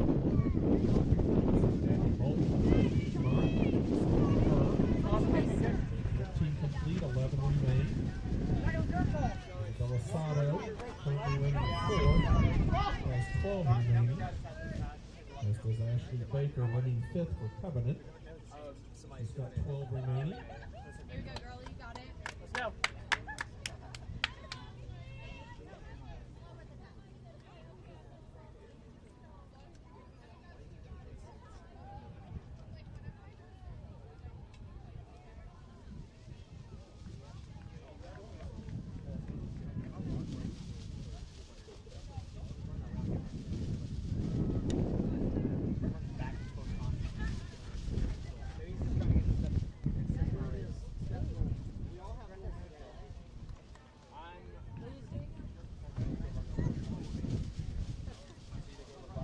Caroline Stubblefield currently 3rd. Completed 14, 11 to go.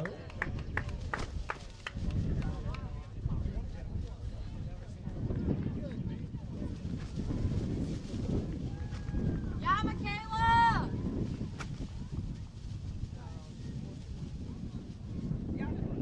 50-meter lead here. This is Michaela Lawler. Yeah, Michaela. You will now have 10 laps to go. Hey, keep it up. Yeah, 10. Let's go. 10. Okay, they're on now.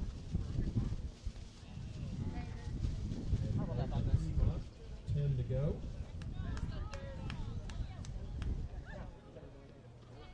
$139 again. Awesome. Consistent. Keep it up. Keep it up. How many 139s is that? Delisado Well, that's what we're Merritt. working on. So. Robotic. As the She's 11th on to it. go. I wanted her to pass the girl. I don't care. I knew she was going to beat her. I wanted one of the splits. Yeah. 36 4th. What were the first couple laps at? 144. Plus scoring points for Meredith. She can maintain that. Let's go, Caroline. Ashley Baker of Covenant 5th. We got to get her Still back 11 to go. Keep it up.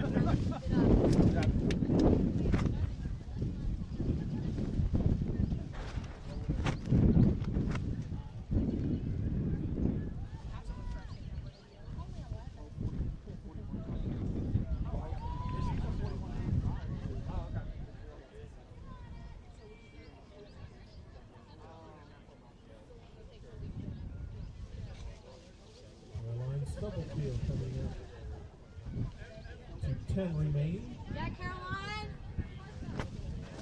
10 laps to go for Caroline. 6th, 3rd. Hey, great job, Teammate great now job. Keep it up. gets to see that single digit on the board. That's always exciting for a 10K. Yeah, Michaela, keep it She'll up. be Keep it down now up. to 9 laps. Hey, you're doing great. And Michaela Lawler of Methodist.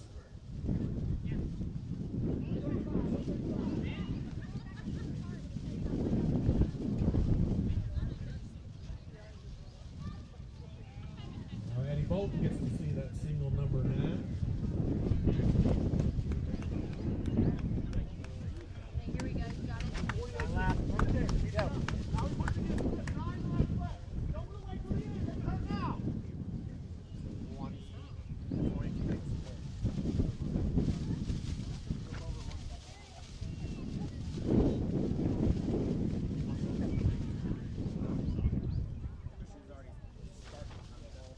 Isabella Sato of Meredith, 10 to go.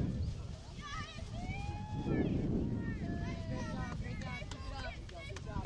The Ashley Baker of Covenant, she'll have 10 to go. I know.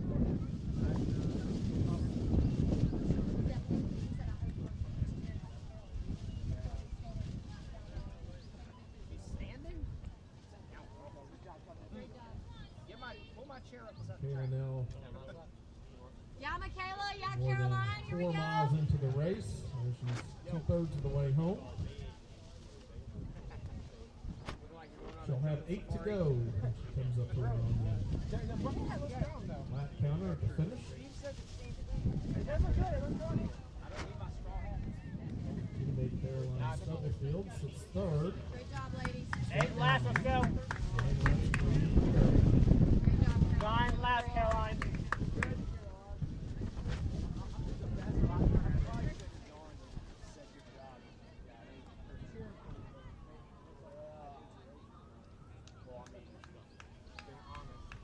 Eddie Bolton of Piedmont, your number 2 runner currently, got 8 to go.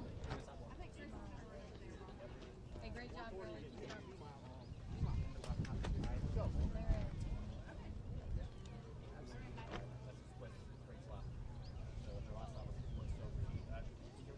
She was at 20 leaders.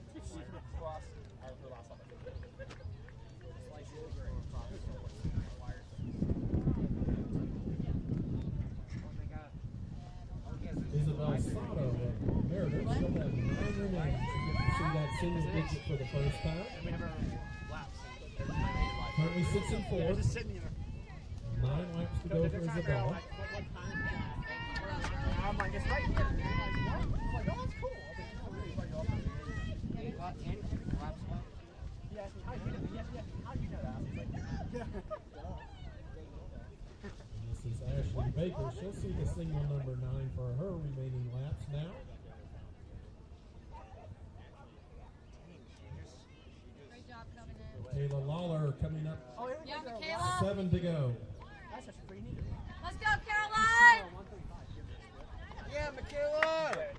And gentlemen in the 10,000, we need to report on the starting line no later than Let's go, Caroline. You got 6:25. it.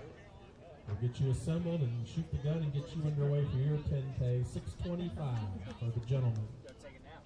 Caroline Stubblefield, 8 to go. All right, Caroline. Come on, Sits Caroline. 3rd, and this is Bolton of Piedmont. She's got 7. Hey, great job, Addie. 47 laps, Caroline.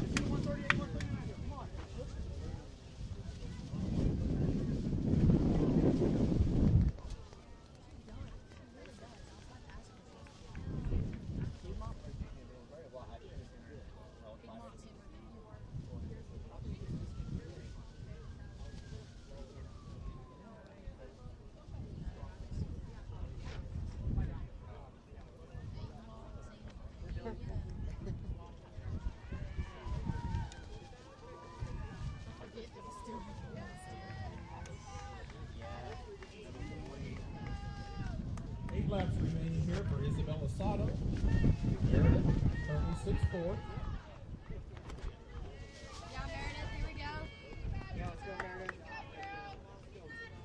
Michaela Lawler keeps knocking down the laps. She'll be down now to 6 laps to go, about a mile and a half. 6.2, so she started since the finish. Yeah, Michaela, you're doing great. Keep it up, keep it up. Let's go, Michaela.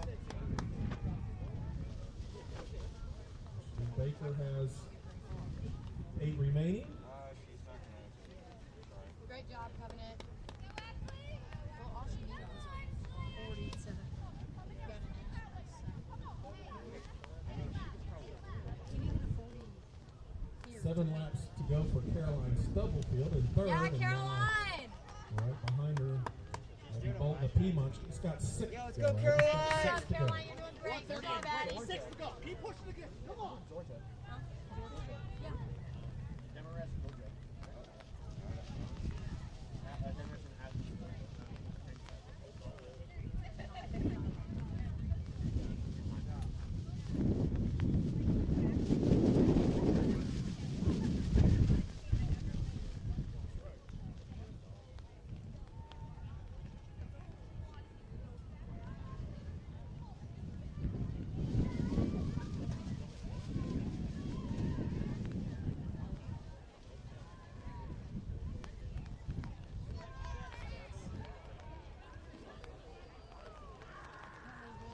Isabella Sato of Meredith, who's currently 4th. She'll have 7 laps remaining.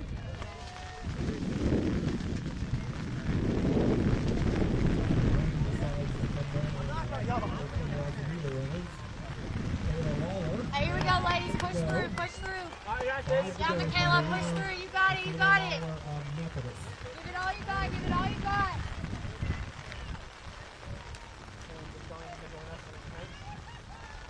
For the runners, this is really better than it does for the rest of us. We're not losing any racing. Start spending some time to start adding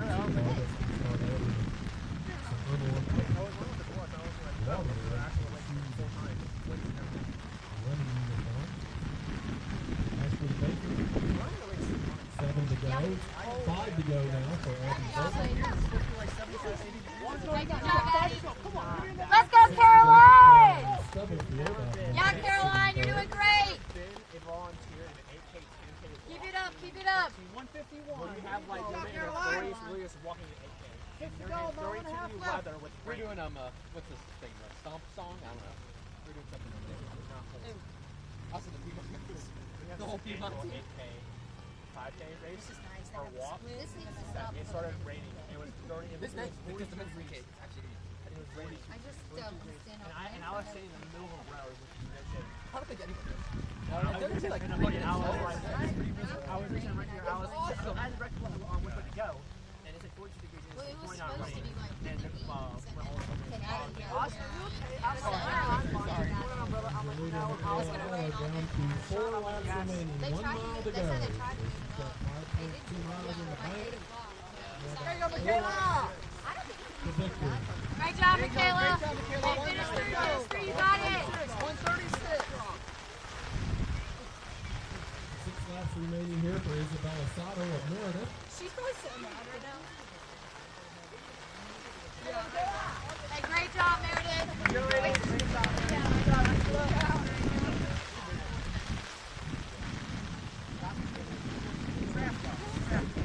Rock. Trash bag. Bolton of the Piedmont I knew the run is down gonna to be- 4 to go. Smile remains for Abby. Hey, great job, Addie. Keep it up. You know, it's even better. I didn't bring the rain jacket. Bring my rain jacket. I left it on the bus. Come on, Ash. Hey, you got it, Covenant. Keep it up. Yeah, Caroline. Yeah, Caroline. 5 to go. You got it. Finish through. Finish through. You got it, girl. Yeah, the wing. It's the wing. Thank you so much. This is awesome. Oh yeah. Oh yeah. Let's go. Sorry. I'm sorry. Hey, you ready to run? Oh, I don't know. Oh, I don't know.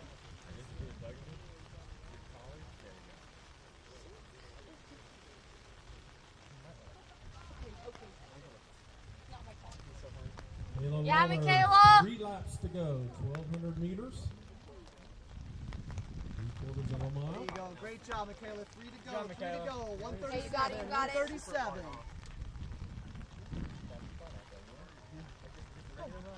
This is her favorite event. Michaela kind of like Longer the better. If the marathon was a normal track, she probably would. Oh, it stopped. I like going just one time halfway around. Halfway around. That's about it. Caroline likes to Belisado of Meredith. I get 5 so laps bored. remain I am for her. tired. I would walk up the track from He bored. says, Coach, let me run 25 laps. No one. Debbie Bolton Right, sitting Ashley? in second from Piedmont. She's got 3 laps to go. She said, let me do this. She picked events where she could score. I like it. That's a team player. Hey, right good there. job, Addie. Good job, Piedmont. I'm sorry, that's not me. No, stop. That's why she did That was a weird rain right there. I wanted to do that, but The sequel actually seems fun, though. prelims were right after that. I didn't even notice. Luckily, I have her sister. I have her sister. Great job, Caroline. You're doing great. Yeah, no, the sequel seems fun, but I can never Caroline say it. Stubblefield now 4 laps, 1 mile to go. Great for job. her. Great job. All right, Caroline. Is this Caroline's first one? 5 Come for on, Ashley Ash. Baker of Covenant. Hey, good job. Good job. Man. All right, come on. 5 laps. I was going to slap it. Yeah, it's not bouncy all over. Did you get the same shoes as what's his face? No, they're probably different, I think. $200. Here's one. Yeah, Michaela. Our costs about 200, 300 more. Here comes Michaela Lawler. 2 to go. 800 meters remain. I was thinking about wearing spikes. I don't know. Yeah, let's go, Michaela. Kill it, Michaela. You got it. You got it. Here we go. Come on, Michaela. You It's all got it. you right here. All you. I think I was saying all you. Show like, I think we're using more than last.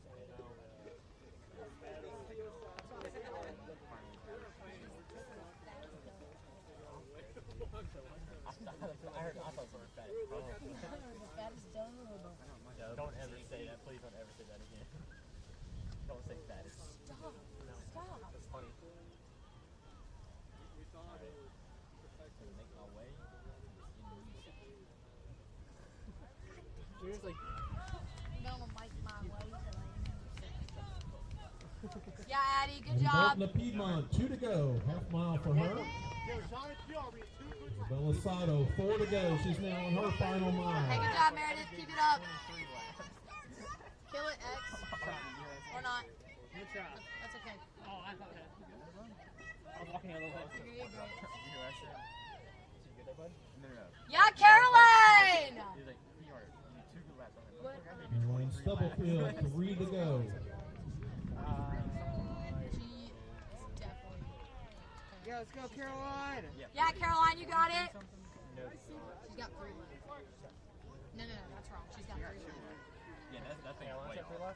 Yeah, because after this, Michaela's got 1. Oh, that's right. Because she only had 1,800.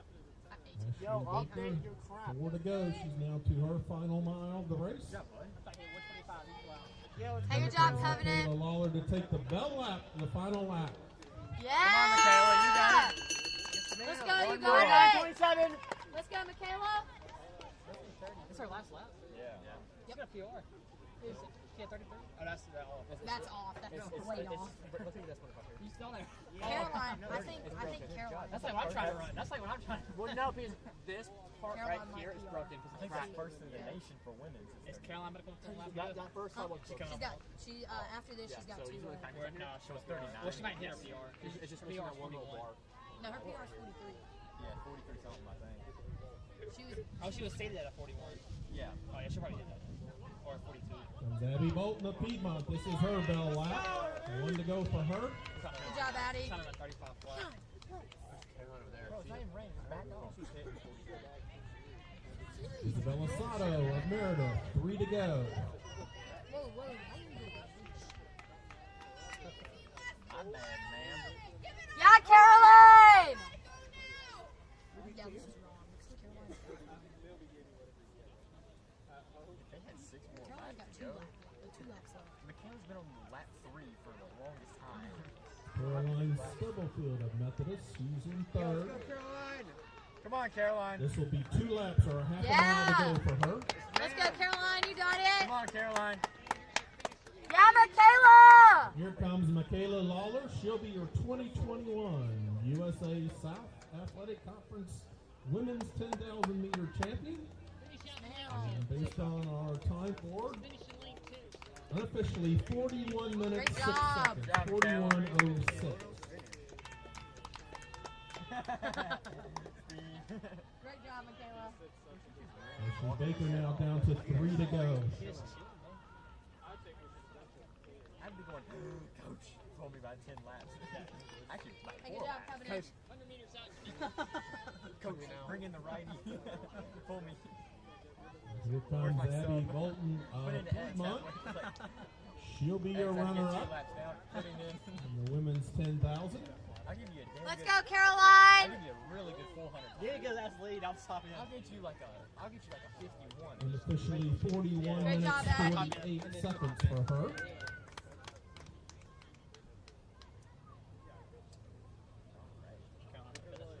Oh yeah. Wait, where is she? Third. No, no, wait. Oh, She's got 1 lap left after she gets here. That's okay. Isabel Sato of Meredith down to 2 to go. Half a mile for her. Good job, Meredith. Here comes Caroline Stubblefield. Let's go, Methodist Caroline! still have 1 to go. She'll be coming up on her bell lap. Yeah, Caroline. This is bell lap now for Caroline. Come on, Caroline. come on, Caroline. You got it. One lap. Let's go, let's go. 35. Let's go. Come on, Caroline. I see a 48, 400. You're funny. Let me sir. 52-12. Steve still beat me. I'm gonna beat his. Y'all both played finals. Yeah, he's second seed. I am the 7th seed. Damn. Yeah. Yeah, Caroline. I am 7th and in lane 7. Don't feel bad. Steve is 4th seed. Bro, he's on the high right now of adrenaline. No, Steve's 4th seed and Ashley Baker, Covenant, 2 remaining. She's now down to her final half mile. I'm 5th and 2, so I'll take that. Great job, Covenant. Keep going. Listen to this. First place overall is 22.4 something, I think. I'm 22.7. That's how much. So 0.3 seconds between you and And like first place and 5th place. That's the guy. Twice. The guy ahead of me is beating me by 0.03. That's nerve wracking. 0.02. That's actually frustrating. That's a toe. Come on, Caroline. gotta make it up. You beat him. Oh, I know. Ha, ha, ha, Oh, I you're can so beat. funny. I don't have to worry about that. Yeah, Caroline. Oh my gosh. You want to tell me voice? Isabella Sato of Meredith. She'll be on her final lap, her bell lap. Fine. Yeah, Caroline. 1 lap remaining for Isabella. Good Here finish, comes Caroline. Caroline Stubblefield. She'll be a bronze medalist. Yeah, Caroline. Yeah. Yeah.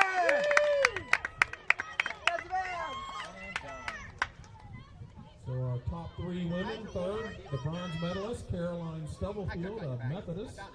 Your runner-up with the silver is Abby Bolton of Piedmont, and your 2021 champion again, Michaela Lawler of Methodist. If you want to come get your medals, ladies, as soon as you have a moment to catch your breath, as they say. We've got those medals now over here in the 2 red tents right in front of the finish line. We relocated the awards area right here with the announcing area for these last 2 events.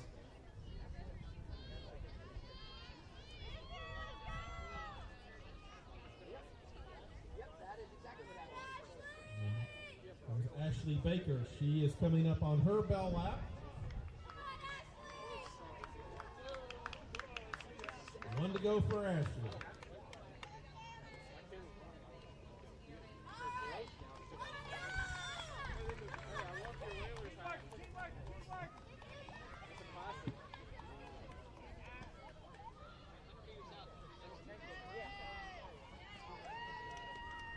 Here comes your 4th place finisher, women's 10,000, Isabella Sato of Meredith.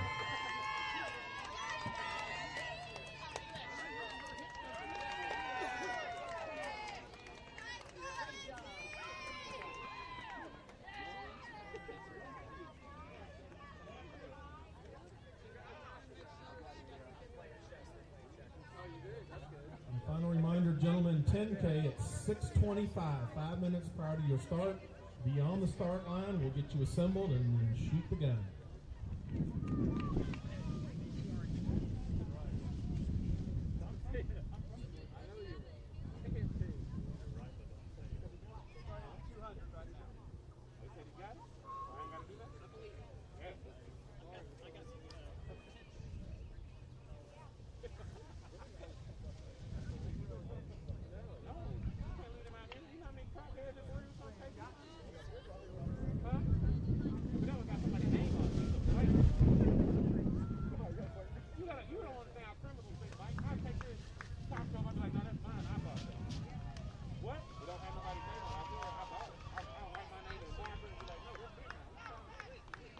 And here comes Ashley Baker of Covenant. She'll be your 5th place finisher in today's women's 10,000 meter championship.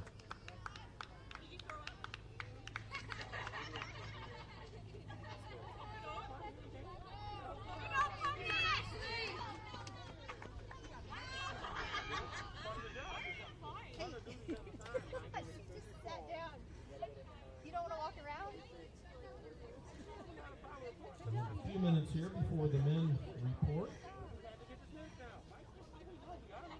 And we want to thank everyone for being here for day 1 of the 2021 USA South Athletic Conference Outdoor Track and Field Championships. And just a final reminder that we will begin competition tomorrow at 8 a.m., hopefully weather permitting. So those field events that were scheduled to go first tomorrow, those will be the ones that will begin at 8 a.m. And similarly for the running events, those will also begin at 8 a.m. with the first scheduled event that we had for later in the morning now moved to 8. And then we'll keep the same time gaps in between those events as we go through. Hopefully we'll get a break like we did today. The area's not far from here had some very heavy rain and some thunderstorms, which could have been a lot more problematic for us. We're thankful we, hopefully with 45 minutes to go, can avoid those. Again, we wish all the athletes a good evening. Rest well, eat well, hydrate well. They probably also hurt from height. And we will see everyone back here tomorrow. And we hope all of you will stay and cheer the men on in their 10K. But we know that some are already departing for dinner or other reasons, so we just want to make sure everyone's aware of what we're going to be doing tomorrow.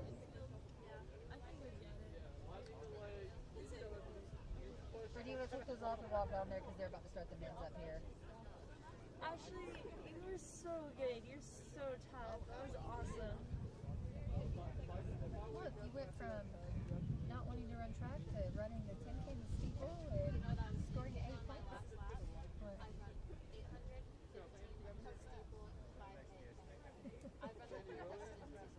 Well, that's a good way to have your career. I can't even say that. Look at you.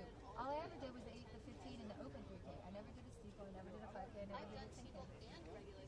I know, you've done it all. It's totally impressive. I wish I could say that. I'm like, I just want to cry because I'm tired. Like, I'm not that sad. I mean, I'm sad, but I'm just like... Well, it is going to be weird without you around. It feels like a weight has lifted off of me. Well, you scored 8 points for us. Call the gentleman at 6:27. And we'll do a quick lineup, and when everything's in order, we will get our final race of the evening of day 1, the men's 10K. After sitting around here in your little crop top. This is the most comfortable shirt ever. I feel like Coach, she got a PR? She's never run a 10K. Oh, I thought you had. No, she's run every distance event in college though. 8, 15, 3K, 3K steeple, 5K, 10K. I can't even say that. That's amazing. Hey y'all, we need to move. Come on. Come on. Come on. I mean you. She's run every, wow. That was insane. She's run every distance. Every distance like 8 to, wow. 8 to 10. That's amazing. 3K. Ashley, that was amazing. 5K. I just cried.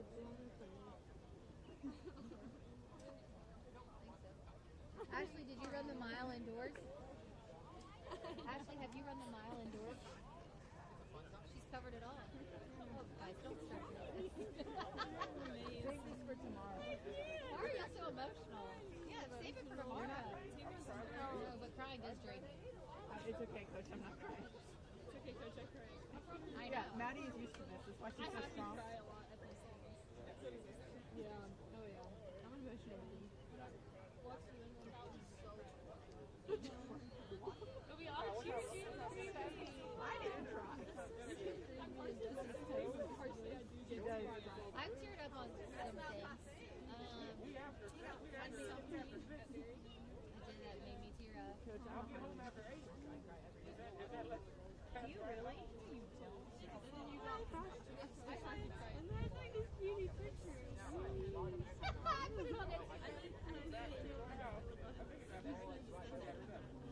And it started raining. It kind of felt good when it started raining. And then it stopped. So now you're just That's so hard. I'm just saying, I work for the state. Alright, here you go. Let's go down there. And where's her stuff? Go get her shoes. Get her shoes. Hey, take this off. You are just a beast of a woman, Ashley. You really are.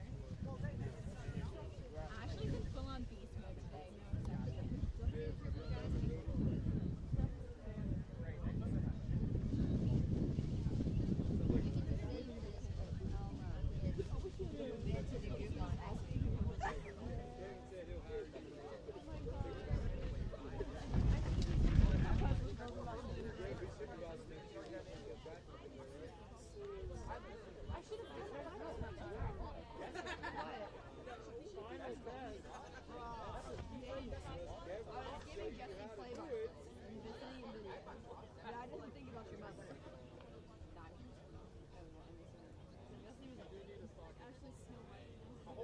Yeah, I know. We're like, when is she gonna come away? Wait, you look like she. You look like you're confused, Ashley. Yeah, you look like you're obsessed. Oh my god, Well, it's that's so what I'm saying. Go. Take her to her stuff and go Here, get she can all take you to your stuff. We'll carry you as our team. She can help you. She cannot. Hey guys, seriously, stop.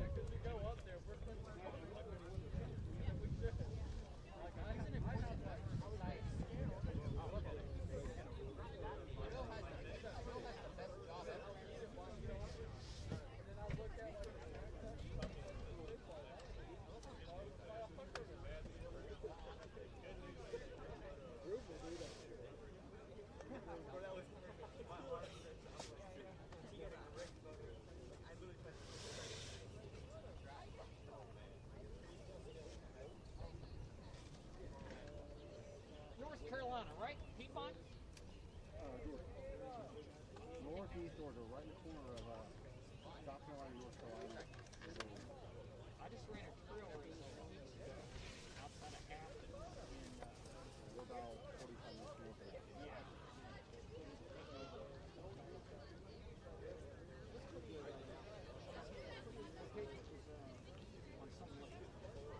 In fact, when we were out there, All right, we are ready for the gentlemen in the men's 10,000 to now come to the start line.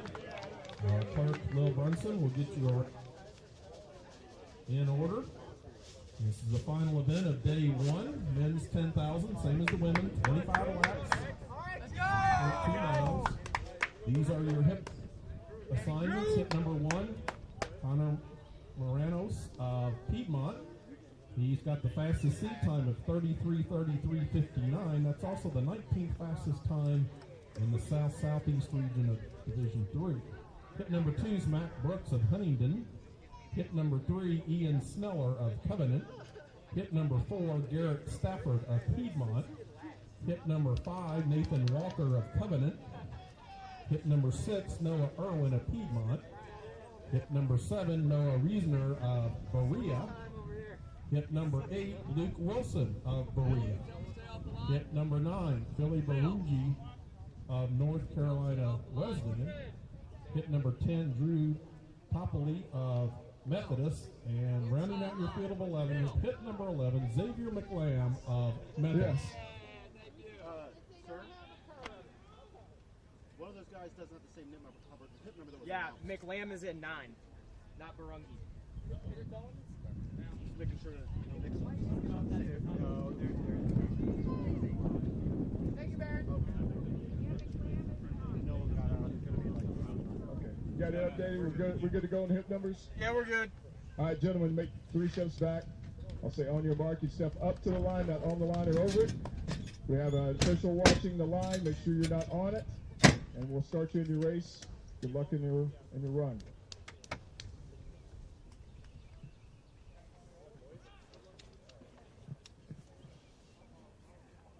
On your mark. Let's go!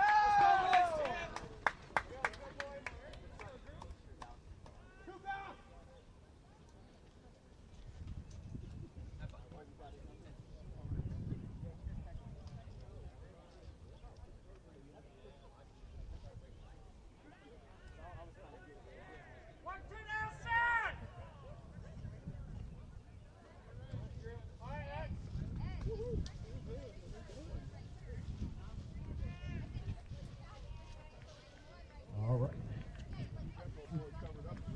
1, 2 numbers there. Due to a scratch, they flip-flopped a hip number from what I initially had. Hip number 9 is Xavier McLam of Methodist instead of Philly Barungi of North Carolina Wesleyan. Everyone else's hip number is correct from what I gave at the start.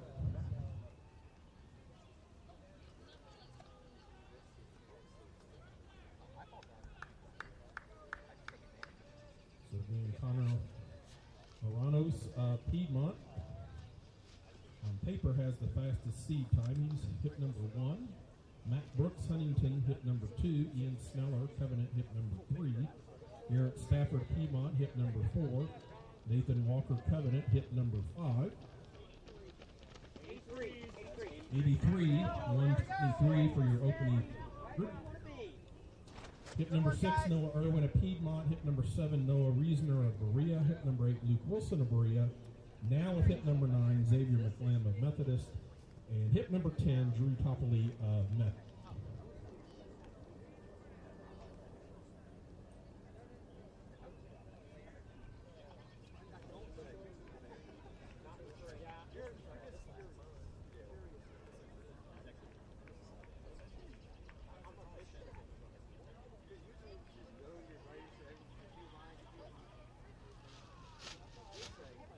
Some 10Ks they can already just start out like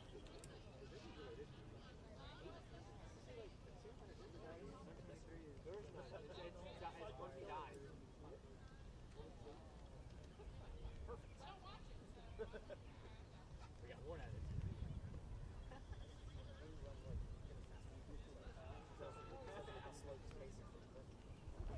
I mean, that's their knock on it. It is.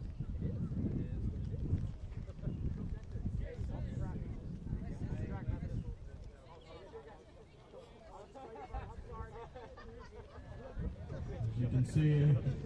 really no separation with the top 11. 2:48, about 85 on that, 83, 85. So we're all just running, feeling the race out. All still bunched together.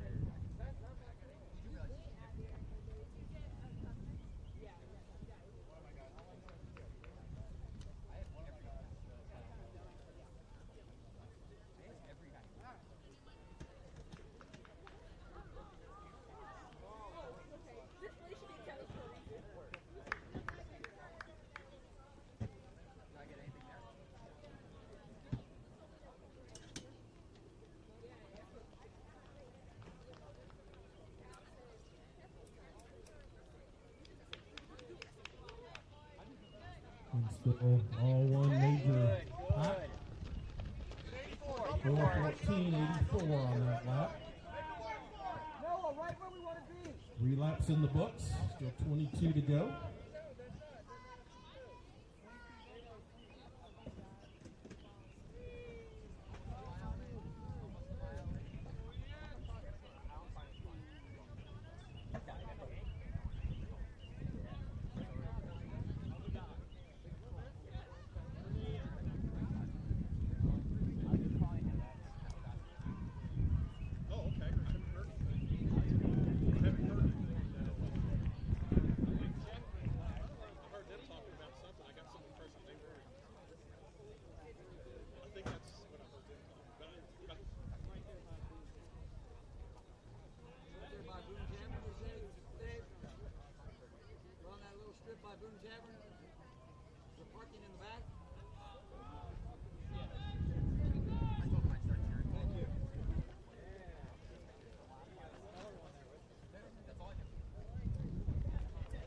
Coming up on 4 laps complete, or mile 1 of 6.2. Still tightly bunched here. 5:33. It's dropping a little bit. You can start to see a little more separation now.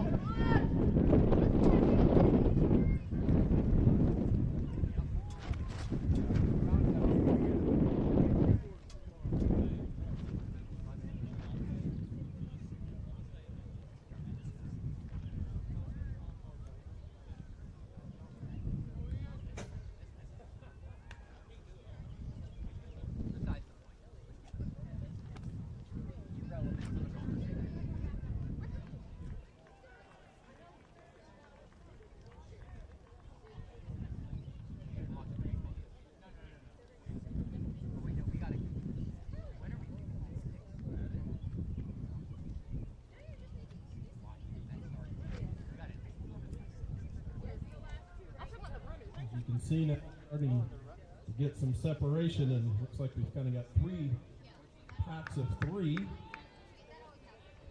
and one hanging in with the second pack for 4. And not a lot of separation, but a bit. 5 laps complete. At hit number 1 is Connor Morenos. Hit number 8 is Luke Wilson of Berea, and hit number 10, Drew Copley of Methodist. Those are your 3 that are in the lead trio. Right here, let's keep working our way up. Relax that face, Noah.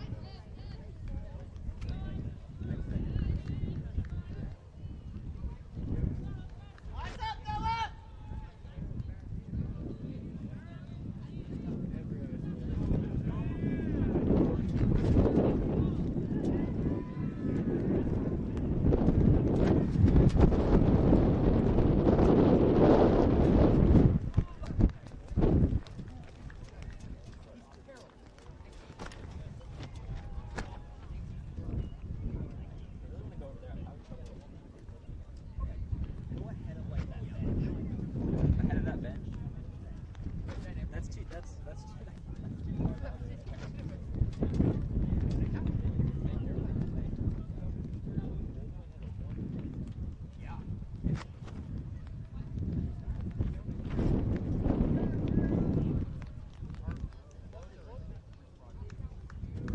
up on 6 laps complete, a mile and a half.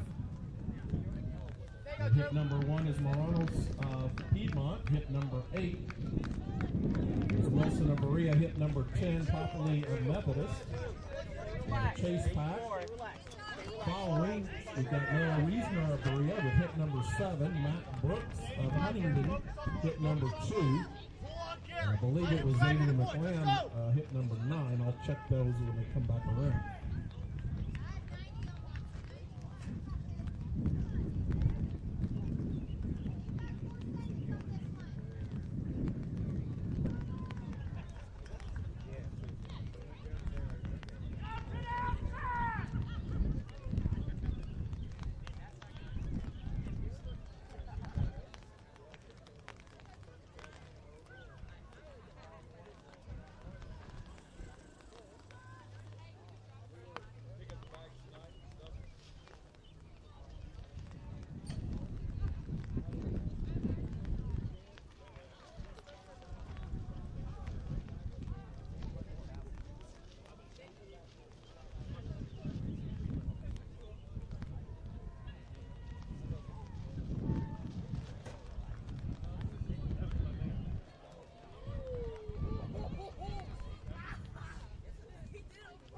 Seven laps complete. Again, Moranos, Wilson, and Popoli.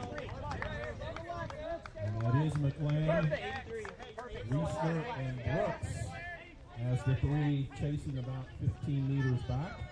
85, Garrett. Focus on blue. Stay on blue. Hey, the next lap will take us to the 2 mile, or 8 lap completed mark.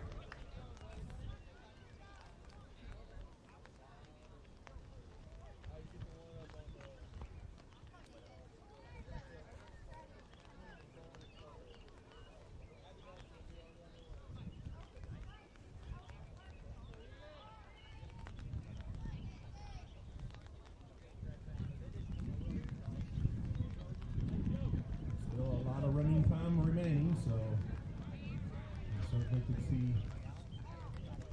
some changes as this develops. It helps certainly the athletes to have these groups of 3 to kind of share the work, as they say. And depending upon how the athletes are feeling with the current pace, which has been dropping, we may see some changes in these 3 groups.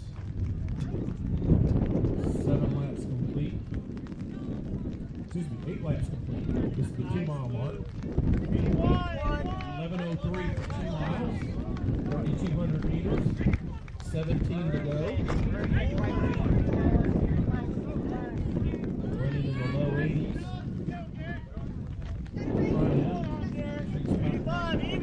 Different.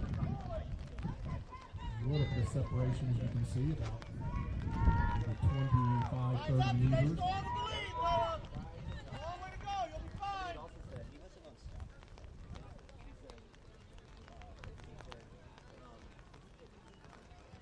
He said that he was like, go down athletic, but you need a little bit of luck in it.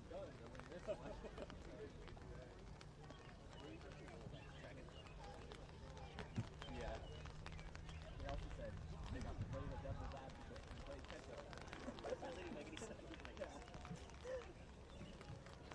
I think he felt bad. Salary was told for that.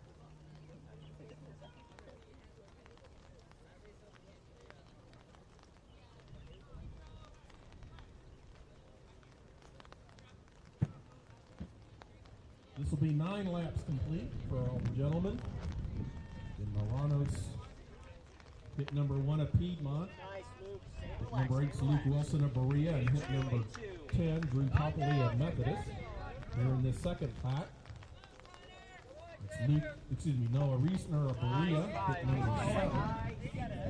Xavier McLean of Methodist, hit number 9, and Matt Brooks of Huntington in the red, hit number 2. Close that down a little more. Each lap, close it down a little more. That's 127. Let's go.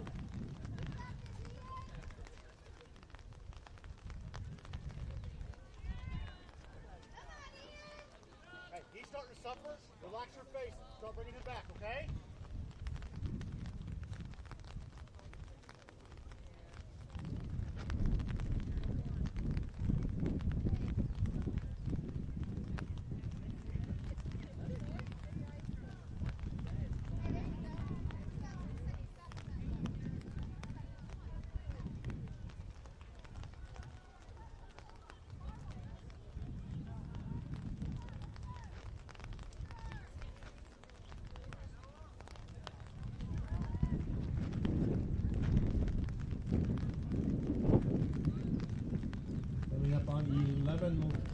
10 laps complete. 2.5 miles. Reynolds, Wilson, and a little separation here for 4th and 5th. That's Noah Reasoner with hit number 7 from Berea, and Xavier McLeod hit number 9 from Methodist. It's Ian Sneller of Covenant, currently 7th, starting to make some progress. That was Matt Brooks in between the groups in the red from Huntington. He's currently sitting in 6th.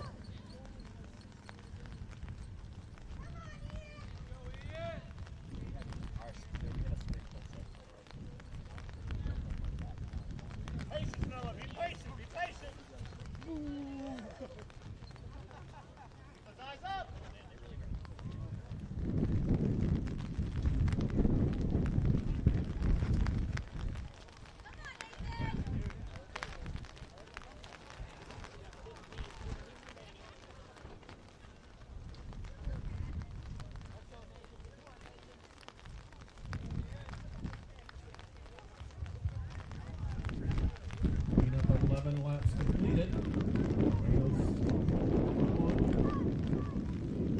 Number 8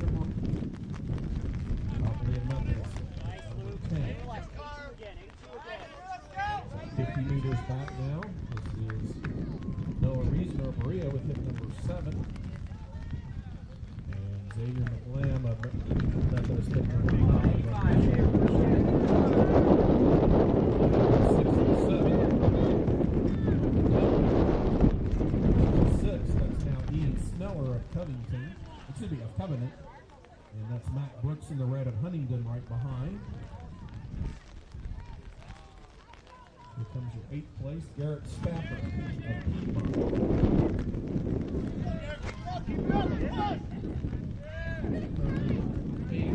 Of course, your scoring places for the meet.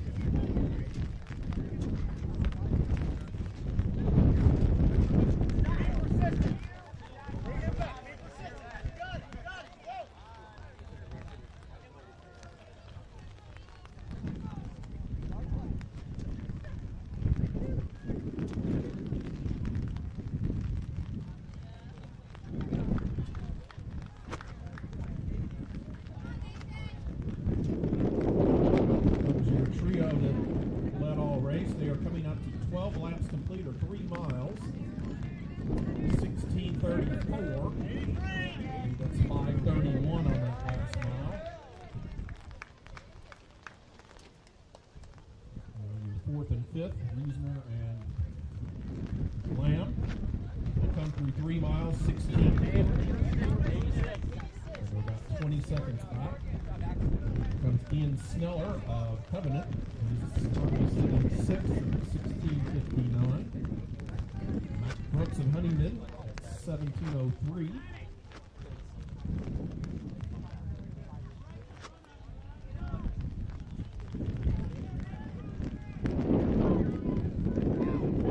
Stafford sitting 8th, 17:18 at 3 miles.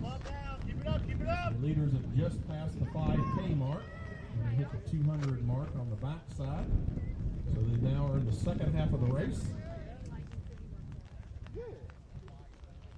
It's Noah Earl, Piedmont, sitting 9th.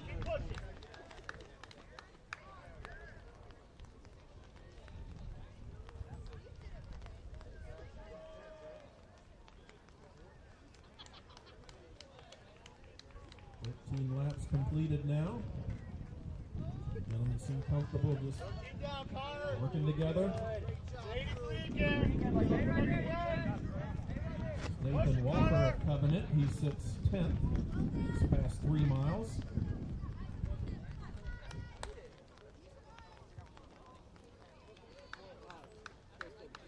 Perfect, Noah. Perfect. Relax.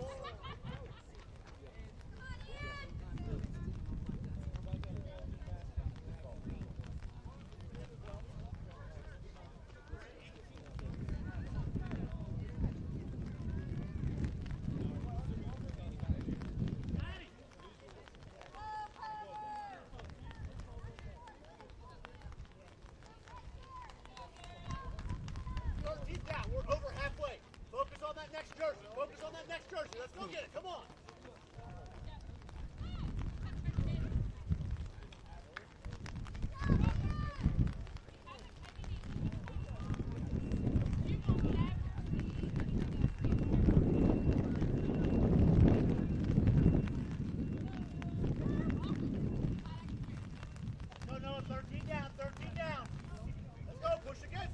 Here come your leaders. They'll now have 11 laps remaining.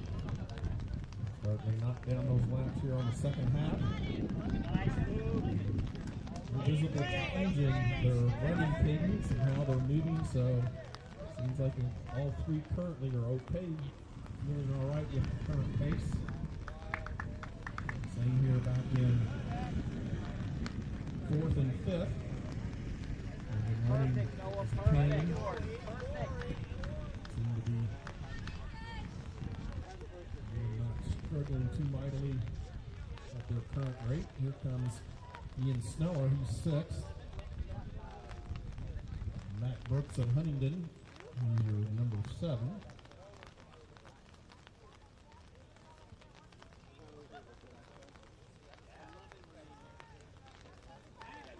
I've got 11 laps to go. And here's your 8th place. Rick Stafford. Stay relaxed, head tall.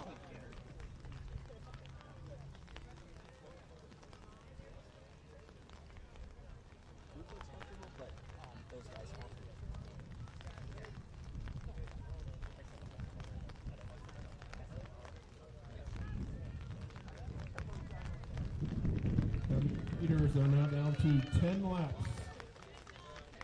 Perfect, Luke. 82. Hey, let them pull you a little bit. Let them pull you a little bit. And they built about an 80 to 90 meter lead here. And the garage will pull away. Interesting to see who to make the first move. 10 laps remaining here for Reisner and McLam, running 4 and 5. And 10 is coming up for Ian Sneller, who sits 6th.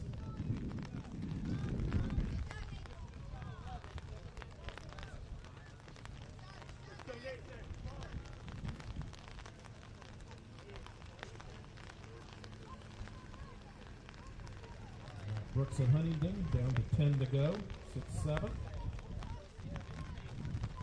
And also 10 to go for Garrett Stafford sitting in 8th. Hey, 11 to go. Keep closing it down. That's your goal. Keep going for it. Go, please. Huh?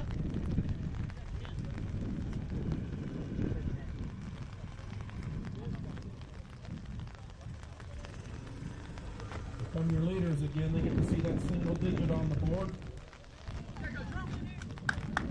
And as always, a lift. 10K runners on the track. 9 to go. A little over 2 miles now. They're 2/3 of the way home.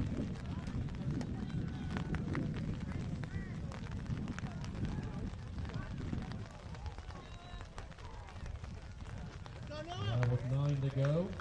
No Reisner. Berea starting to pull away a little from Xavier McLam, running 4 and 5.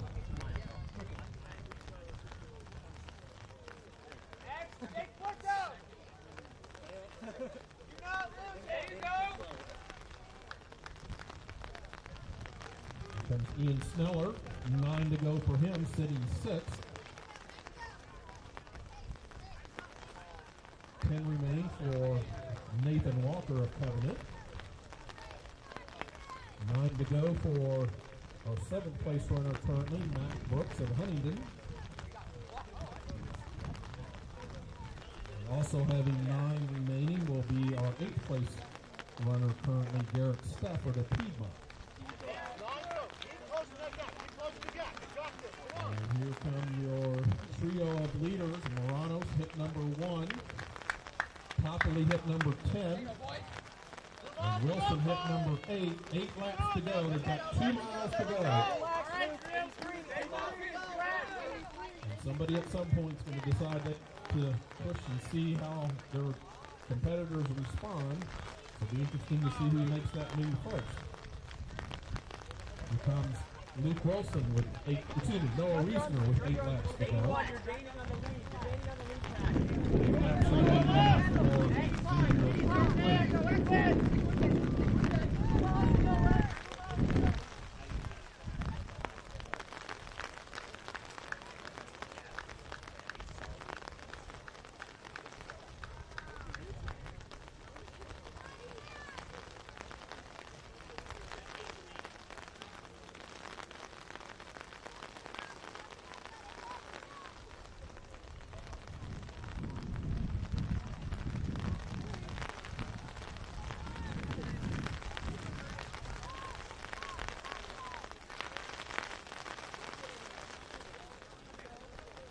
To go here for Matt Brooks, 7.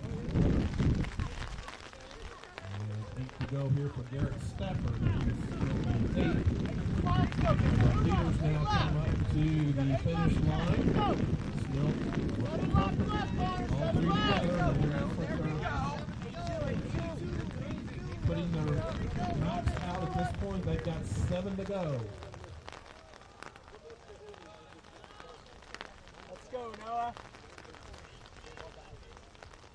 Noah Reisner with 7 to go, sits 4th. Xavier McLean of Methodist sits 5th. He's got 7 to go.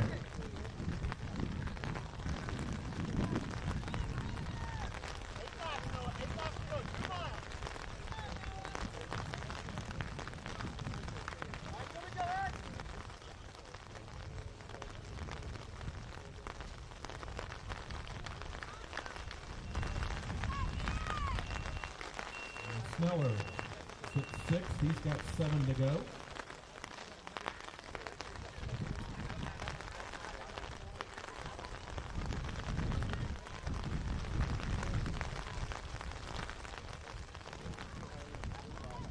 Matt Brooks at Huntington, he'll have 7. And the leaders coming up on their outside. They'll have 6 to go, a mile and a half. The no separation, Moranos, Wilson, and Popoli.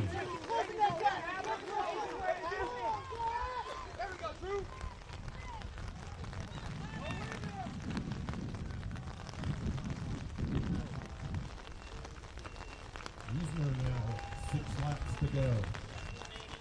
Hold them up. Hold them up. You're looking really good.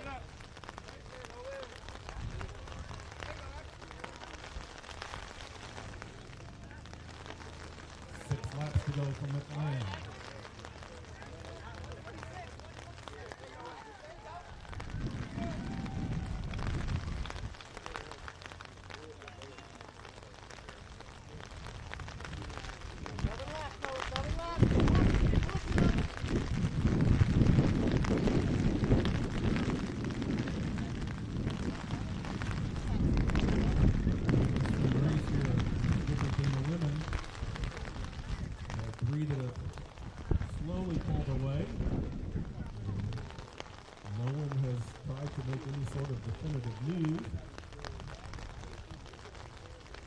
They'll have 5 laps remaining, 2,000 meters.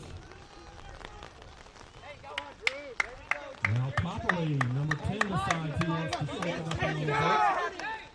That's Wilson and Berea, right behind him at number 8, Moranos, who again came in with your top seed in this event, sits 3rd. The question is the lead sustainable, and can it go even harder? As you can see, Popoli and Wilson now gone side by side. Starting to create a bit of separation on Moranos, who sits 3rd, about 10 meters back. Let's go, Nathan!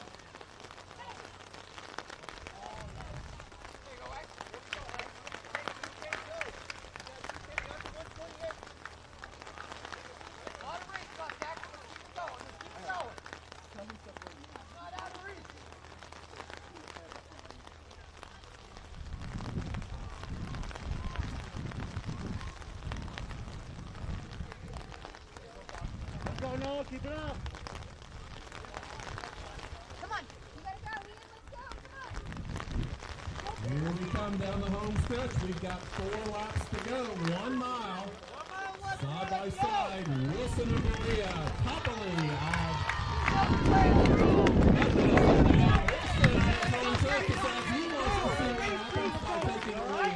Morano sits in third. He's not out of it yet.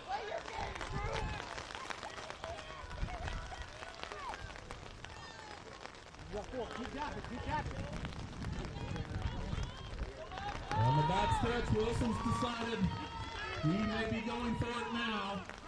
He's opened about a 5-meter lead, but Copley looks like he's not put out everything yet that he's capable of getting in the last couple of laps, so he's still well within striking distance. Moranos in third. Trying to find a final gear here, gearing up in this last couple of laps.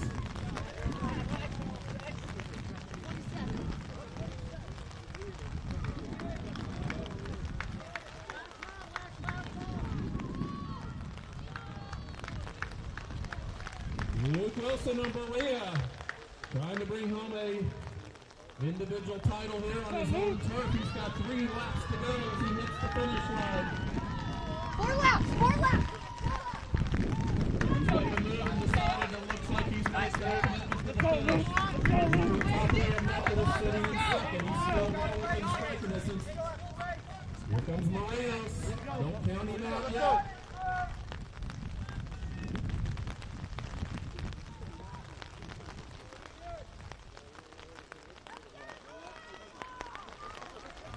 Three-quarters of a mile for the gentleman. It's Noah Reisner now from Berea, who sits fourth with 3 to go. 82.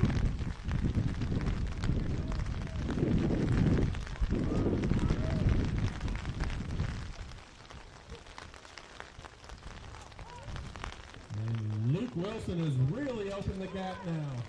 You can smell that victory.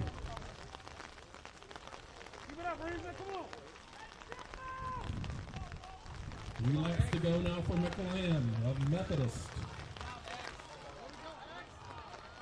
5 laps, Nathan, Here 5 comes laps. Luke Wilson of Berea. He'll have 2 laps or a half a mile to go. He's now spread the gap to about 40 meters. Nice, Luke. Let's go, Luke. Good job. 2 laps to go. Methodist sits second, trying to find that final gear for these last 2 laps. 3 laps.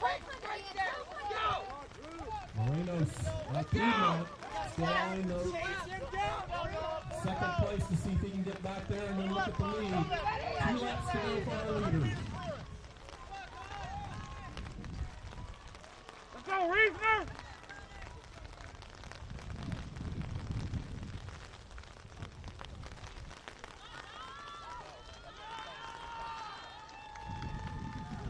Reisner, Berea, 2 laps to go.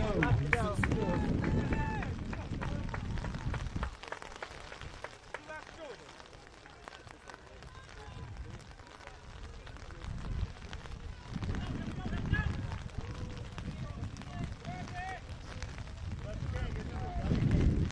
And Luke Wilson now hits the home stretch, 500 meters to go. Put this one away. He's built up a nice lead over these last couple of laps. Running on your home turf always helps too. Gets that extra adrenaline going. 1 lap to go. Luke Wilson of Berea.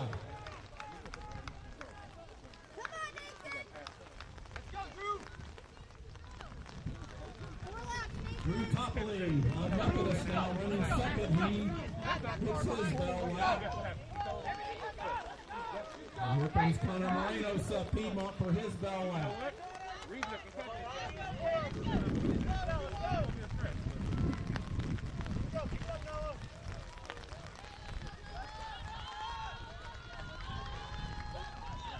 Here comes Noah Reisner of Berea sitting third.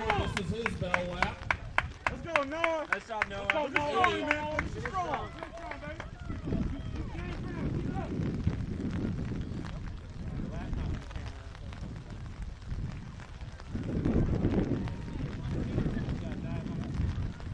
He's now on the home stretch for the final 100 meters, and he can see the victory. Luke Wilson from the homestanding Berea College Mountaineers will be your 2021 men's 10,000 meter USA South Conference champion. Now coming down the home stretch, Drew Popoli of Methodist. He'll be your silver medalist here in the men's 10,000. Let's go, Noah! Come on, Ian! Come on, Ian! And here comes Connor Morenos in the green of Piedmont. He'll be your bronze medalist, finishing third here in the men's 10,000. Finish strong, Noah! Come on, Noah! And here's your fourth place finisher, Noah Reesner of Berea. Berea going 1-4 here in the men's 10,000.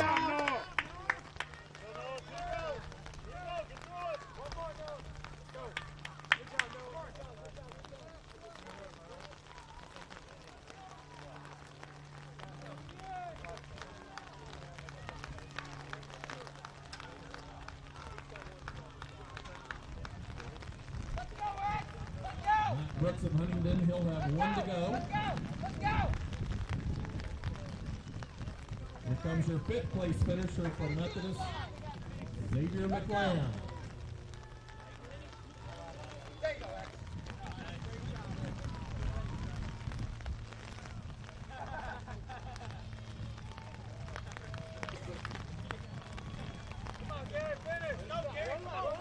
One off to go for Garrett Stafford.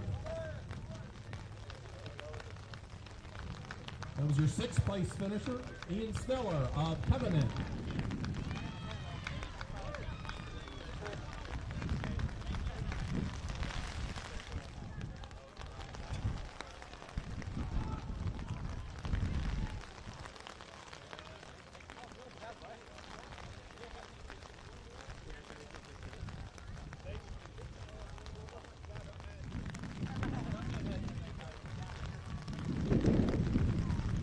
I was wondering if you saw your towel.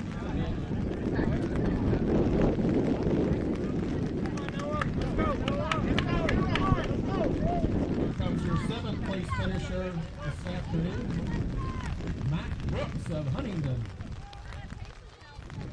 Yeah, I could use it.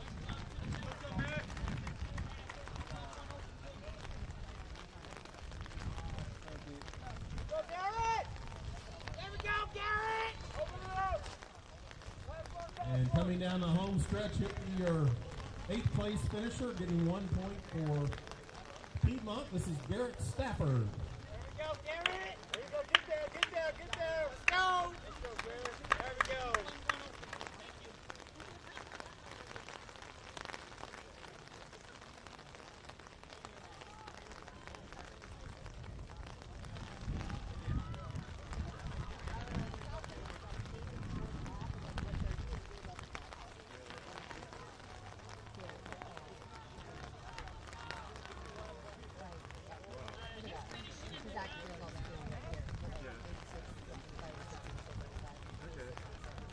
There we go, Noah!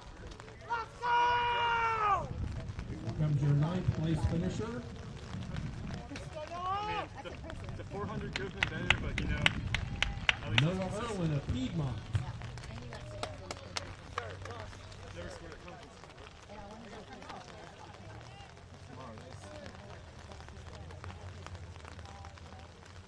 Plus, I just realized. Nathan Walker has 1 lap to go and completing his 10K. Let's go, Nathan! One more one lap, 400. let's go. You have more, Nathan. I know you do. Come on, Nathan! He's probably chewing it so that he can talk to you tomorrow. I think you're good. I just want to get this start off. Yeah, I think so.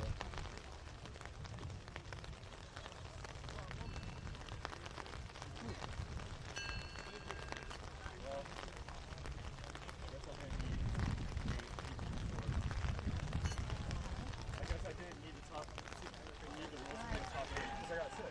So even if the rules are different, it's still good. Oh, I actually trust it. Yeah. Gentlemen, don't cross the white line. Still got to run. No,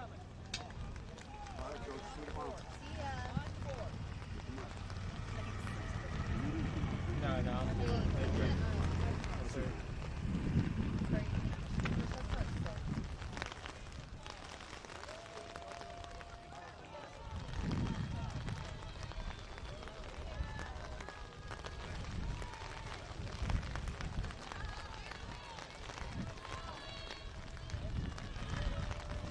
And down the home stretch to finish 10th this afternoon.